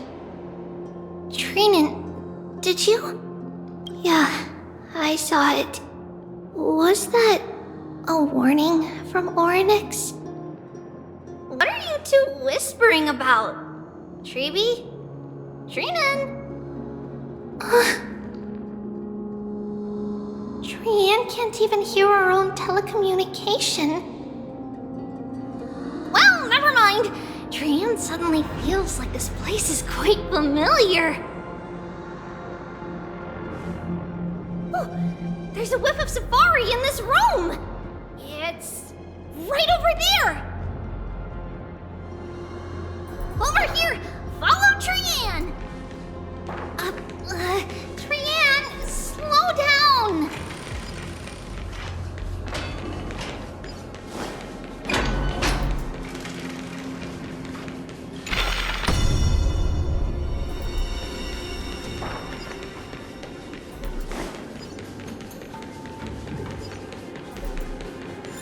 Even if separation is our fate, a futile death is not the solution. Right here! I summon thee, Orynyx! Stir up ripples of past reverie! Something's appeared! Wait, we should read it first.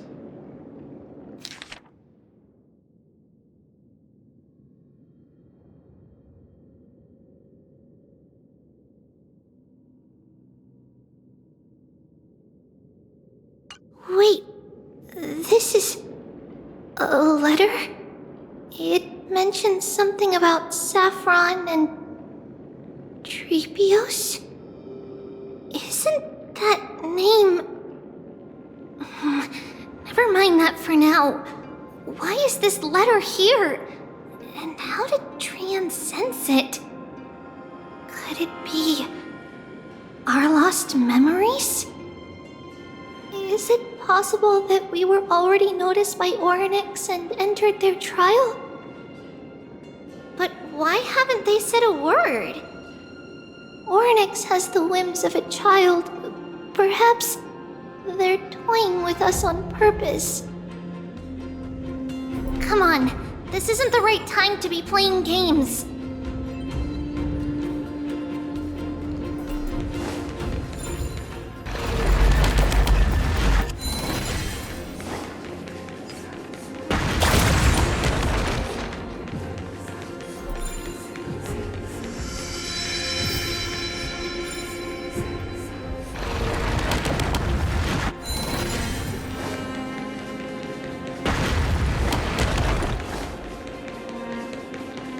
Separation and death, reconciliation doesn't come easily for a mortal. Are these visions also fragments of the past? Tribbie! Trianne! Look what I found! Is this the safari? Coming! We'll take a look.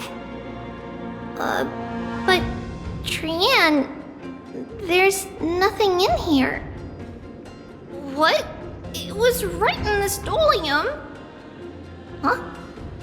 There's really nothing here. That can't be! I swear I saw it! I swear! Trianne is telling the truth. It was right there! Where did it go? Trianne, Tribbie, why aren't you saying anything?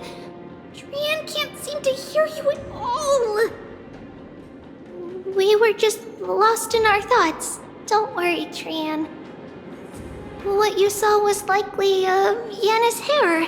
We must have startled it away. Okay. Could Orynyx be trying to make us falter? But why would they do that? Something feels off.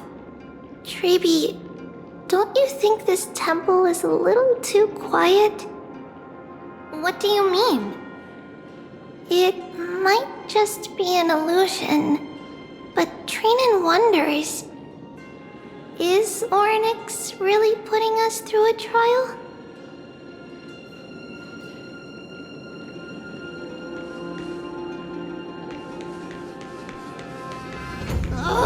Still no luck finding any safari.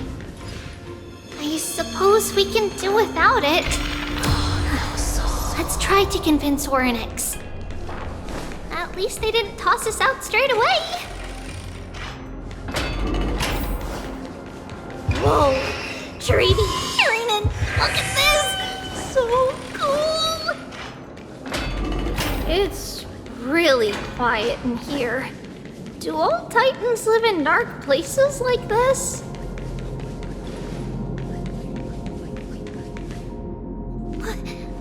What's going on? Orynyx disappeared?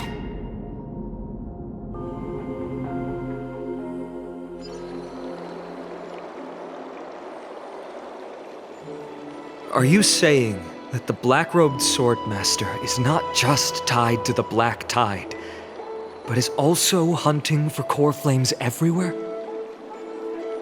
This is the most plausible possibility. First, it has a vessel that can hold core flames. Second, I'm one of its targets. Let's start with the first premise. Its peculiar ceremonial blade can interact with a core flame, as evidenced by the pull I felt when it stabbed into my chest. I hypothesized that the blade can sense, absorb, or even retain core flames. The second premise is even more explicit. When it was engaged in fierce battle with many of us and was heavily distracted, it remained consistently focused on me. Or rather, on the Titan Circes inside me. So it's plundering the flames. But if your argument holds up, wouldn't he be headed to Akama soon? The vortex of Genesis is full of the Titan's core flames. Not necessarily. Let's call... This is the most plausible possibility. First, it has a vessel that can hold core flames. Second, I'm one of its targets. Let's start with the first premise. Its peculiar ceremonial blade can interact with a core flame, as evidenced by the pull I felt when it stabbed into my chest. I hypothesized that the blade can sense, absorb, or even retain core flames. The second premise is even more explicit. When it was engaged in fierce battle with many of us and was heavily distracted, it remained consistently focused on me. Or rather, on the Titan Circes inside me. So it's plundering the flames. But if your argument holds up, wouldn't he be headed to Akama soon? The vortex of Genesis is full of the Titan's core flames. Not necessarily. Let's call that person the Flame Reaver for now. If my presumption holds, that person has 3 targets. The first target is me. The second target is Orynyx, who hasn't yet fallen. And the third is Akama and the Vortex of Genesis, where the core flames are housed. But I suspect Akama won't be their first target. Kefali's core flame is guarded by the Council of Elders' arcane power. And Fagusa's water curtain should be able to block out any external perceptions. What about Thanatos and Aquila? Their core flames are yet to be restored? The whereabouts of Thanatos remain a mystery to all. As for Aquila, can you fly? No, I can't. Why are you asking that? Can that Swordmaster fly? Good point. But what if he does grow wings? If they had wings, I wouldn't have made it out of the grove alive. That's a relief. Anyway, since the Flame Reaver has 2 targets, we need to move fast.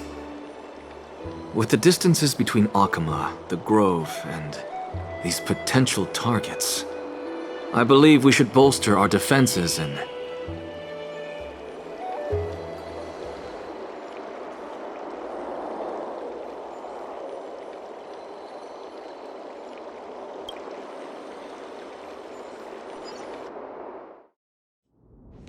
Orynyx!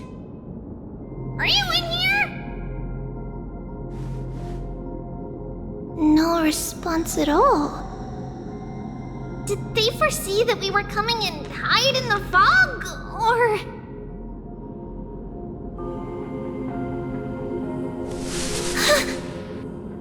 Tribbie, we should leave. This temple has other people in it.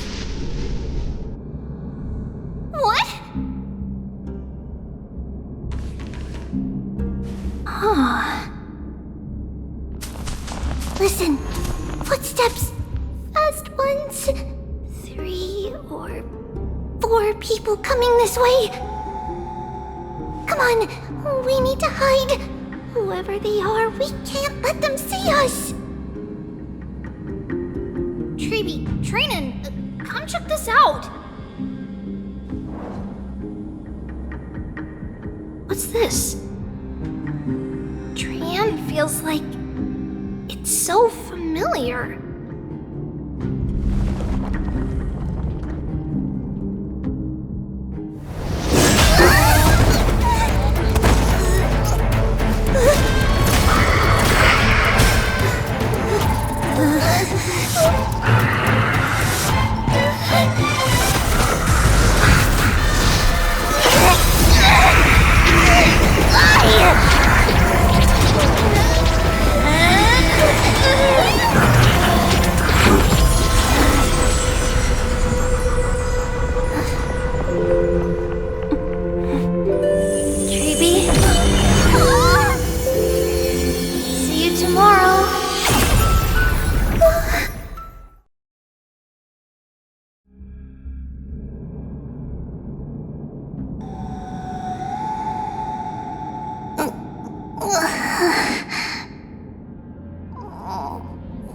Where am I? Little gray, snowy, and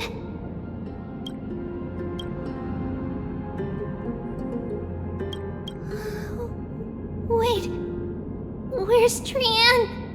Is she back? We only saw the two of you collapsed on the side of the road when we arrived. Danny and I looked around, but we couldn't find any traces of Lady Trianne. What about the black-robed swordmaster? Blast it! Of course it's him. We were still too late. I fear something bad has happened to Orynyx's core flame. Then Lady Trianne... She doesn't have much divine power left. We can barely sense anything. That you're both safe is already a blessing. Everyone, we must take action now. We should split into two groups. One group will stay in the Abyss and meet up with Aglaea's reinforcements, then search for Trianne's whereabouts. The other group will come with me to pursue the black-robed swordmaster and recover the core flame.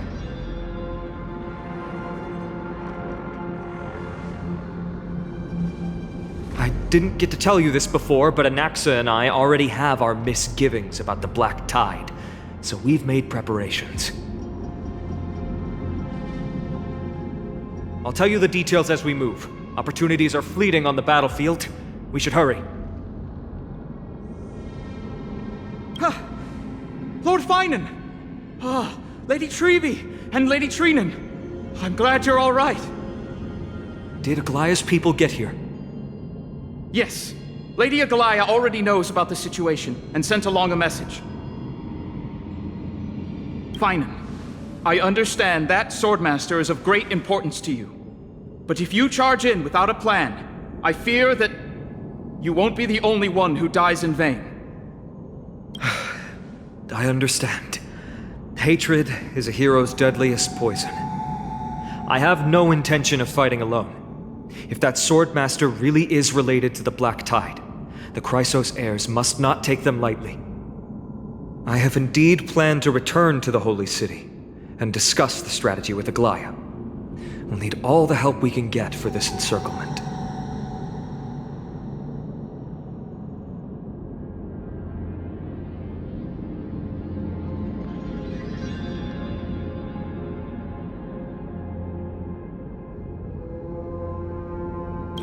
Stay in the Abyss too.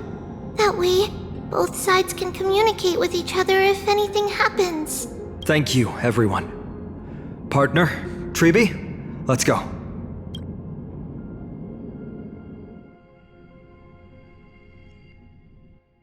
We're back, Aglaea. You should have come to me first, Phainon.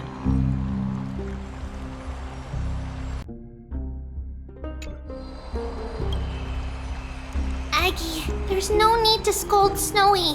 Welcome is currently in grave danger. I know. It's beyond my imagination that the only two titans humankind can still rely on fell in such quick succession. I've never seen the golden thread pulled this taut, as if it could snap at any moment. Phainon, tell us your plan. Time is of the essence.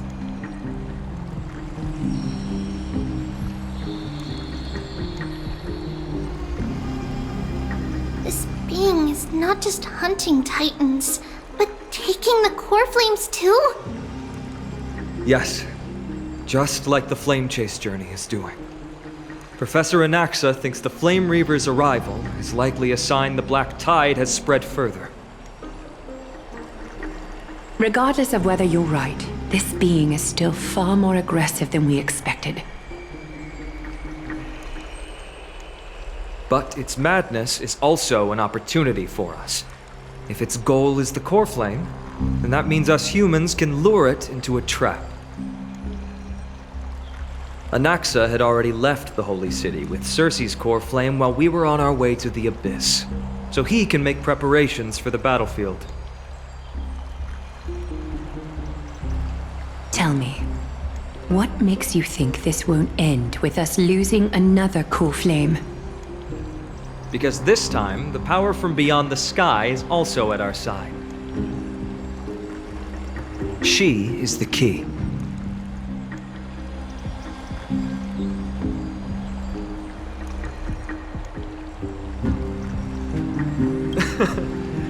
We need your other companion, too. Ma'am, do you mean me? I see. Phainon, that battlefield you mentioned, is it Castrum Krymnos? Yes. I'm sure everyone remembers the astonishing miracle our partner here performed with her companion during the battle with Nikador, and how they awakened Castrum Krymnos' past. That will be the key to our victory. We will use Orynyx's power to once again open a passage to the past and lure our enemy inside. Then, we'll seal the Flame Reaver in the maze of time. Impressive. Orynyx has fallen, and Yanis's divine power already belongs to Akima. Once we take back the core flame, the Swordmaster will have no means of escape. It's very clever, using the element of surprise instead of brute strength. Can you do it, little one? Yeah.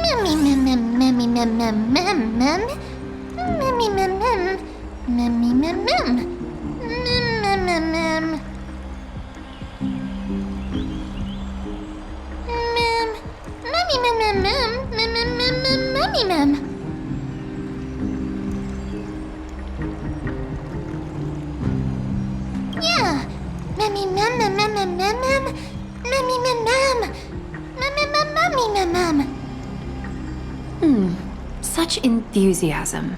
I'm glad to see you're confident. By the way, the Council of Elders declared a state of emergency when Tribbie went missing. Kainos and her following have heard tell of the incident at the Grove, and are galvanizing support in secret. I fear she'll make her move before the next assembly of the citizens. What are they plotting? That short-sighted politician likely believes the Chrysos heirs have outlived their usefulness and is making preparations for her next step. That ugly side of humanity is something we'll have to deal with eventually. But that's a problem for another day. I've sent Castoris ahead to the council with a message. She should be able to keep the situation under control for the time being. Phainon, it is my hope that we can come to an understanding on this. We must take down the Flame Reaver in one go and retrieve the core flame. And in doing so, grant ourselves an advantage against the Council of Elders. Of course. You may count on me to lead the charge. I apologize for tasking you to spearhead the plan once again, but Akima is currently beset by enemies from within and without. The situation brooks no delay, and we have precious little time to confer and discuss the plan with you. That being said, you are the key to our success, and I shall respect any decision you make.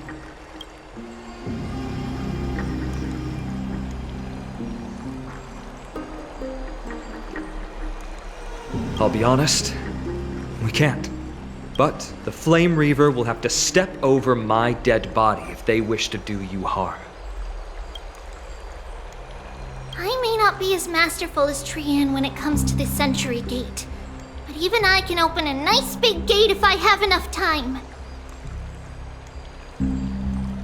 As for whether we can take back the core flame, that will be up to Anaxa's capabilities. Based on what I know of him, he can do it.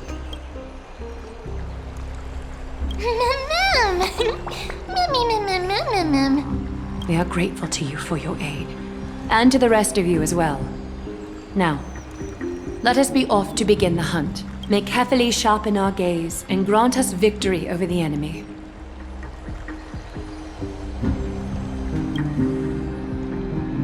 You mean mydei? He's dealing with a different problem. Don't worry, that man would never miss out on this fight.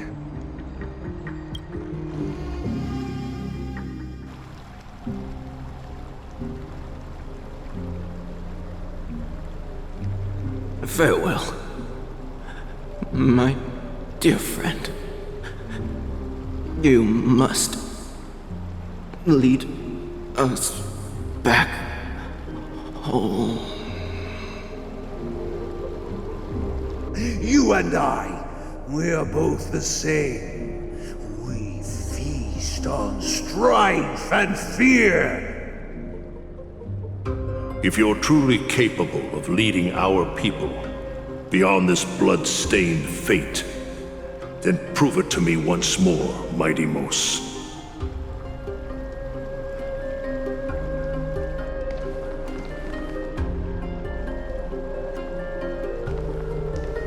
I knew you'd be here.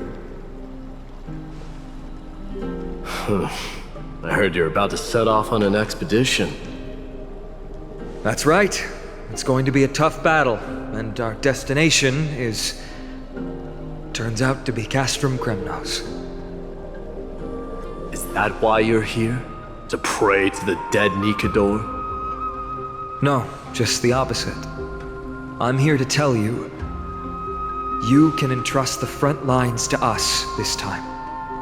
You can't afford to lose your upcoming battle either.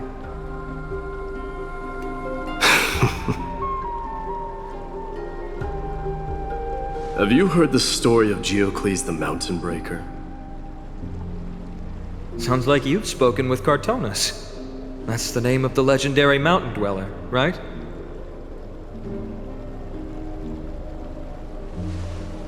Let's have a chat before we go our separate ways. Krateros told me that back in ancient times, the mountain dwellers lived in seclusion. They spent their days quarrying and gathering, living a simple and peaceful life away from strife. But Geocles was different. He resisted their traditional way of life, yearning for the world beyond the mountain. They're safe, but humdrum culture was like fetters around him.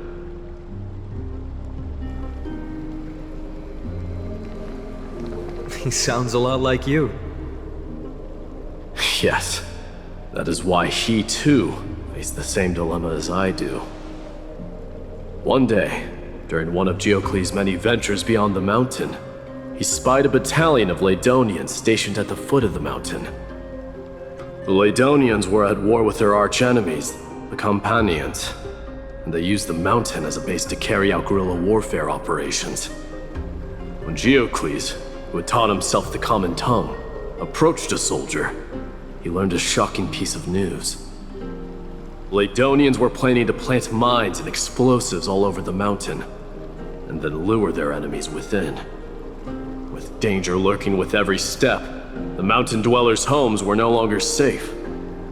Geocles quickly returned to his village to bring the news to his people. But... let me guess. They refused change and chose to put up with the situation instead.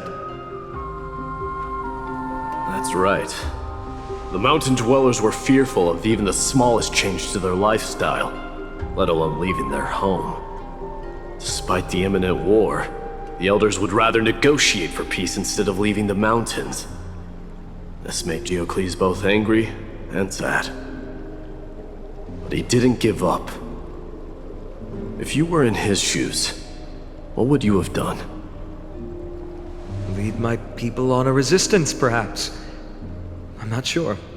I can't think of a solution that would make everyone happy. A solution that would make everyone happy, huh? That's how naive we are. Well, let me tell you what Diocles did.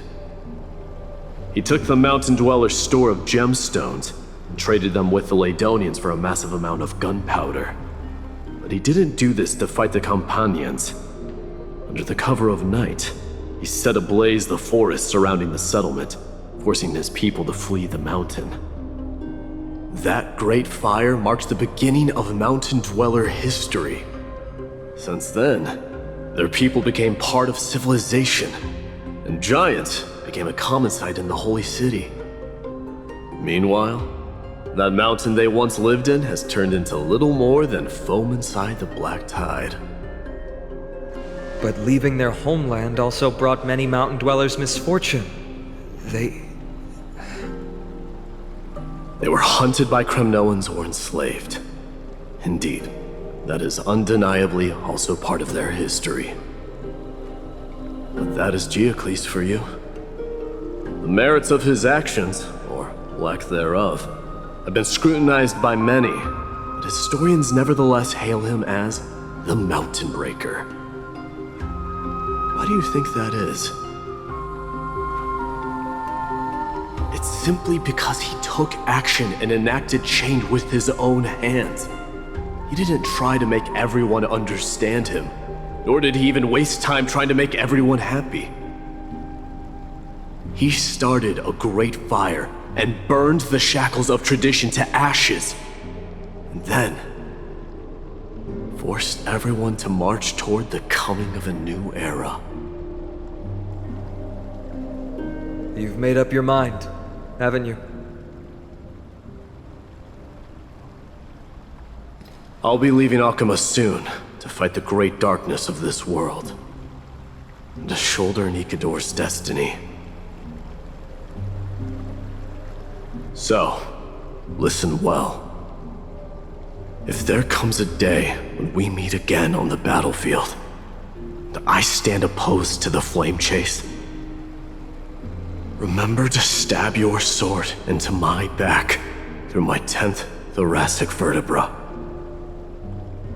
That's my weak spot, and the only way to kill me.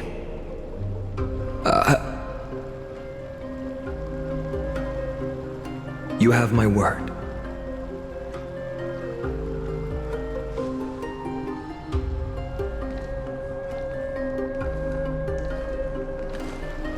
Go now. The battlefield calls. Send that flame-thieving hyena to their death. But if you find yourselves with no other recourse, pray to that blade in the sky. And loudly call out the name of the new god.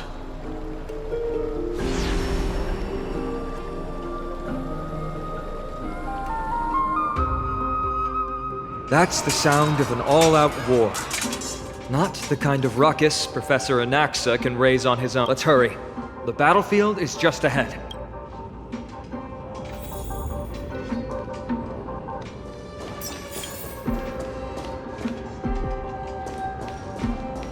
No way. A Kremnoan?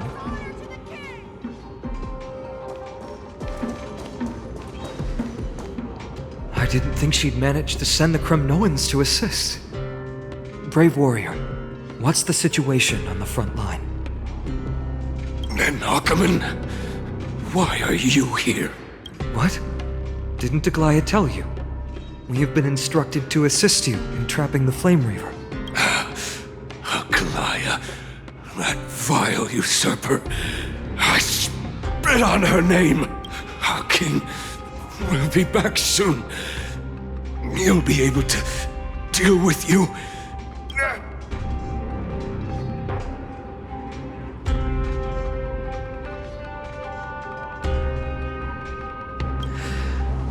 The Kremnoans really are just like their king. Rest in peace. May your glory last forever. Did they come to fight on their own accord? I can still fight. You must become king. Nikador is with us! Scream forth! Lean We're almost there.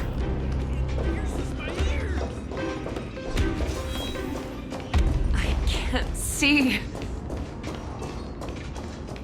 Once we take back the core flame, Yanis's passage will open. When that happens, you must evacuate immediately. Don't stay behind. The rest will be up to how well we work together. But remember what Mighty said before? Cast aside all distractions once you're on the battlefield. Let's go, partner. Today, destiny shall stand with us!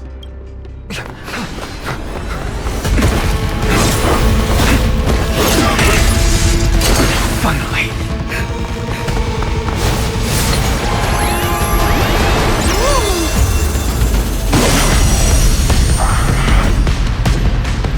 Pent in the memories of the dead! Executioner!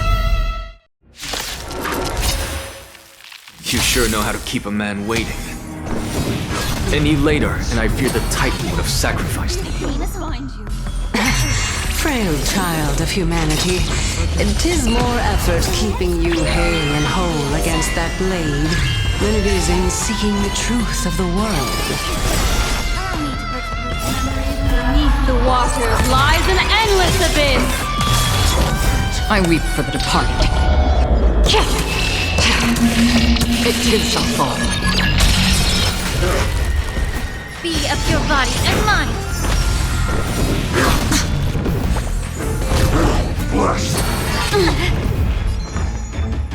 Feeling spiffy?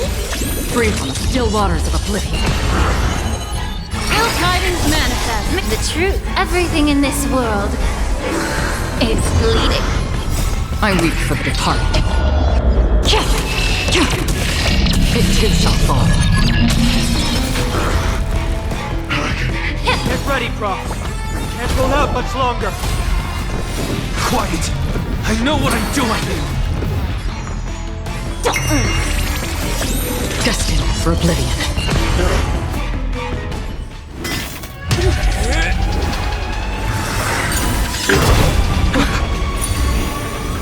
At long last.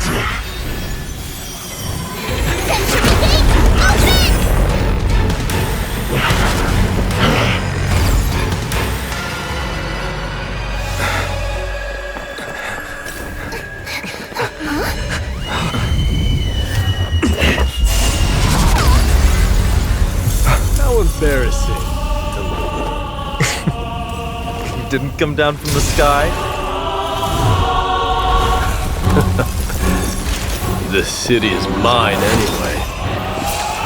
So why shouldn't I go through the front door?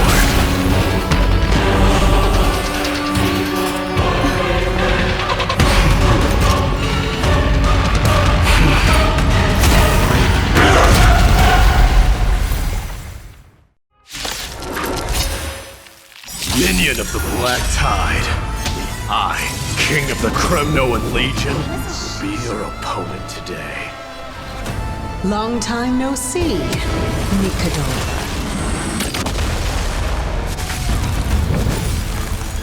Feeling spiffy?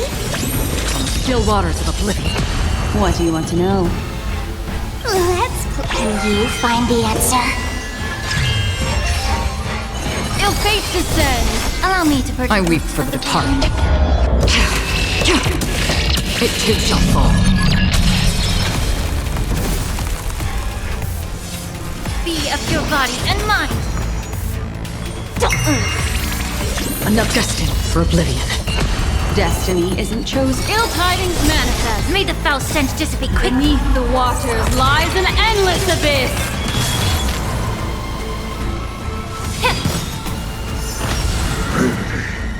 leads to self-destruction.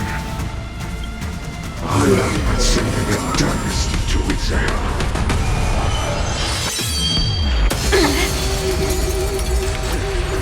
Well fought! That was a good opener to the ceremony! We honor the fallen gods with this fight to the death! It is a fall. It's time to end this.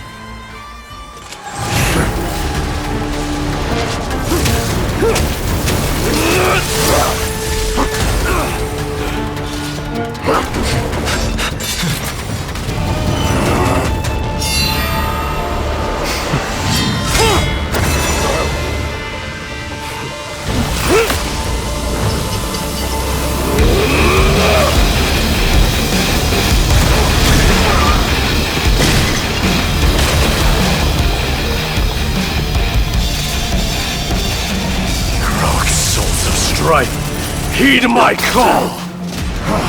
I am the Lance of Fury.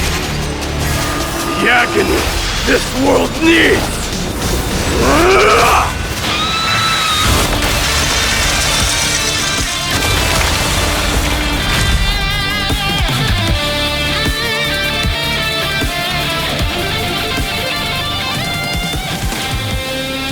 Witness this. New god has come to Castro Kronos.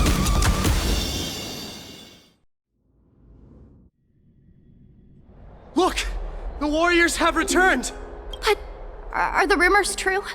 Has Ornyx fallen? It's as the Council of Elders said. We face a dangerous threat. Yet the Chrysos heirs are only inciting more chaos. They don't care about the people's safety. They really gave the core flame of strife to a Kremnoan at the end.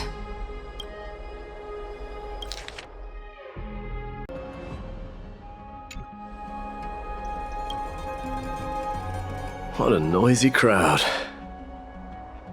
This, doesn't feel right. It's probably because Ornyx is gone. Ornyx was a generous titan in the eyes of the people. They graced us with miracles, allowing humanity to reap many a convenience from the past. What they don't know is that the Titan didn't do all of that of its own volition. Regardless, the Titan has fallen, and we must surrender Ornyx's core flame. A meeting with that woman again so soon? I just can't catch a break. Professor Anaxa, why don't you find someplace to rest first? Matters that require Aglaea's attention are piling up. You two meeting again will, forgive my honesty, only distract her. Just try to stay on your best behavior, if you know what I mean. That's not up to me, I'm afraid. I've been trapped in her prison the moment I set foot in this holy city. The price of having a Titan living in my head, I suppose.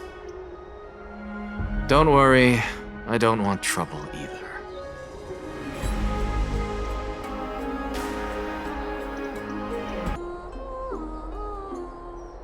They have differences in ideology. All right, I suppose that's putting it lightly. Don't worry, you'll figure out the intricacies of these relationships sooner or later. I'm sure you don't need my help handling Ornyx's core flame. So I'll be off. I have some personal matters to attend to. It somehow feels like D has closed himself off even more after he completed his trial. Yeah, a lot has happened in the past few days. You've been lost in thought for a while now too, Tribbie. Did Trianne bring news? Yes. She has found Trianne. She was at the bottom of the valley outside the temple. But that's where the good news ends. I'm sorry. It's alright. They also found someone else besides Trianne. He was no better than a corpse when Trianne and Hyacine arrived. He had suffered more cuts than could be counted and leaped off a cliff from a great height, all to free Trianne's body from the clutches of the black-robed swordmaster. What a brave soul.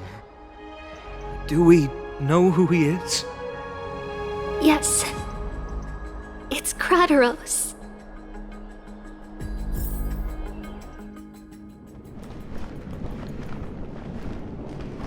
Stop!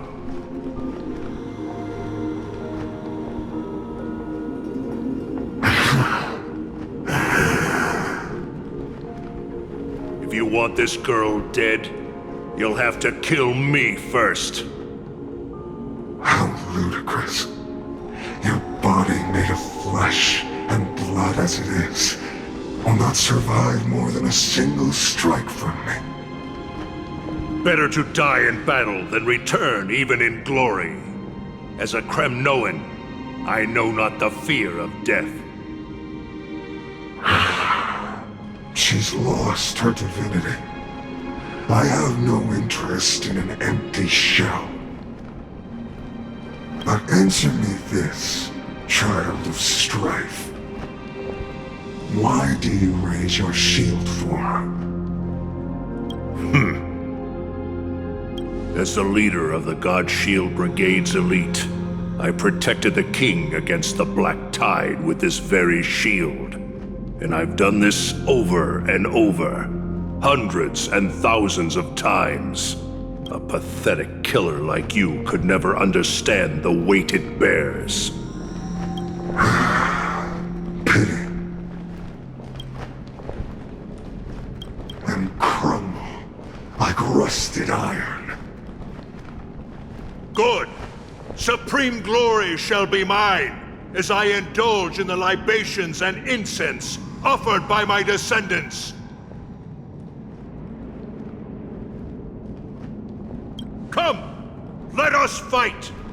For Kremnos! For my king! For Amphorius!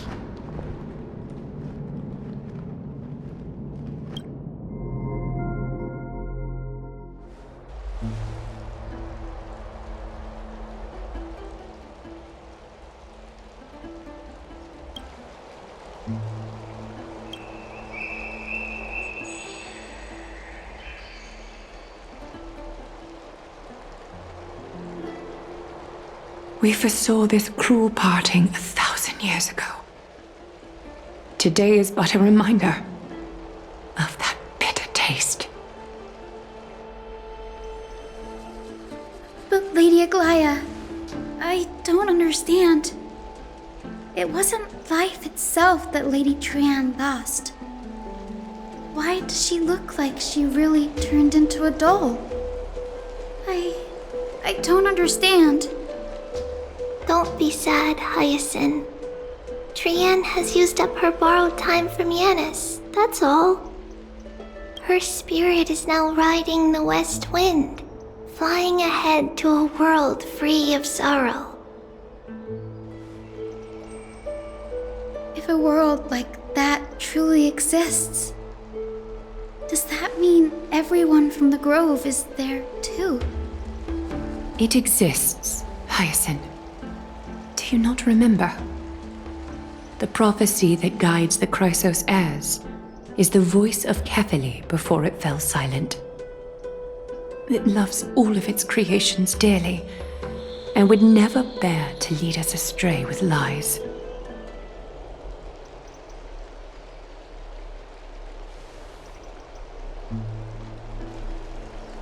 What about the Kremnoan veteran? How is he doing? The Twilight Courtyard has done all we can. Even so, we've only managed to keep him from breathing his last. I had to use the Sky Priest's techniques to help him to walk again. But if light ever disappears from Akama for good, No. Let's hope that never happens.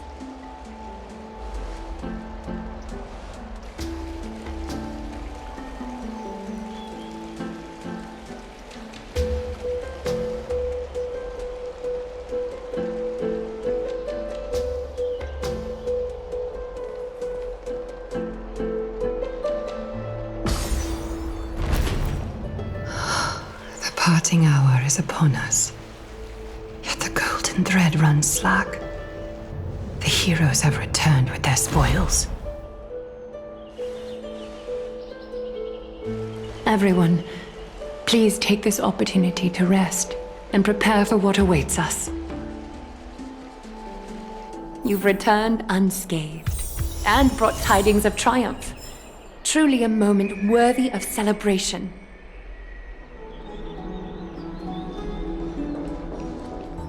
It's incredible to think that we returned Nikador's core flame not so long ago. It wouldn't be an exaggeration to say that you and your friend's arrival has melted the glaciers of history.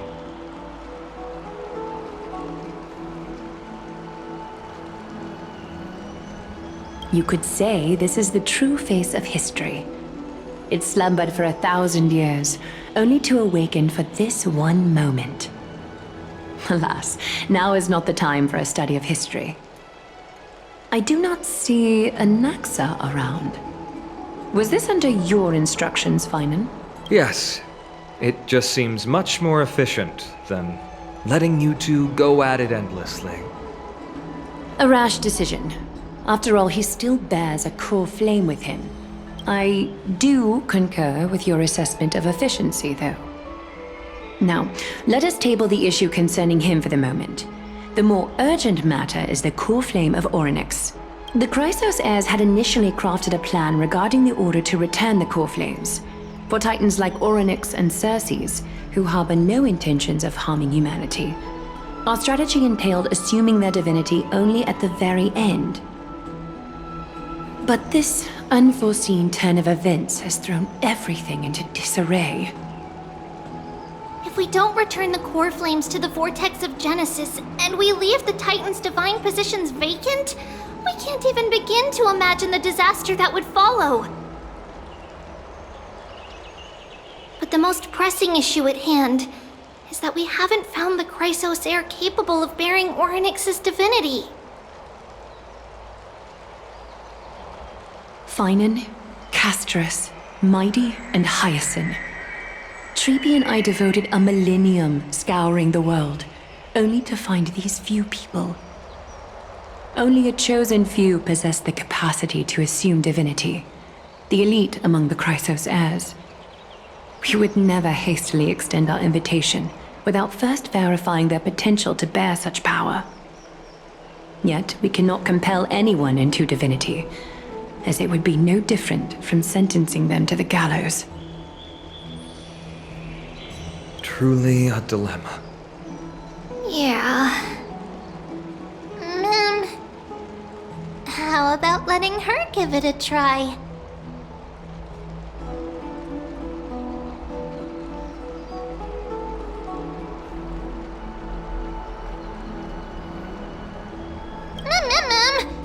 Special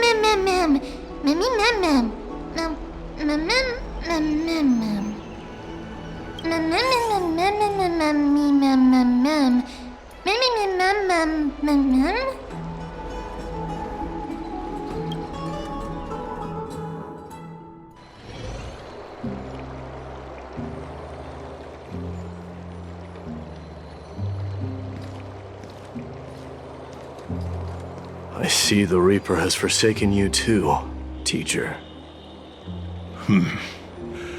It simply put my life in the hands of the Twilight Courtyard. That priest girl's medical talents are truly exceptional. She might be far from the ordinary girl we envisioned. But this isn't about me, Mighty Mos. I saw it. You finally decided to embrace your own fate. Power of strife is stirring a tempest within me as we speak. My bones have turned into steel, and my blood is seething in a blaze. Past rulers of Kremnos could only aspire to this might, yet I have merged with it. I've made history, and henceforth divinity and kingship shall coexist as one. Indeed, you've realized the aspirations of every former king of Kremnos. And now, you can at last bring our people home and reforge the glory of Kremnos. Unfortunately, I harbor no such desire. What? What do you mean by that? Over 2 millennia past, devotees of Nikador's might banded together beneath their feet and erected a city of their own. Ever since then, Kremnoans have served as the blades wielded by the god of war, following the Titan's path in its conquest. Yet, gazing upon our history through the lens of my newfound divinity, I now see it with unprecedented clarity.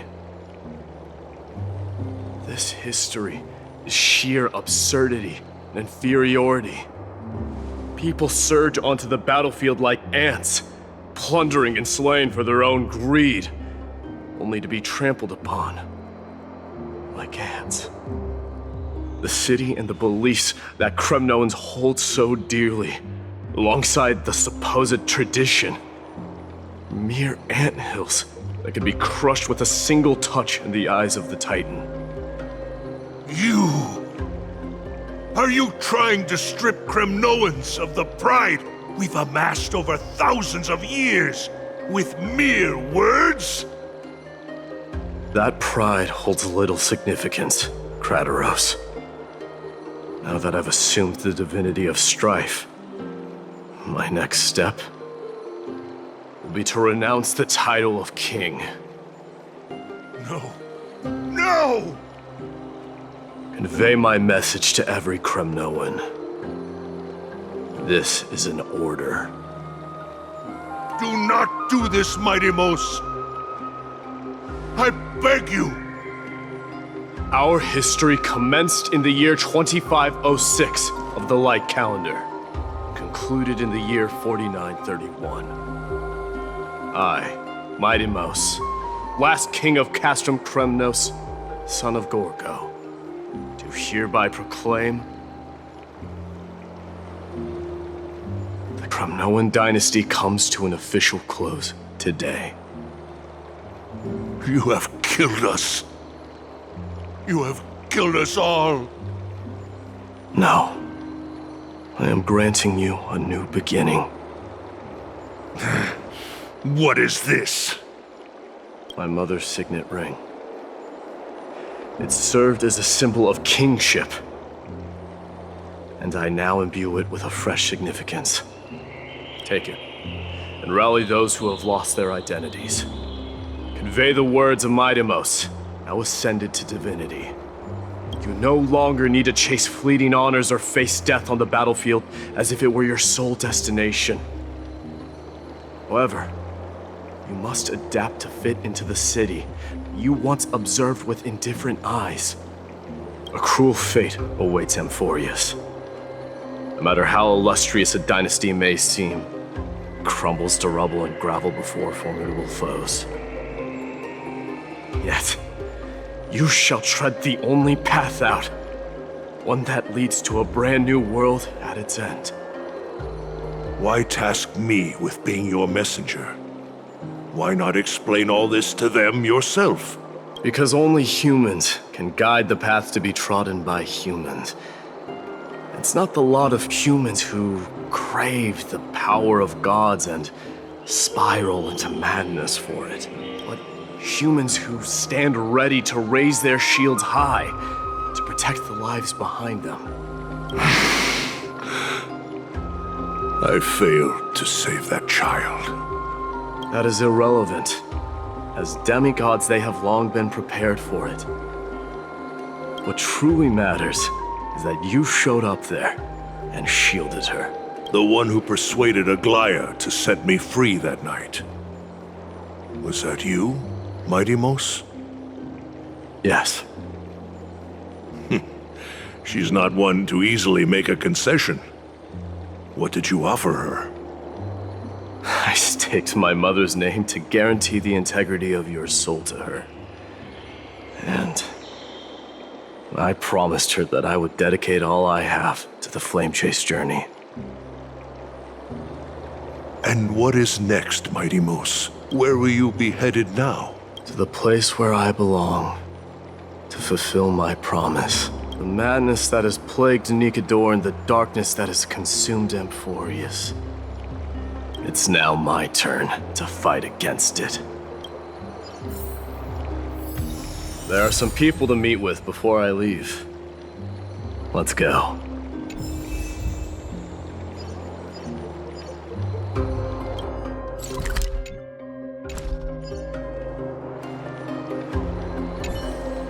And what is next, Mydei?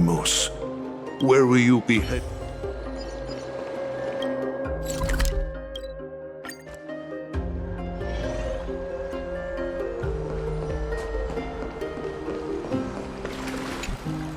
You're here, Mydei. It seems that you are prepared. Yes. You aided Akuma through yet another trying ordeal, and my gratitude knows no bounds. Isn't that exactly what you wanted? Not everything unfolds according to my plan. In the current state of the world, I can only proceed one step at a time. Furthermore, you are ready to dedicate all that you have, regardless of the promise you made to me, aren't you? Throughout my time in the Holy City, I've gleaned valuable lessons from you. Strategy, leadership, and adaptability to change. Yet, it's only recently that I've come to realize the truly remarkable quality you possess. And what is it? It's the magnetic allure in your presence. It draws people to gather around you willingly, to seek your guidance. They strive not to disappoint you, not due to fear of repercussions, but out of sincere alignment with your ideals. That is precisely what every ruler of Castrum Kremnos has been missing. I am truly honored to hear that. And now, Mydei, you have risen as the most powerful demigod in the world. How do you intend to wield this newfound power? I shall see Nikador's aborted mission through to completion, and become the strongest bulwark for Amphorius to defend against the Black Tide. I will secure enough time for the flame chase journey, until you manage to lead everyone to reach the miracle of Genesis. Mydei, a new chapter awaits Amphorius. Yet, the one who guides the people to the destination need not be you and I. Huh. What did you see after assuming Nestia's divinity? Despite the passage of 1,000 years, every word of that prophecy remains as vivid as ever. You shall have your final bath in warm and radiant gold. Just as cryptic as all the other prophecies. What's the reason for the laughter? I was just thinking, if an ordinary person encountered these words, they would probably stay away from the baths for the rest of their life.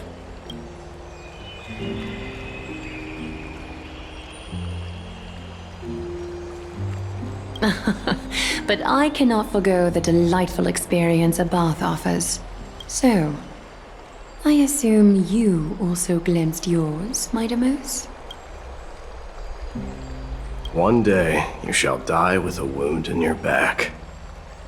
Well, that is a rather straightforward scenario. If I were to be terrified by drivel with no basis, I would not have attracted your gaze and joined the flame chase journey in the first place. You speak truth. May you be destined for a powerful fate, and may we reunite in the promised new world. Farewell, mydei.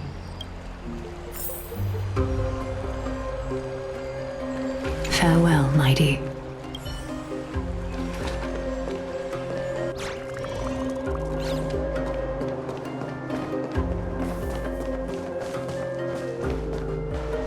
Is Lady Tribios not here?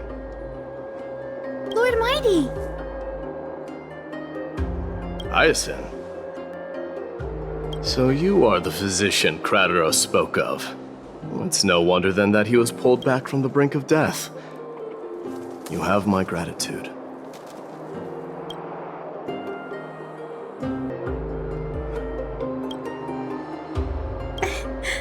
I can take that as a compliment, right? I've heard about what happened at the Grove. I'm deeply sorry for your loss. I've heard far too much about death and grief recently. To quote Lady Tribbie, we should all focus on tomorrow, shouldn't we? That's a valid point. You've always been the most optimistic one among us. Well, I must say, it feels quite incredible to see a new demigod standing right before me. You should prepare yourself as well. Humanity has already taken hold of strife, and one day it will also reach the sky. Do you really believe I can do it? Even my ancestor, that hero of legends, couldn't conquer the core flame of Aquila. Given your good rapport with the demigods, you should know that the path to assuming divinity is never limited to swords and spears.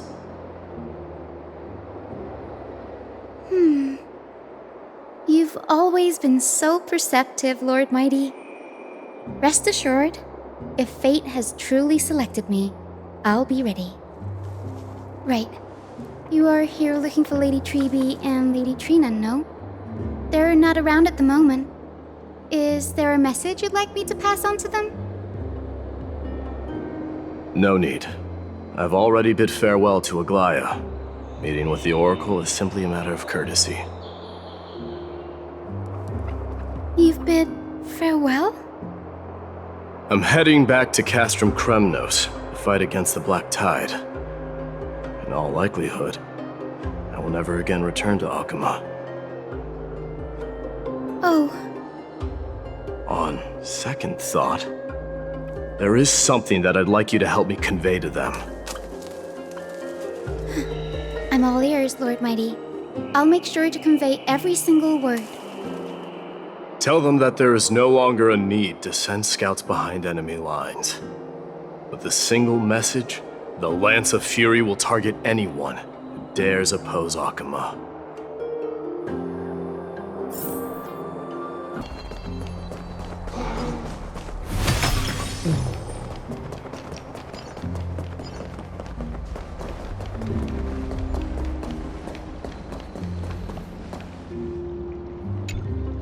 Lord Mydei. I'll be embracing my destiny before you do, Casteress. Can you feel Thanatos right now? I don't feel them at all, regrettably. You have been painstakingly seeking that Titan for so long. But have you ever considered reaching out to me for help? You mean... Death refused to ferry me. If you were to send me to the Netherrealm, I may uncover clues along the way back. I would never do that, Lord Mydei. Death is not a game. You're right. That may very well be the reason why my people have struggled for millennia. They underestimated the significance of death. So, are you returning home alone, Lord Mydei? Returning home, you say? Maybe. At this moment, Castrum Kremnos is not just my birthplace, but also my fated destination. Work harder, Castoris. Go and do what you have to do, so that the trials we have endured may have meaning. I will, Lord Mighty. May we reunite on the other side, where the warm west wind blows.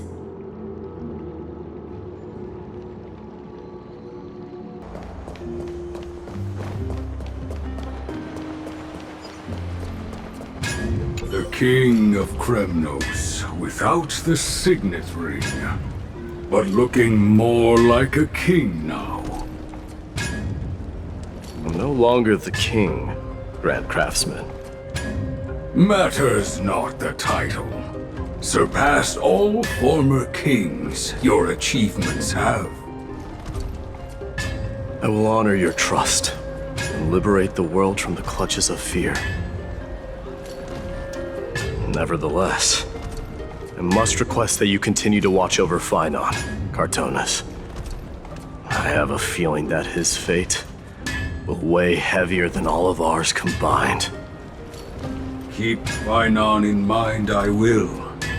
Return to your home, brave king.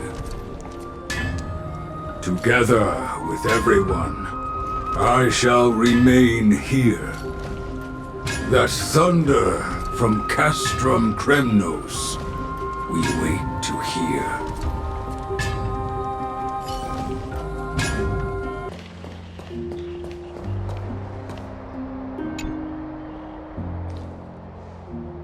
Outlanders?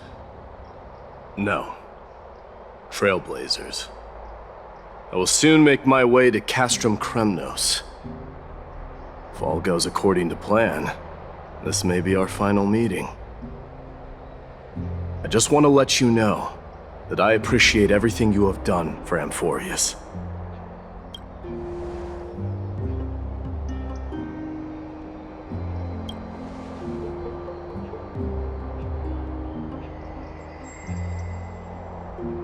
That means a lot to me. May success accompany your trailblazing wherever it leads. How about you let me guess what's on your mind?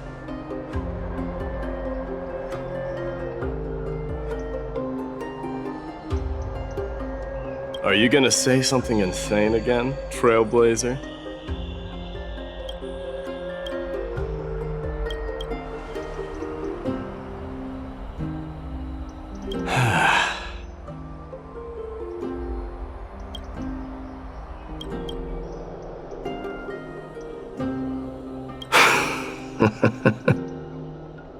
Now that I bear the divine within me, I can get the vague feeling that you have a great significance for the future of Amphorius. With this departure, I fear that I will never again return. Can I entrust you both to watch my back, and to continue supporting the Flame Chase journey in my absence?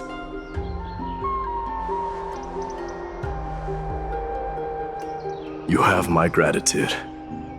Then, farewell. Yes?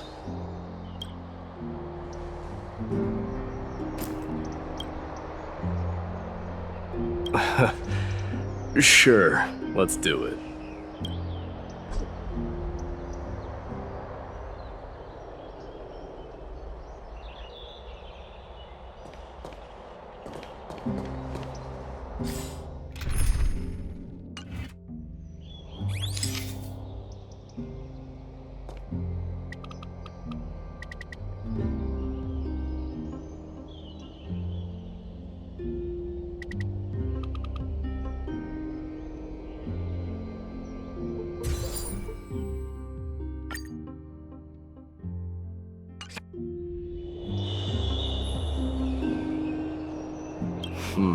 Well, feels peculiar, I suppose.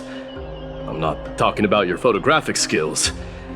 It's just that I rarely take photos. But this one, it's pretty good.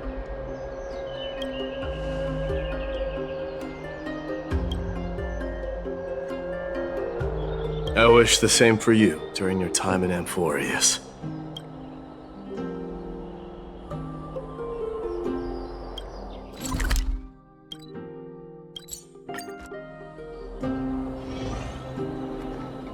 The prince is here! Run! Hold on! Lord Mydemos isn't the prince anymore. He's now the guardian of Amphorius! What's going on?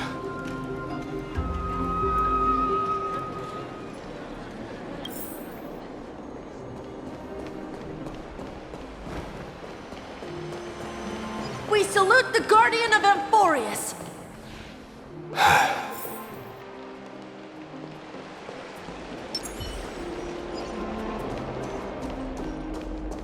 May triumph glory always be with you. yours. Farewell, savior of Kremnos! Enlighten us with your guidance. We salute you. May triumph always be yours.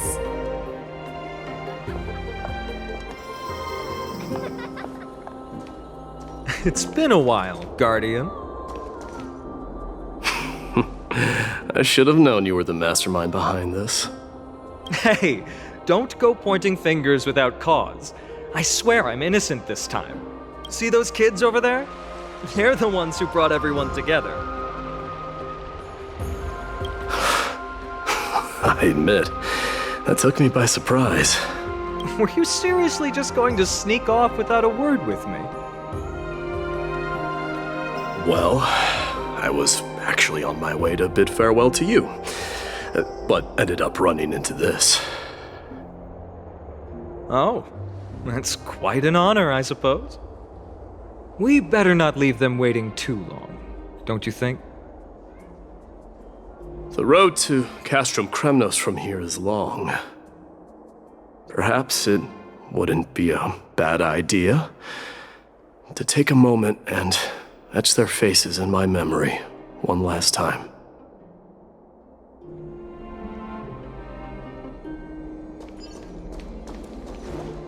I think I see more than just the Kremnoans here. You're now the guardian of Amphorius, after all. I'm thinking maybe it's about time the god of strife gets a new name. How about the god of solidarity or preservation, Donghan? All right, it's about time for us to part ways. Any final goodbyes you want to share? This might be your last chance.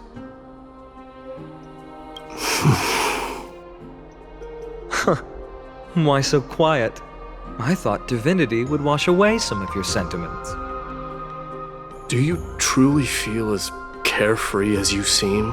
Or is this just a facade you wear? You know what? You sound just like Aglaea at this moment. But you're not off the mark. I just thought that putting on a nonchalant front for this occasion might help us preserve some dignity. I can see through your deception, even without the power of mind reading.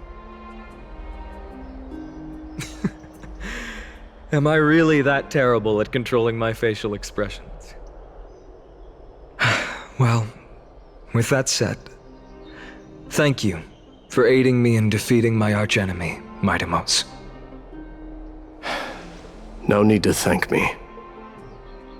This triumph brings no delight, nor does it signify closure. You understand that more than me. Indeed. In the end, I still haven't unraveled the mystery behind that black-robed swordmaster.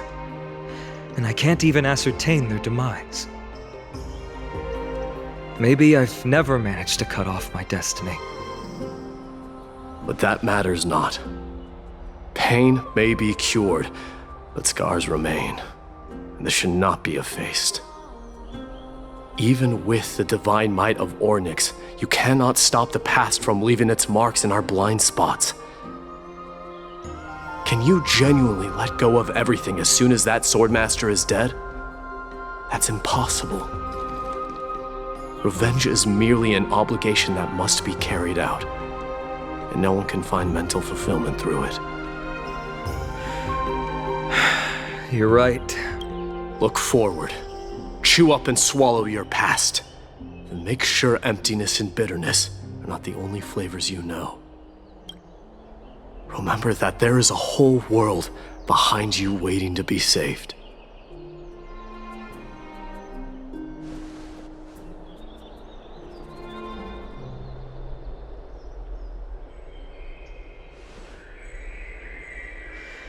I will keep that in mind.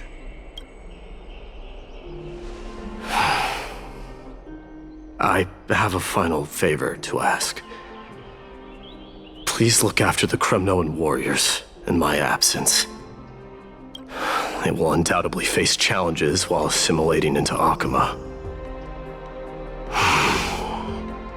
It is my sole regret that I cannot stand by them during this time. Do not worry. Leave it to me. And, while I'm at it, I'm going to find out if the Kremnoan language is really missing that many words. The Kremnoan philosophy can never be encapsulated in a mere dictionary.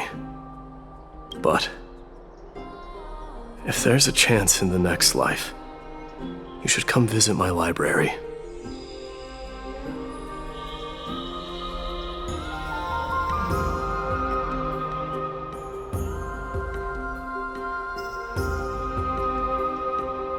I'll be on my way, Deliverer. Remember to stay alive till the final act. Yes. Same goes for you. Don't die too easily. May triumph always be yours, Mydei.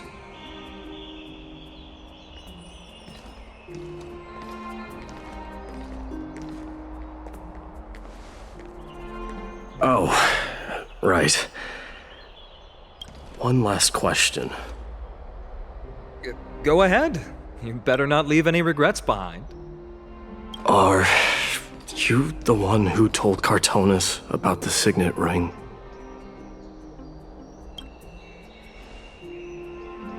Well...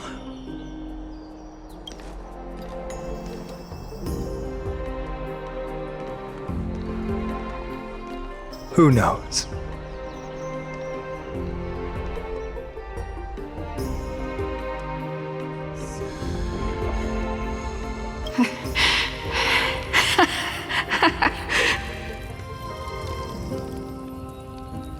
Get up, my son. You showed great courage in today's training. Let's wrap it up for now. Yes, Mother. Mother, there's something I want to ask you. What is it, Mydei? Why must we learn to fight? It is for glory and honor, my son. For Kremnoans, mastery of swords and spears is ingrained from birth. And the battlefield is our destined end. Is that really the way it is, Mother? What makes you say so? Because you don't sound entirely sure. You're right, Mydei. I once believed those words, without question. Until your father cast you into the Sea of Souls. It was at that moment I realized how everything I believed in was utterly hollow.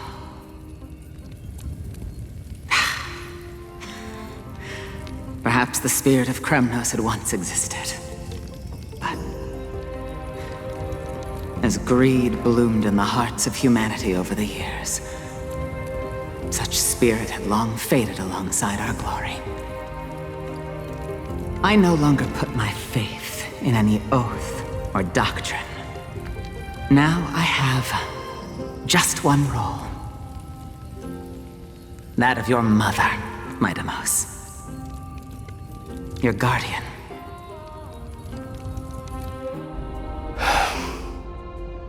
dream always ends there. The journey back to Castrum Kremnos is proving to be longer than expected. Krateros said that shortly after my fall into the sea, my mother challenged my father to a duel.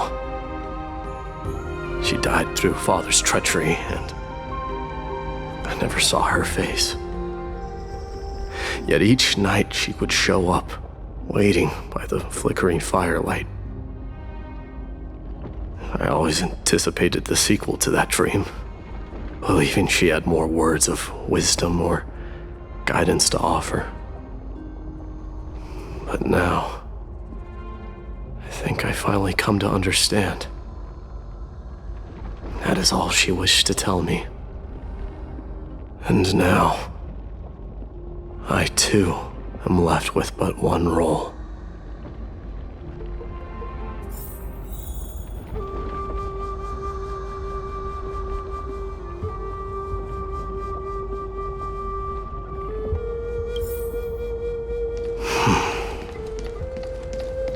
It is time for this journey to reach its end. Look! Mydei is back! Glory belongs to you! We've got fresh pomegranate juice. Want to try some? Welcome back! We meet again, Your Highness. Welcome back!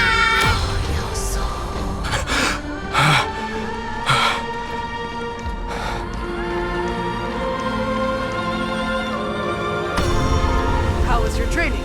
Ooh, say, come and check out what I just wrote. Mydei! May Did nikador you just come back from training? It's I'm gonna been beat a you while. at the festival. Welcome home, Mydei. Have you found something?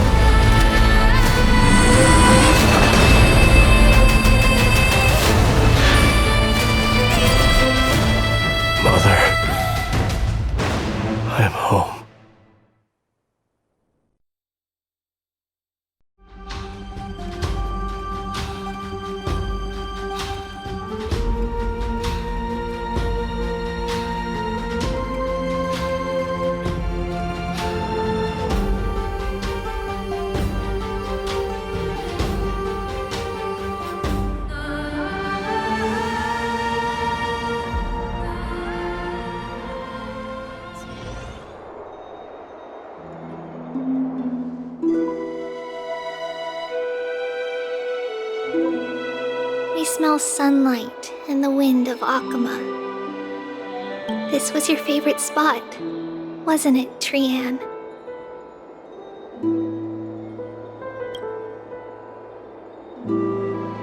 Lady Trianne, why did it have to end up like this? Take it easy, Cass. Departure is a part of life. It's just that ours isn't as tumultuous as it is for ordinary folks.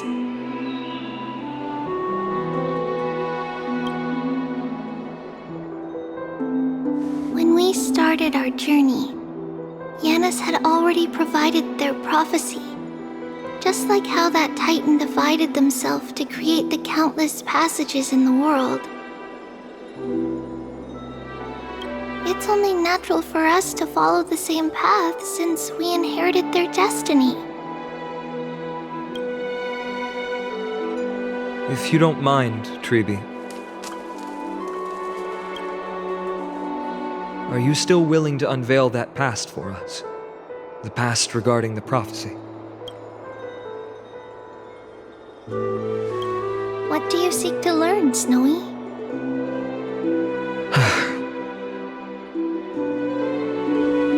Midemos has left the city to face his own fate. That is, the fate of every demigod. We will all eventually let go of our past to follow the same path as his. So, what I want to know is, as Amphorius' first demigod, what compelled you to take the first step on this journey? And what has sustained you to make it this far without looking back? Despite the fracturing of your body and the numerous departures you have endured.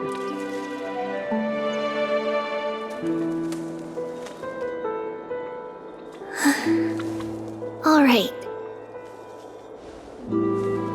Teacher, are you sure about this? D is already doing what he has to do. What reason do we have to keep it from them? Let's go, everyone. Let's go to the abyss of fate and see how it used to be.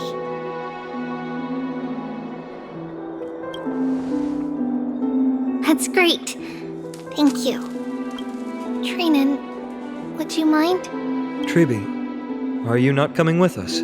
I want to stay here with Trianne for a bit longer. I see.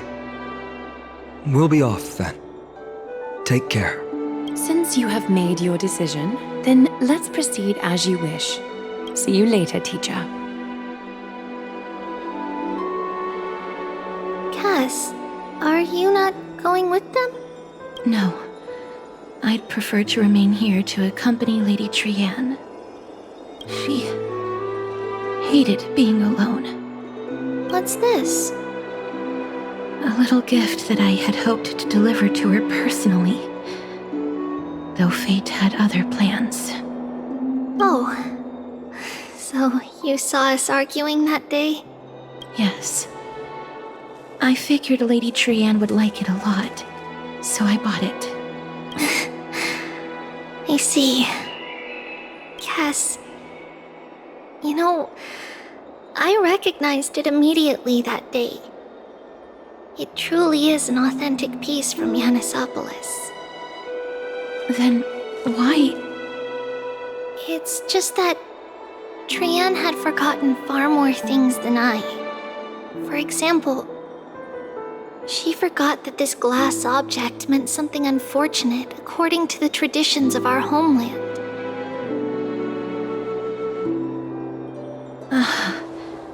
I'm sorry, Lady Tribbie. Should I... No need to apologize, Cass. At that time, I simply didn't want her to be trapped by our past, especially considering how much time had passed since we left home.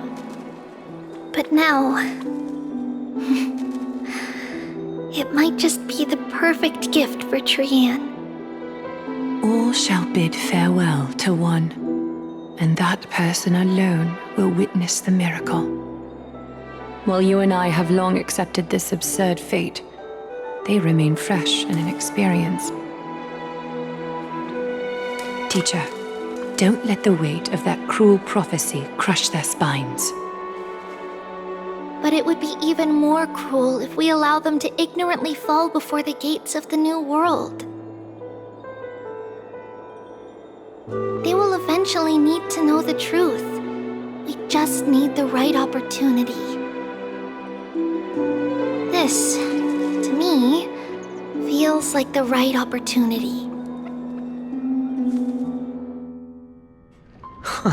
So, this is how the Temple of the Three Fates looked back in the day. At this point, Yanisopolis still resides under Aquila's protection, yet it is already fated for decline, and only contains a beautiful facade. Is it because Amphorius has entered Era Bellica? Yes, Strife remains distant from this part of Amphorius right now. But in 5 years' time, at the same entry hour, this temple will become the source of another war. Then, where are you at this time? Right over there. Why does she look somewhat different. It's because we don't quite recall how we used to look. Oh, my apologies. Please don't. We should be the ones apologizing. Come, everyone. It's time to witness our last conversation with Orynyx.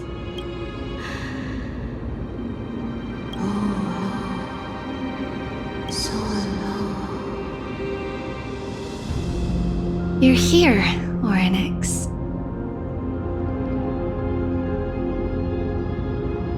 This is our memory, so your senses are also aligned with the tribbios of that moment.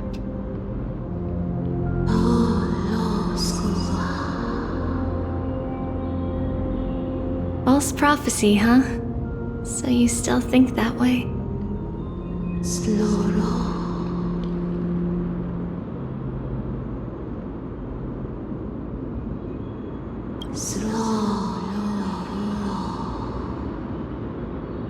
But the black tide has already arrived, and Yanis remains in slumber.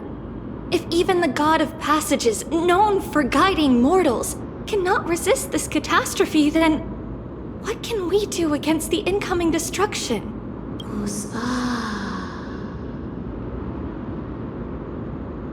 Those chosen by fate would never have their family taken from them. And how can I alone remain safe and secure while watching the entire world crumble before my eyes? This might be our last conversation, Orynyx. The family she just mentioned. It's our mother. She fell from the spot into the valley a long time ago. It was during a grand ceremony held to seek Yanis' guidance.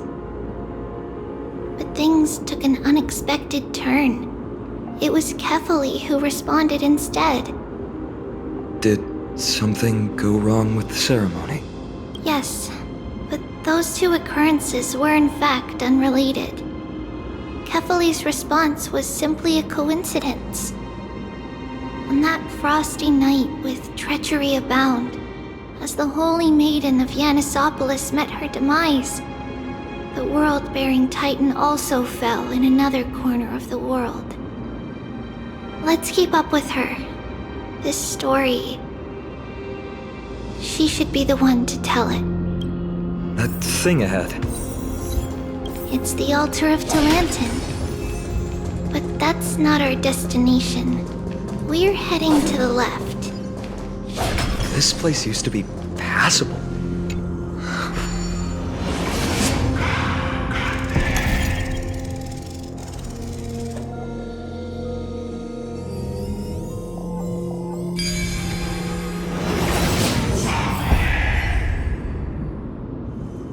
Life is a puzzle in and of itself.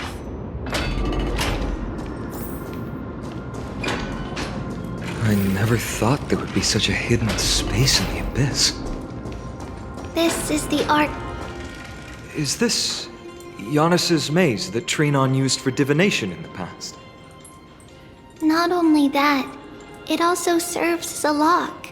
Our childhood abode lies sealed within. This is the largest puzzle I've ever laid eyes on. And it even acts as a door lock. Should have expected something like this in the homeland of puzzles, I suppose. So, how are we going to solve it? Just follow the designated path and let the stone ball fall into the pool twice. Seems pretty straightforward. Even mydei might be able to complete it in a single try. That's not talking smack. It's clearly a compliment. mydei. If he were still here, we'd probably take a lot fewer detours to solve our issues. Enough with the talking. Let's just get started.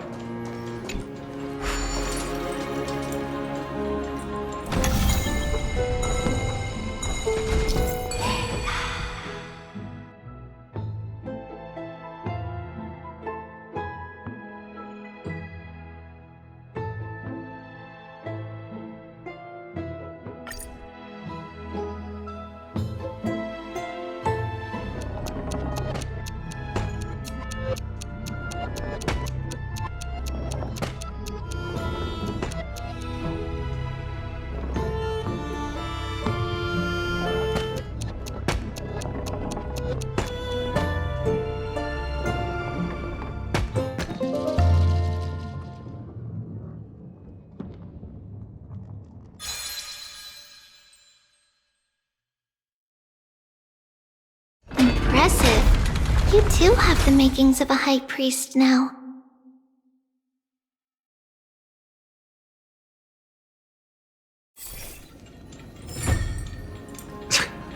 Getting that stone ball to the endpoint looks pretty tough. My hands are shaking just from looking at it.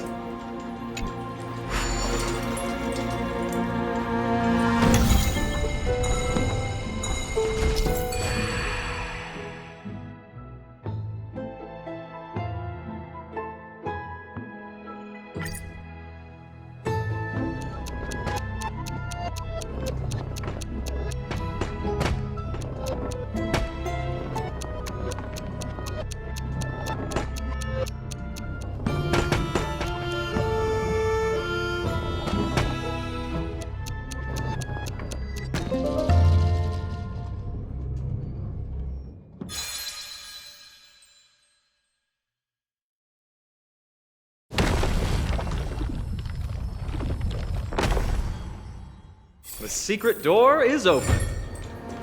Go inside, and you'll see the place where we grew up.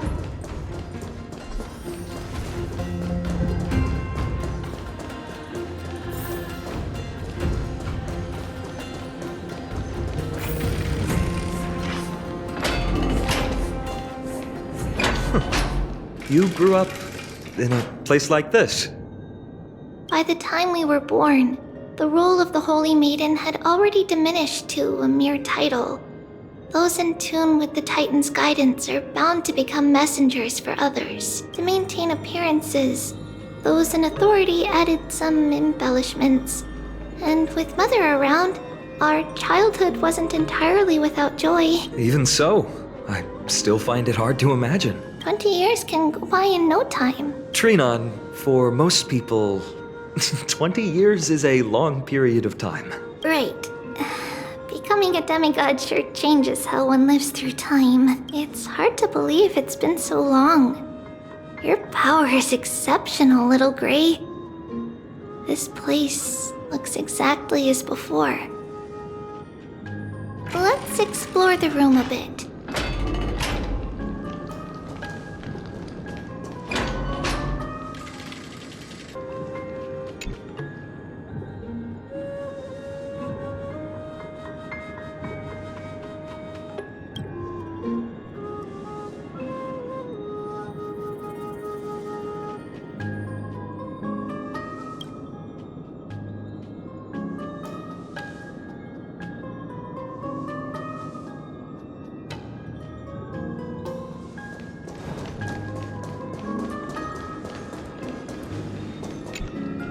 The shelf is packed full, but all I see are annals of geography for various cities. There are also documents about various kinds of Titan worship. Because we believed that we would need to travel great distances to convey Kefali's prophecy to everyone, and should learn about the terrains and customs of various places beforehand. Back then, our memories were still sharp. 10 years was enough for us to memorize all these. Mother left us these scrolls too. When we were young, she would read them to us as bedtime stories. Her stories were so engaging that we could vividly imagine all of Amphorius in our dreams. Unfortunately, only after Mother was gone did we realize that what was written in the scrolls was far from engaging.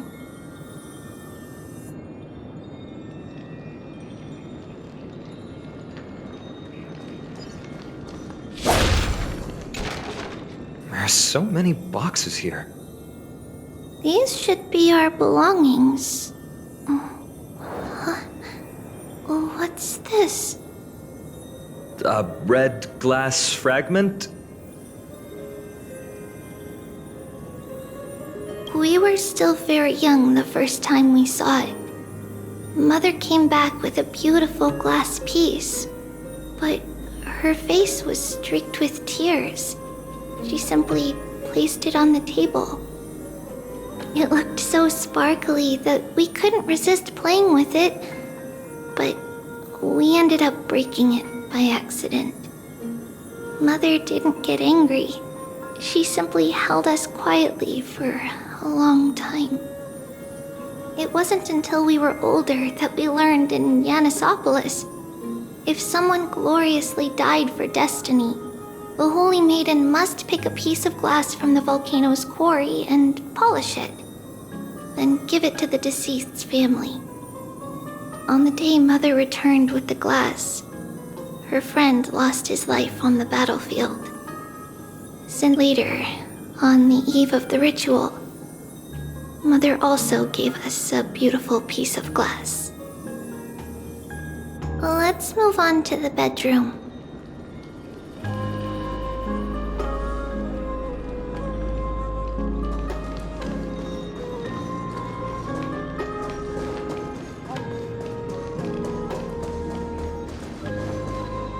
It's Tribbie's. Just as expected. It's time to get going after all. Mama, are you going to that ritual tomorrow? That's right, my sweet girl. What's the matter? I wish I could go too. I have something to ask Yanis. Oh. What do you want to ask? I want to know how to chase the black tide away. Ah, I see. Unfortunately, it's a secret ritual, and only I can preside over it. If you want me to consult the Titan on your behalf, you'll have to promise me something. What is it? Be a good girl and go to sleep now. And whatever you dream of, don't be afraid. Just sleep through the night until morning comes. Until the next time Aquila opens their eyes. Can you do that for me, sweetie? That's it? Of course I can! Trivios is the most amazing Holy Maiden of Yanis! Well, little Holy Maiden. But why, Mama? Because this ritual might take a long time. How long? Tomorrow, my sweet child. I'll be back tomorrow. If not tomorrow, then the next tomorrow. If not, the tomorrow after that. But if I still haven't returned for a very long time, that means the ritual has succeeded. It means I found a way to chase away the black tide and reach the new world on the other side. But for various reasons, I can't return to bring my sweet girl with me. But I'll be waiting for you there. As long as you stay brave and kind, we'll meet again in that new world. It's the end of the west wind, the black tide's other shore. A radiant sea of flowers, blessed and protected by the gods. In the rosy horizon, you'll see a silver-white shoal. It marks the end of your voyage. The haven, free from storms, cold, and heavy rains. No sorrow can linger there. That is where I'll be, waiting for you. Wow, that sounds just like the island from my dream. Oh, I know. I'll turn the moon into a ship and the stars into sails to go find Mama. Pinky promise? Pinky promise. As long as you sail toward tomorrow, as long as the sun will rise for the next day, our wishes will come true together. If the final murmurs of the Titan are true, if such a place really exists on the shore beyond the black tide at the end of Genesis, then our promise still stands. Please, wait for me, Mother.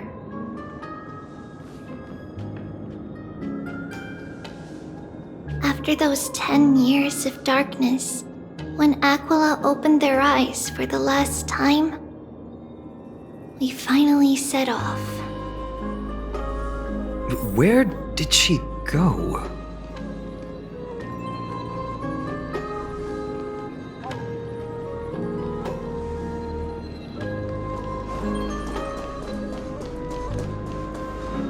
This way. Now, we'll go through this shelf. But how? With Yanis's power?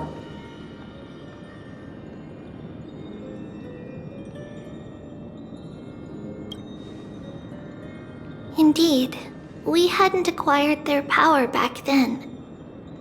So, this obstacle, it was simply a mirage? Yes, the answer is right on the shelf.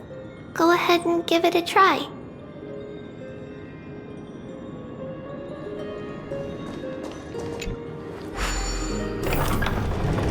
It's a secret passage.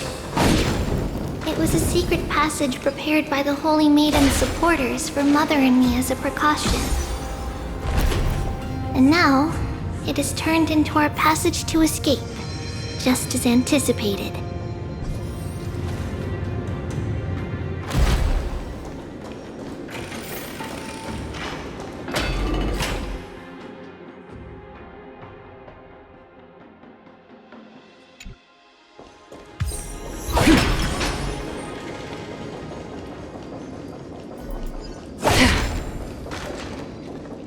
The path to the temple was in quite a state.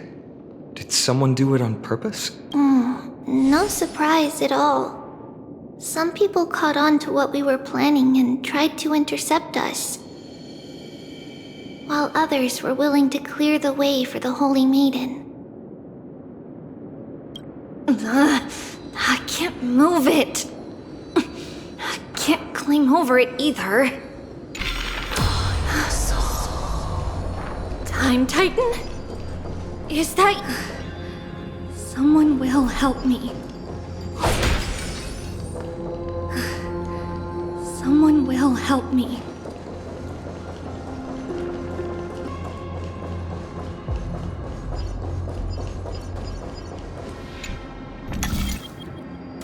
Just like this.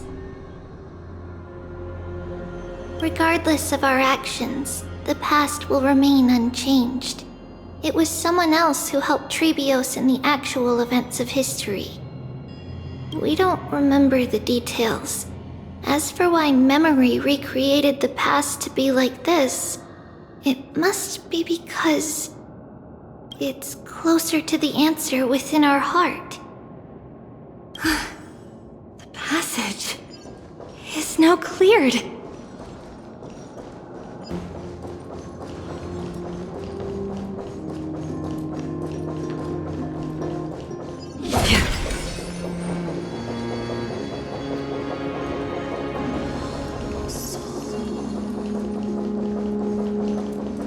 Ornyx, it's you again.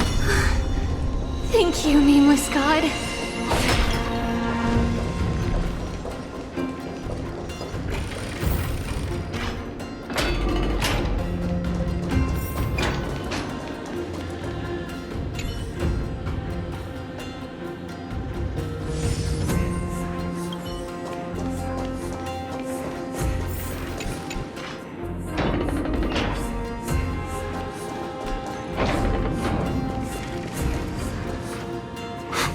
Whoa! It looked truly magnificent back then. Relax. Take it easy. All these people, they're just civilians, not enemies, correct? Mostly, but it might not be the case later on.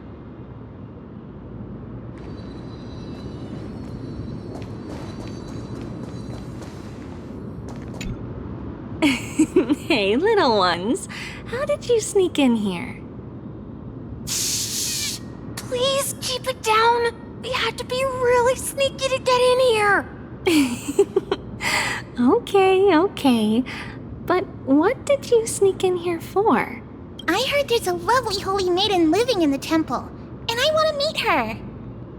I couldn't stop her, so I had to think of a way to sneak her in. Oh, really? I was here to meet the Holy Maiden as well, but the guard said she had to go somewhere far away today. Huh? What a bummer. Mommy even asked me to bring her gift to the Holy Maiden. It's getting late. We couldn't go home now, okay? Okay then. We'll come back next time. Thank you. By the way they are dressed, the siblings look like civilians living outside the temple. Mother mentioned that when she was a holy maiden, she caught a girl sneaking into the temple to steal the tributes. Stealing from the temple was punishable by death. But that poor girl had no family and just wanted something to eat. So Mother took her outside and even gave her some food. Perhaps these two children are the descendants of that girl from back then.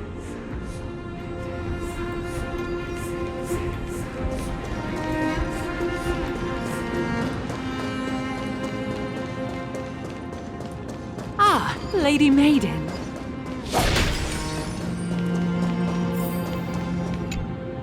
Lady Maiden, you need to dress warmer.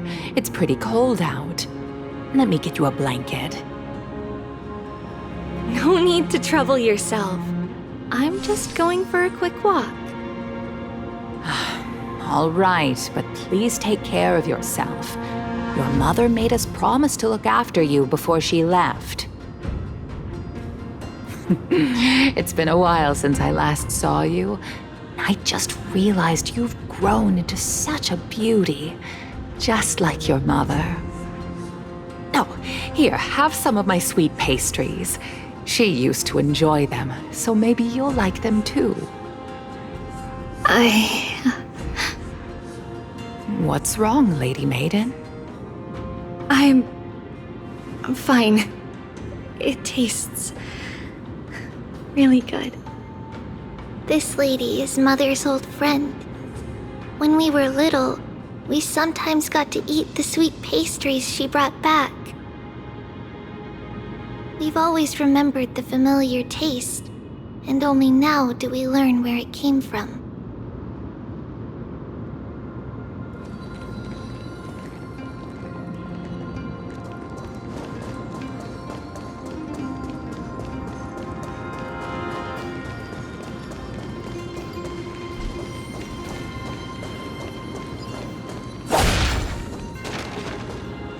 Apologies, Lady Maiden, but the Janus Vault is under maintenance today.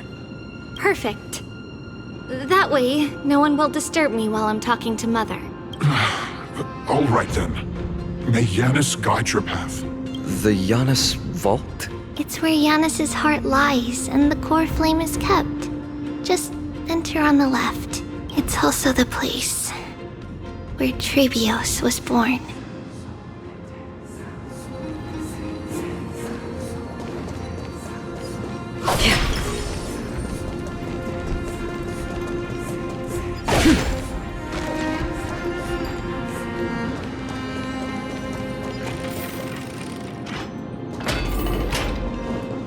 Tribios. What does that name actually mean? The one with 3 lives. Mother believed our birth was blessed by the 3 titans of fate. She named us thus to express her gratitude. Looking at how things have unfolded, fate might have had a role in it.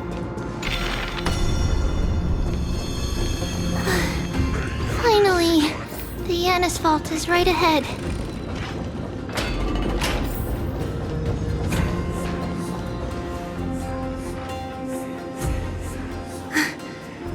At long last.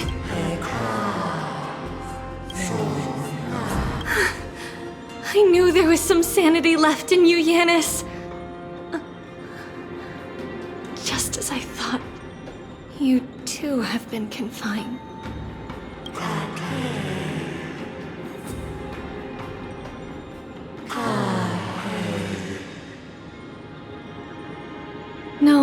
Yanis, I've come here to take on your fate.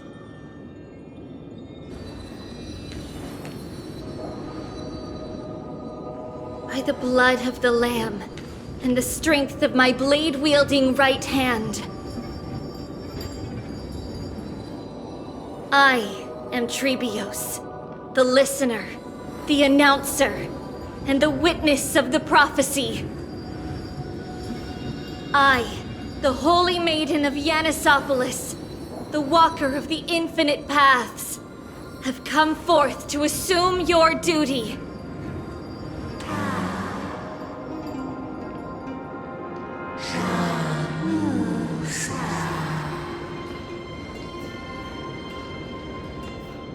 Just as I wished.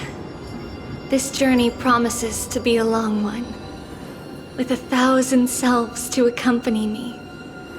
I'll never be lonely.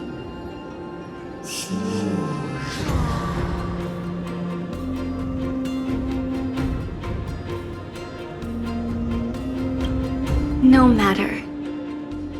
My hands are not made for bearing arms, but my feet are destined to embark on a journey for the benefit of all.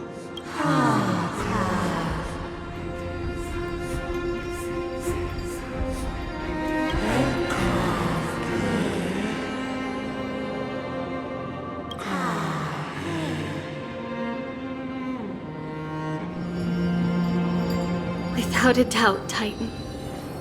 Let the prophecy shatter me, so that I may open a myriad of paths for this imperiled world.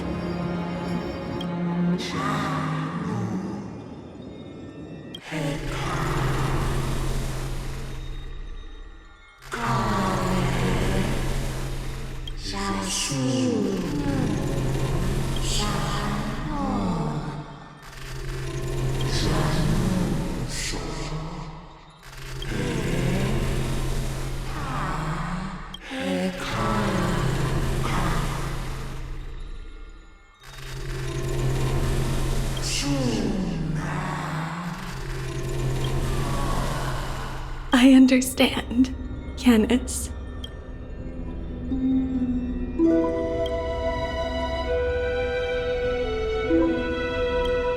Thank you. Now, may you rest well.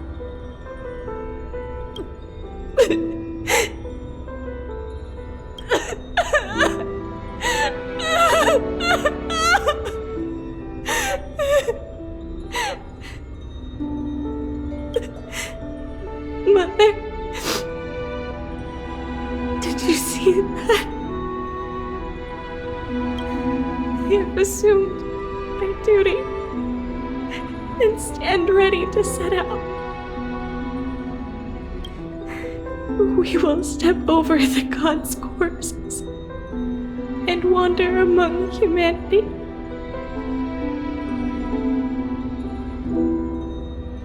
And thus, we shall sweep apart Amphorius's pitch-dark fog.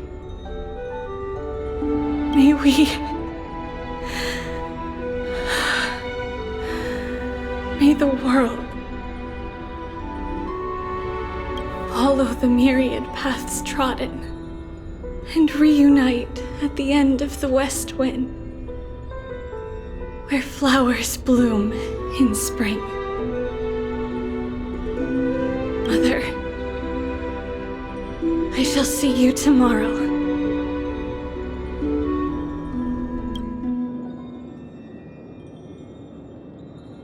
Who dares lay hands on the core flame?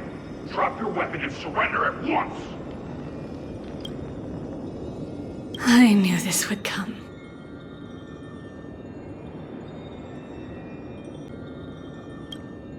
It's opening up!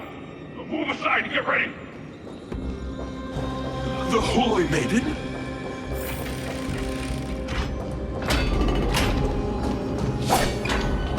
What's happening here? Lady Maiden, where's the thief who stole the core flame? Look at what she's holding, you buffoon! She is the thief! Take your positions and ready your arms! We're taking back the core flame! Bring it on! What? Come forth, loyal guards. At least do it properly. Pierce me in the chest. What are you scheming? This is your last chance. If anyone wants to earn a promotion and rise through the ranks, I'm right here. You all know who I am. Go ahead. However, if there's still any loyalty within you, step aside for the Holy Maiden. Otherwise, by the decree of the Holy City's Codex, anyone who dares to harm the Holy Maiden shall face execution! Captain, what should we do?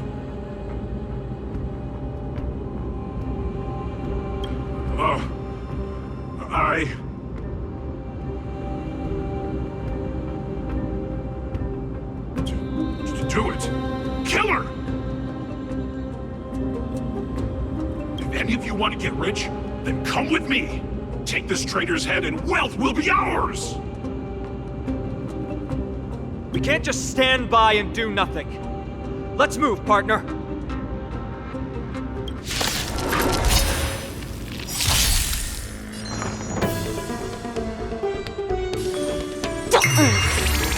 Another journey begins on the still waters of oblivion.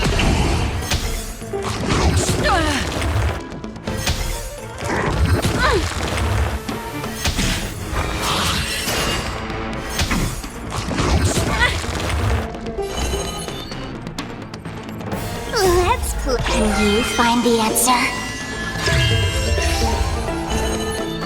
Ill tidings manifest. Allow me to purge the root of time to cleanse the filth. I weep for the departed. It too shall fall. How's that possible? Could the Titan actually be on her side? That woman is the traitor! I should go. Let's keep up.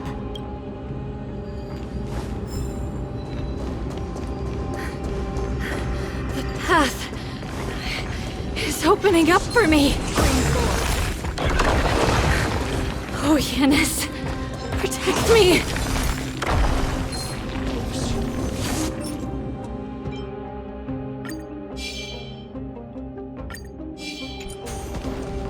Stream forth the gleam.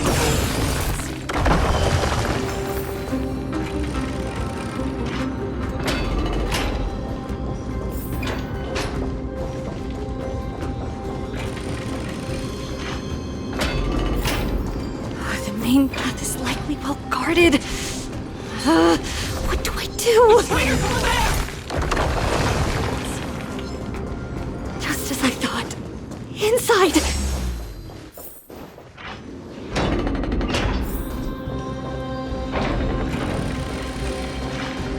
There are guards here too. Don't alert them.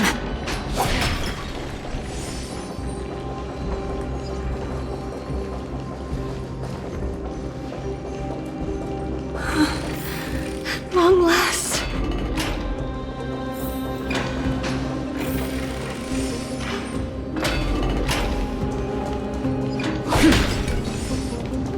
A creature of the Holy City Guards, but I'm already so close! This should be the last fight. We have to help her get through. But I don't get it. This has been puzzling me for a while now. Who has been aiding Tribbios in her escape?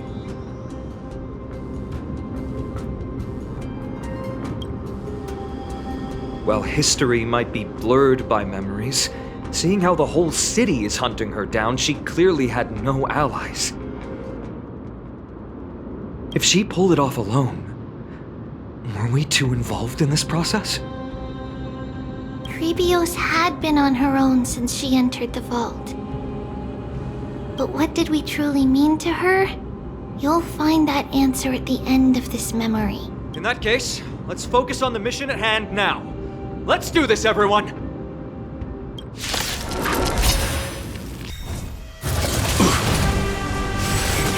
Attack detected. There'll be a way.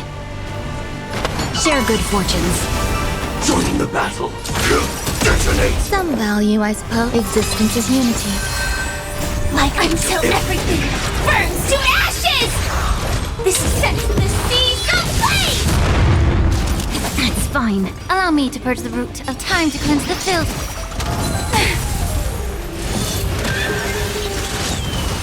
Attack detected!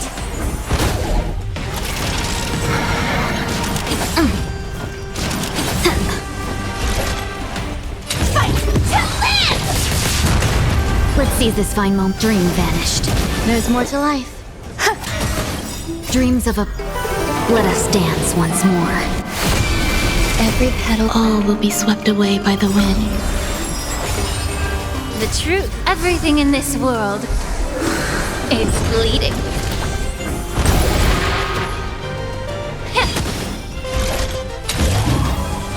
Set the seas ablaze!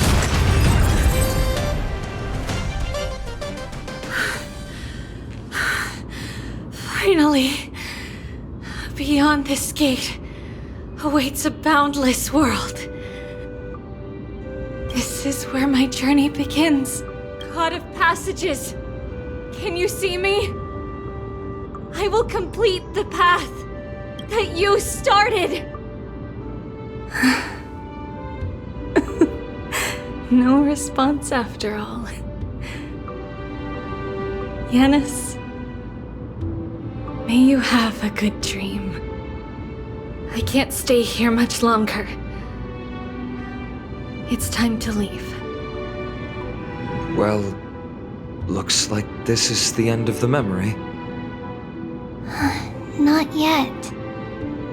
The question that has been puzzling you. She's about to reveal the answer.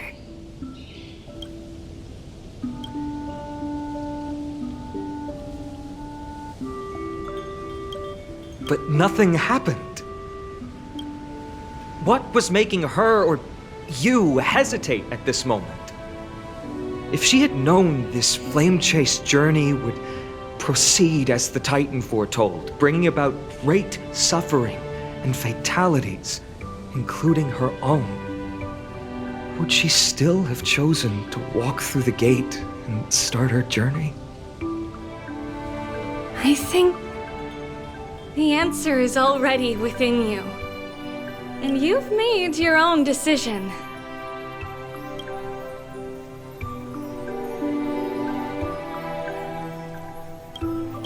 What? You can hear us? Not really. She can neither see nor hear us. Yet she knew that one day, someone would return to unveil this dust-covered memory. We can never know for sure who helped us back then. But that kindness was forever engraved in our hearts, motivating us to move forward. Time has modified this memory into a special letter, so that we do not forget our original intent.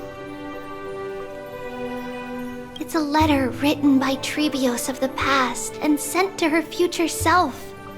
In this memory, it is Tribbios of the future who overcomes all difficulties for her and sends her on a long journey toward the tomorrow where we are.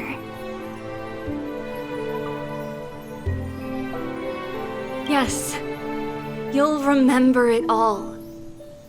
And then find your way back to the gate where everything began. Here, I will set sail toward the distant horizon. Here, you have traveled far on your way home. Such is the maxim that unveils Tribbios' fate. You shall shatter into 1,000 fragments and wither on the soil of foreign lands. So, if you ever feel lost, return to this place. I'll keep this memory here for you. Or for me, to embrace it again. Worry not. The loss is something we've grown used to. Our resolve and our pledge are what Tribbios will never forget. each one of us has never failed to remember. Losses are a constant on the flame chase journey, among which even life itself holds little value. The hot blood of the sacrificial lamb will not be spilled in vain, like my mother and I. The libations poured are guaranteed to bear fruit, just as my blade-wielding right hand is not a hollow formality. Surmount the myriad passages of Yanis, and we will once again ride the west wind and let the wings carry us far away.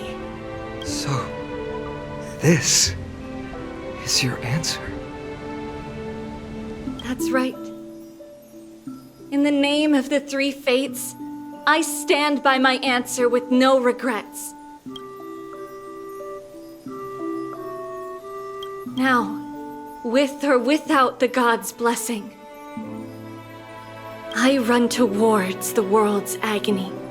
If I can truly pierce through the utter darkness, we will meet again at the end of the west wind, where flowers bloom in spring.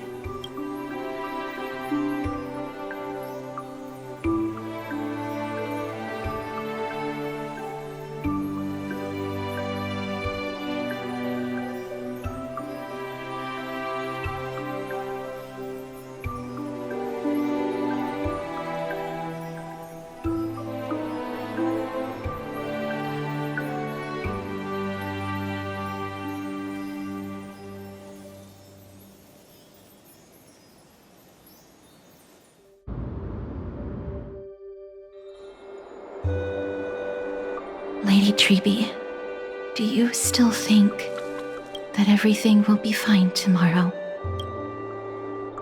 Yeah, that's what Trianne would say as well. With all due respect, Lady Tribbie, you know perfectly well that see you tomorrow is nothing but a white lie. I hope your toughness is not a mask hiding a lonely heart. Cass, that's not a lie. See you tomorrow is the greatest prophecy in the world. Prophecy? Listen, in every corner of this land, every heartbeat carries a prayer for that prophecy to come true. It may be that only a few heroes will bring tomorrow to the new world, but the prophecy of leading everyone to tomorrow belongs to all in Amphorius. But not everyone has the chance to see tomorrow. How can such words be called a prophecy? Because people believe it will come true, and they are trying hard to hold on to that belief. Even as the world teeters on the brink of collapse, everyone is pressing forward, longing to reach farther and move toward tomorrow. And that is why a holy maiden exists to lead the world toward tomorrow, and why Yanisopolis' prophecy unfolds as passages. Fate is not about the outcome, but the journey. It's not the flowers that bloom at the end of the road, but rather the paths that lead beyond the gate, where people tread toward the sea of flowers.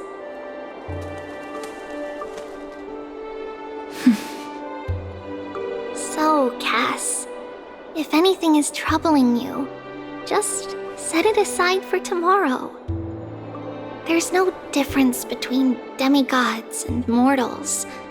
The troubles we encounter can only be resolved by our future selves. Reflect through the long night. Wait for the dawn as you think, and set off at daybreak. The hesitant part of us will be left behind in the dark, while the determined side of us will know no fear. Because that's how Tribios has journeyed so far to spread the prophecy. beckoning the morning sun and the tomorrow. We will now continue the journey and face our destiny. We will step over the gods' corpses and wander among humanity, and thus we shall sweep apart Amphorius' pitch-dark fog. And at the end, all will reach that silver-white shoal, that end of the journey, that new world and new tomorrow. It is a haven free from storms, cold, and heavy rains. No sorrow can linger there. We've made a promise to meet again at the end of the west wind, where flowers bloom in spring. See you tomorrow, Trianne. See you tomorrow!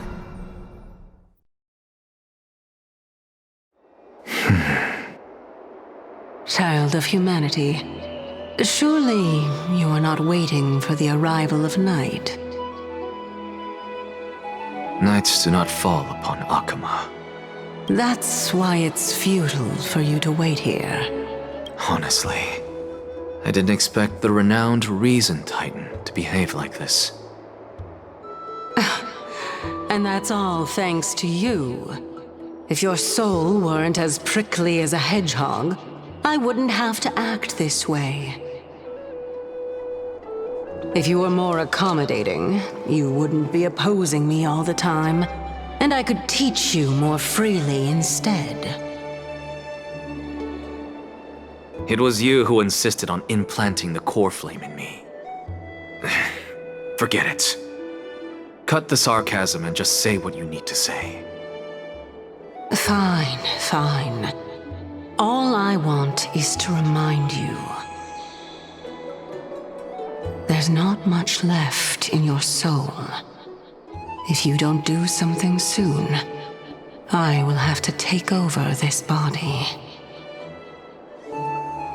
If I'm not worried, why should you be? I know what you're planning. You just want my help answering the question. What exactly are we? Correct? It's good that you remember. Thus, equivalent exchange. It's only fair. Then rest easy.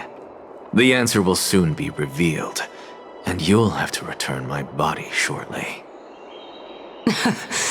Is that true? Certainly. I initially thought this extremely frail state would hinder me from getting my body back. But I didn't expect the answer to be right within it. That saved me a lot of trouble. I don't even need the black-robed swordmaster's ceremonial blade. That's certainly worth celebrating. Regrettably, I can't carry out the upcoming experiment alone. The girl who's walking with death, is she fully prepared? Be patient, Titan. If we're always so guarded, how can death reach us easily? Unfortunately, on behalf of Okima, I must ask you to slow your pace. I forgot about you. My apologies. A child's words are always carefree. I'll just dismiss these words as nonsense from a cheeky child. Come now, conceited performer. It's time to address your relationship with that Titan. What if I refuse? Provocation will only tip Talantan's scales further toward your demise. There's no need to go to such lengths. Oh, monster neither human nor divine. Don't forget that you won't dare kill me. If you snuff out the core flame of reason, what else can you use to stand against the council? Do you two mind if I cut in? I warned you.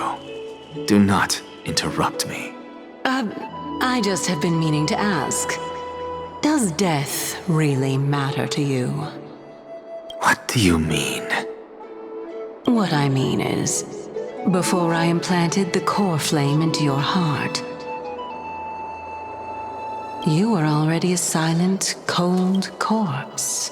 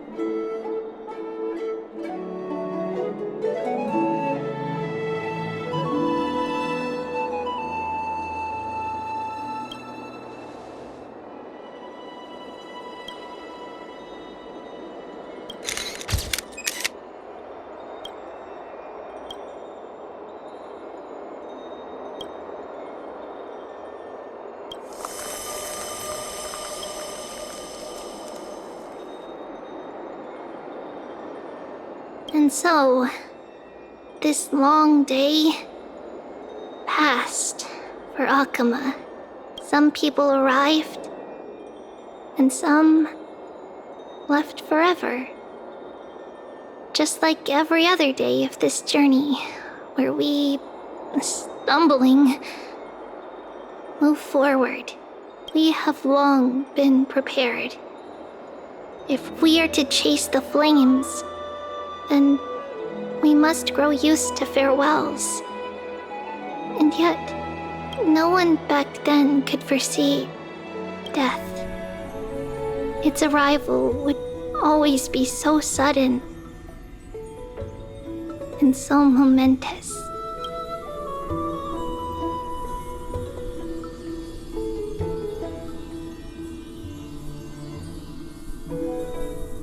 Even little Gray, coming from beyond the sky, could not escape the Reaper's two hands. And what people gained and lost in that trial of death was far heavier than life itself. Just like the destiny that the prophecy revealed for Cass. At the end of the Sea of Flowers, the souls of the living shall warm thy fingertips. And after an embrace, there shall be eternal separation.